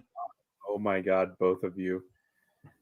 Both of you notice something alongside one of these big tentacles that's laid out. I mean, it's hard to tell the scale of it, but there's something that shines like something metallic from the top of it that stands out. Shines and reflects and glistens. And then it reminds you of something that was shining from the forest before that you saw. And the shining seems to angle and point itself until finally there's a beam of light shining right into Kylon's armor from where he's standing. Kylon looks down. He says, see, the blessed light of Iomade is already upon me. Okay, so Kylon, that's not... Doug, does that look like intentional? Like that looks intentional, like... Yes. Like someone saying, fuck you, I can see you. Mm-hmm. It's about 1,500 feet away. It's a long distance away. But you guys are kind of on a shoreline area, so... Delstra. Yeah, Delstra, it shines, reflects off his armor, and then it stops. Someone's fucking with you. Mm-hmm. Yeah, Delstra, how much do you trust me? Oh, no. The brain immediately says, "Do not let her flip the switch. Do not let her flip the switch." I'm not gonna flip the switch. God. It depends on what, Sonny? Okay, so I'm gonna go talk to him because we know what he's after. I don't know if it's him anymore. What do you mean you don't know if it's him? Why would Hersek take our horses to the ship to eat them? Okay, why are they eating the horses? They're not eating the horses. The ship needs organic material. It eats organic material. The ship is dead. No, it's not. It seems like it's dead, but really, is it completely dead?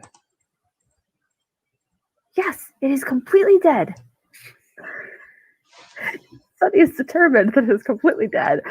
No, perfect. God damn it, I don't have the stupid bird. I sent the stupid bird back. We just send him a message, be like, hey, the fuck, bro? Directly at him. Like, fucking you. What's wrong with you? I'm just saying that I'm pretty sure it's him because who else is in this area? Oh, it might be the Flayer. This might be bad. Yeah. The Flayer. That other key person that we've kind of forgotten about. All right. Oh, I didn't forget about her. Well, I did. Hold on one second. I'm reading something. Yeah, Dominion ships were living things made of flesh. Mm-hmm. Uh-huh. They use the Dominion uses flesh and tools. Ships require flesh to operate. Wait, but this looks dead. It may look dead, but it's probably not. The brain says, well, if I might interject. Please. Sure. He says, I possibly was investigating said vessel, and I did not get that close to it, but it seemed like it was not functional back when I was in my physical form. There did seem to be quite a few of these fungoid creatures, though, that would often patrol and seem to protect it. Although I don't know if those are still around. At this point, it seems like, from what I was able to see, from my vantage point, it is indeed a semi-living organism.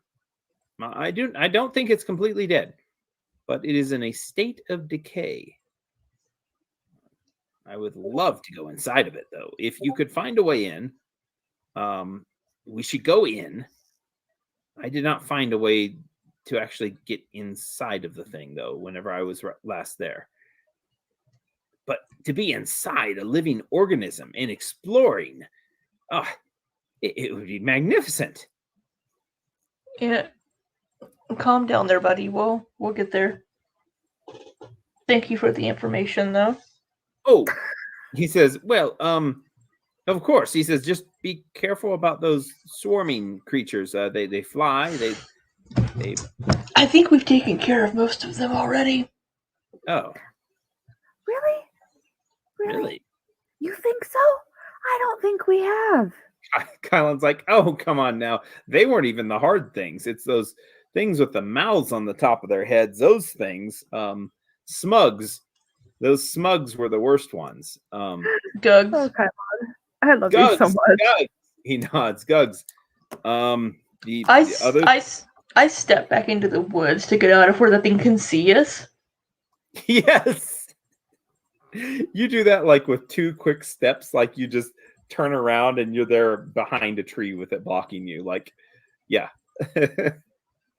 Okay, so here's my problem that I have is, so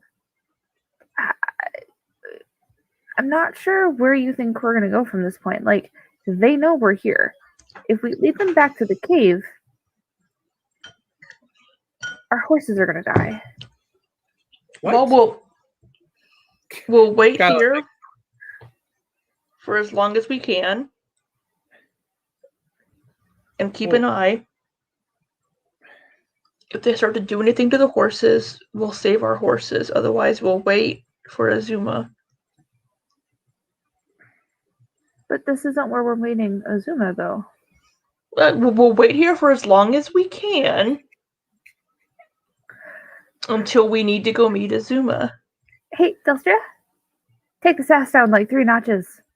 Well, listen the first time I say things. Kylan says, I don't think she had her coffee today. That's what it is. Every single day. I did not get my coffee today. Has too much cider. This happens. Why don't we just go and get the horses? I could fly over to them where they're tied up over there, and I could get them, and we could just bring them back. We can't. We wouldn't have to go inside that ship. We could just get the horses. No, the problem is that we don't know who's waiting for us on the other side. Because the person that I thought it was, it may not be. And the flare is significantly scarier than, like, the tiefling man. Well, I guess we wait then. All right, we wait. Shakes his head. He's like, this.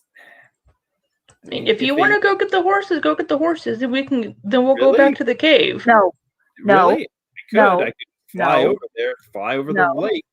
No, Kylon, because what happens is if you get attacked, the rest of us are 1,000 feet behind you, unable to do anything. And I know that Delstra has some pretty awesome, like, I can shoot things out of the sky, but we're still a little far. I mean, she's very good at shooting things. I mean, she could shoot that far, maybe. No. All right, so you wait. You don't get any closer. You just wait from where you're at, which is still, I mean, like 1,500 feet away. Do we want to sneak through the woods around a little bit closer? No. Sunny's just like, no. Okay, wait. Looking at this from a tactical advantage, like, we can see the horses, and sneaking through the woods gives us more opportunity to be ambushed. Like, we'll just stay here where it's kind of open. I don't know. I got nothing. The answer is no. We're staying here. It's completely what you want to do. Okay. So roll perception checks in. As you guys are nat one with Tor. Nat 1. Oh, 36. Okay. Let's see what we get with that. And another check, which is not that good. Okay. Sunny. Yeah. You know these goggles that you have on now? The really important goggles. Yeah. These VMod goggles, you put your like fingers there on the side, like by your eyes, and you can actually zoom in. Ooh, nifty. And as you're looking at the ship and examining it, I don't know if the green ones do that. Do they not enhance? They do not. Oh, damn it. They don't amplify. Oh, wait. Magnification plus 10. There you go. There it is. The green. Yep. The green ones do. I'm going to get this just for... How much of this can you guys see? Nothing. Oh, wait a minute. So that perception check may only work whenever you are doing magnification. Oh. So, but you could probably do that all the time. It just uses 1 charge per day. I think you can do it all day, yeah, if you wanted to. Yeah. I think the thing is that it's basically saying it's for things that are in the distance, like they're really cool binoculars versus like things that you'd be searching a room for. Yeah. So That's probably fine. limited a little bit. I'm gonna put you. Yeah, boy, where am I gonna put you? Everywhere. I would like to put you everywhere. No, I'll put you over here because this is more the perspective that you're going to see. And then we're going to move you around here just a bit. Oh, shit. I went too close. Hold on. There too. Okay, this is... Where are we on? Are we on the far side? You're able to see this even though it's like you'll be able to see like the battle fog on this, but at least you can see the outline, right? Yeah. Yeah, all I can see is a black square, the entire map. Yeah, you're kind of out of this. Okay. Sunny, that's kind of the perspective, like the angle of the ship that you can see from where you're at. Okay. And the horses are like off map this way, like probably about another 60 feet or so. Okay. So most of this vessel looks like it is actually like sitting in the water, like right on the edge of the water. It looks like from a further, like where you're at, your angle, it looks like it's just parked up on the shore, but most of this actually is in the water with just a little bit hanging onto the shore. You see movement of a individual. Let's see if we can get that individual here because this is I'm just gonna love her. So when reading the VMod, I think it is just always on. So you always get a +10 bonus on your perception. Okay. Shit, I'm like super far out. I can't see that. Who is that?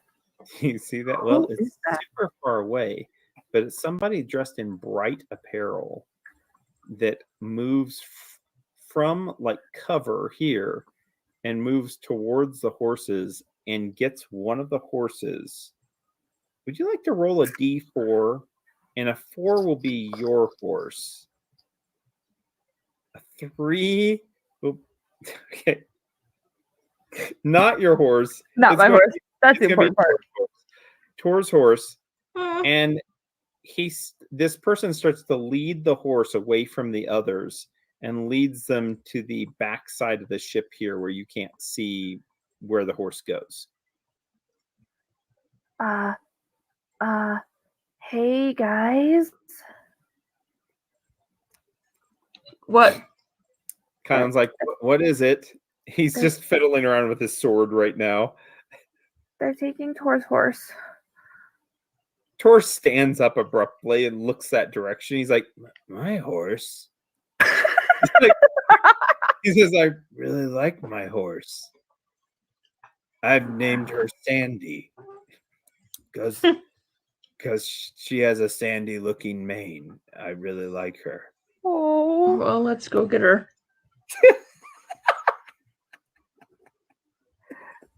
Okay. Okay. Yeah, let's boogie. Tor, we may need to use a sending spell to send before we go. To send to Azuma to tell her that we have to get the horses. They're being taken into the ship. That's where we'll be.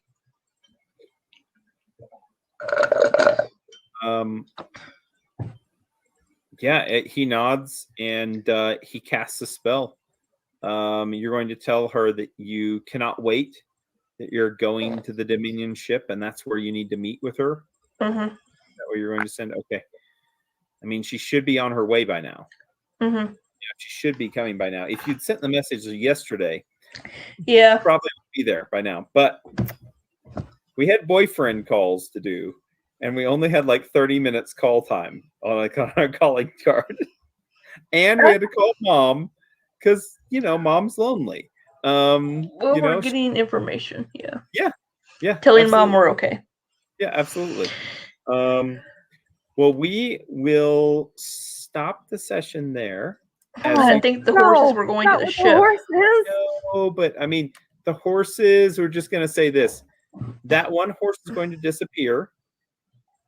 And then you're going to see, as you're making your way around the riverbank, you're going to see the same individual making his way back to the horses.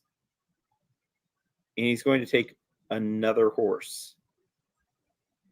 We're going to roll for that. Because I think that's very important to do here before we break for the session. This horse is still alive, but this horse could be in trouble. 1, 2, it's Kylon. Kylon loves his horse, and he's going to be very angry. He's going to kill whoever kills his horse. A 3, 4, it's Delstria's horse, because I don't know if Delstria... I mean, are you very close with your horse, Delstria, or do you just... It's a business relationship kind of thing? I like my horse. It was a sweet horse. It was a sweet horse. And a 5, 6, of course, which I just rolled a 5. I hate you so much. That's someone else's horse. So much. That's being walked towards the ship as you make your way Oh my god. around the riverbank. I'm gonna fucking like multi-class into barbarian so I can rage. Because I'm so mad right now. Doug. Everything about this session. It was a great session, guys. Your rolls have been so good. You've been so like spot on with tactics and stuff. Except for a little bit of the tracking stuff, you know, that kind of was just the luck of the dice, though. You know, it's better that than like a critical miss on a save or something. So, yeah, good session. We will pick up next time getting to the Dominion ship and dealing with the outside of the Dominion ship. And then trying to get your way in the Dominion ship. Mm-mm. Mm-mm. And that will be part 4 of this book. The book has 5 parts. So this will be part 4 of 5 that we're going into. So I still need to finish the fungal cave eventually too. The fungal. We kind of got interrupted. The fungal cave is it is mostly explored, but there might be a bit left to it. Yeah, I'll say this: all of the guardians have kind of got drawn out to you guys, so that's a helpful thing. So, sweet, well, wonderful. I hope you guys are enjoying the Valley of the Brain Collectors. I don't know, like, how would you rate this so far, like compared to the other books of this adventure path? Is it good? Is it too much combat? Is it just kind of like you aren't getting into like the environment, or what's it like for you guys? I think the combats have been spaced out pretty good in my opinion. Yeah. There seem to be like some dungeony kind of places where you just go in deep, and it's like there's several sessions of combat. But then there, you know, like this session, there was exploring around and some role play going along with it and stuff. So it seemed a little bit more balanced, and there wasn't. I'll tell you what, though, there wasn't much challenge to the combats, and I've been running them as written, but I think I might need to bump them up a little bit because as soon as you do, we're gonna start rolling shitty. Okay, to be fair, but like the last session, was it last session? Session before, Tor and Sunny almost died. Like, right, that was really bad. Yeah, like, yeah, we're either like, or we're.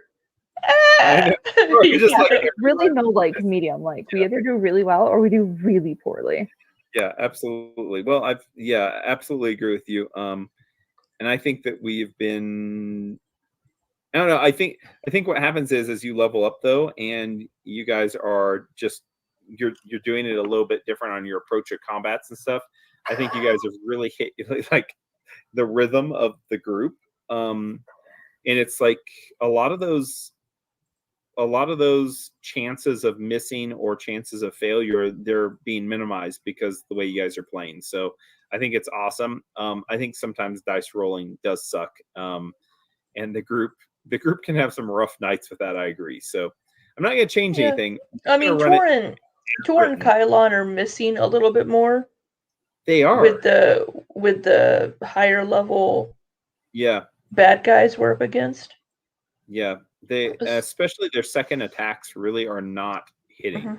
Like their first attacks hit more often, but their second ones just don't sometimes. So it's good that we're able to do a little more damage now, and that we're doing a little better in combats. I think so. I'd like to get like an email to both of you, just like the conversation with that sending spell. I think that'd be really cool to do during this week. So I'll try to make sure that I can do that, and I'd love to be able to like get involved in that and get some feedback. So that's kind of cool to do, like as an aside. And this is going to basically be the next two parts of this book are going to be the one dungeon and then another dungeon kind of thing. So it's going to be kind of lumped with that.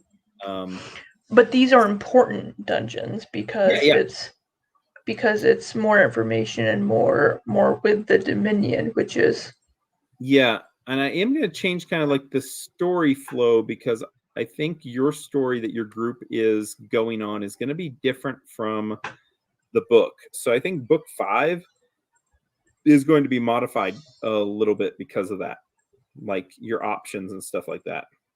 Okay. So so I think it'll kind of shape the course for what you want to do and how much you want to play out in book 5. Book 5 is initially set up as like an infiltration into Starfall and like all this other stuff that's going on, and I just don't see. I don't know if that's going to work. I don't know if that's going to work or if it would be like the right feel even for your story. So we'll see. Some feedback from you guys here a little bit further into it, because there's going to be like, once we get through these, which might be 4 sessions or 5 sessions, something like that. Well, I think there will be a pretty good like idea of different paths that you guys can go on. And there will be some conflicting reasons to go down each one, or to do certain things. So I'm looking forward to it. And I've liked this book quite a bit, just like the tone of it and stuff. And I love the creepiness, and the creep factor is going to be dialed up quite a bit here in sessions.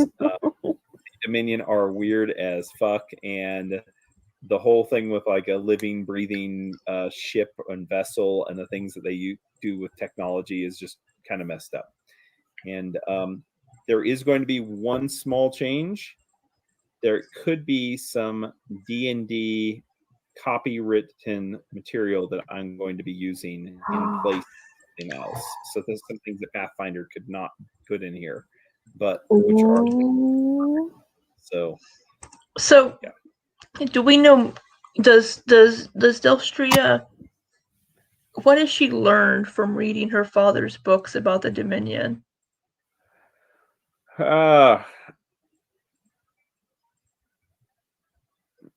They basically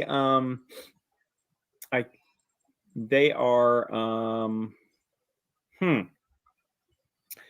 they're without like a central government. Because I mean, like how you left off that email to me, it's just like, fear of the Dominion resonates as you learn of secrets held within the pages. But I don't know what I've learned. So it's absolutely.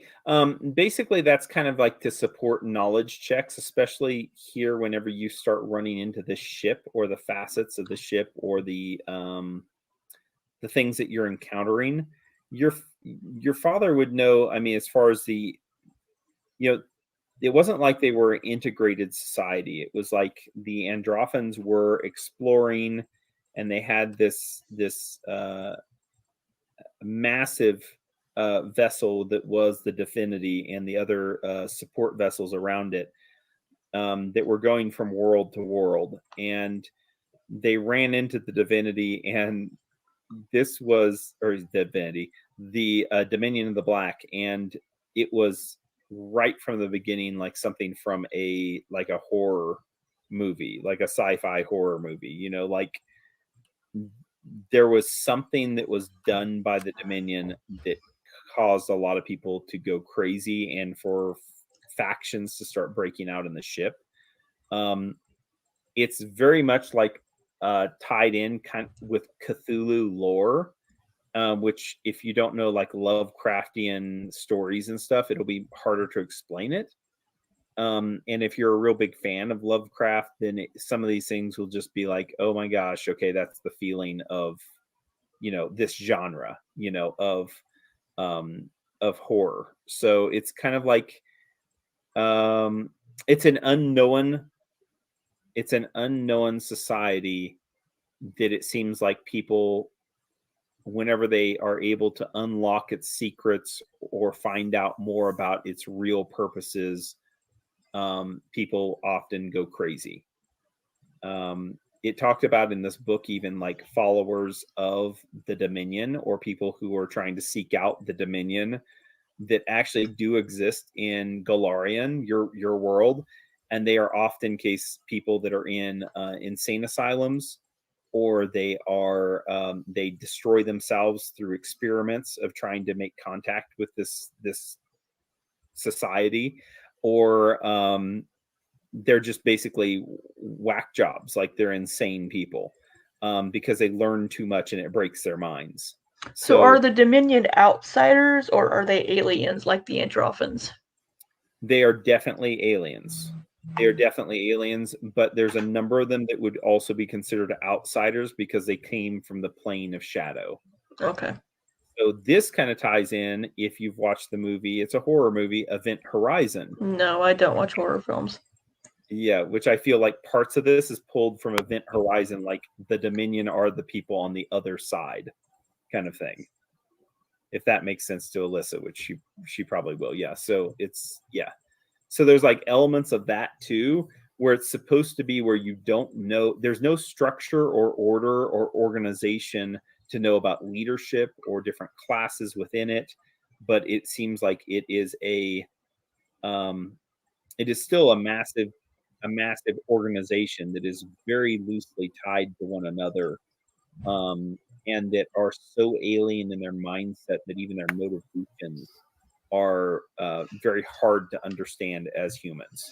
So that's why I think giving the knowledge check bonuses and stuff, especially like in these areas, or explaining it more just matter of fact, will help, because Delstria is going to have a better idea of like putting 2 and 2 together in her mind, even though her father was not like living amongst the Dominion or on one of their planets.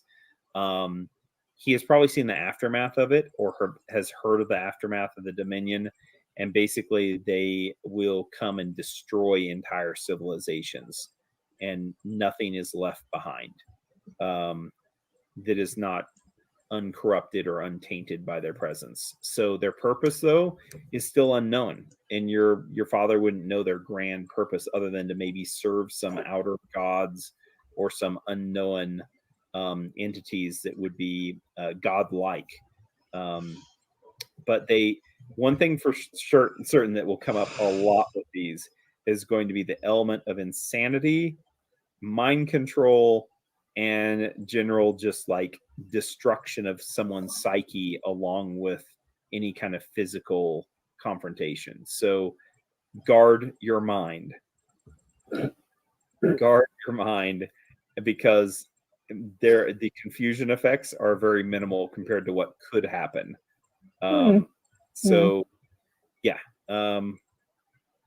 But I think it'll be interesting explaining it. I hope to do a good job prepping it and just explaining it better.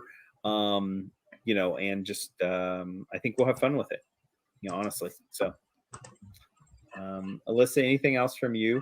You're very quiet. I mean, I'm in general very quiet. You're very quiet. Passive. No, I'm gentle human being. Can you not be mean to me? Do you understand that my horse is in like massive danger and I am panicked about it? You are right. You're right. Your horse is being you don't know if it's in danger. You can't see what happened to the horse. So I mean, it could be fine. I can't imagine they're throwing it a birthday party, Doug. We find the horse with a hat on. Blows out the little party. Oh my God, that'd be hilarious. But no, Okay. nothing otherwise from me. All right, cool. All right, well, I'm getting out of here. Good night. Hopefully you have a good rest of your week. We'll pick up here right where we left off, in the valley, going towards a sweet little happy ship. And I think it'll be great. I think this is going to be where it kind of picks up there and it transitions into some weird stuff. So it'll be cool. Awesome. Have a good night. Night, guys. Bye, guys. Have a good week. You too. You too.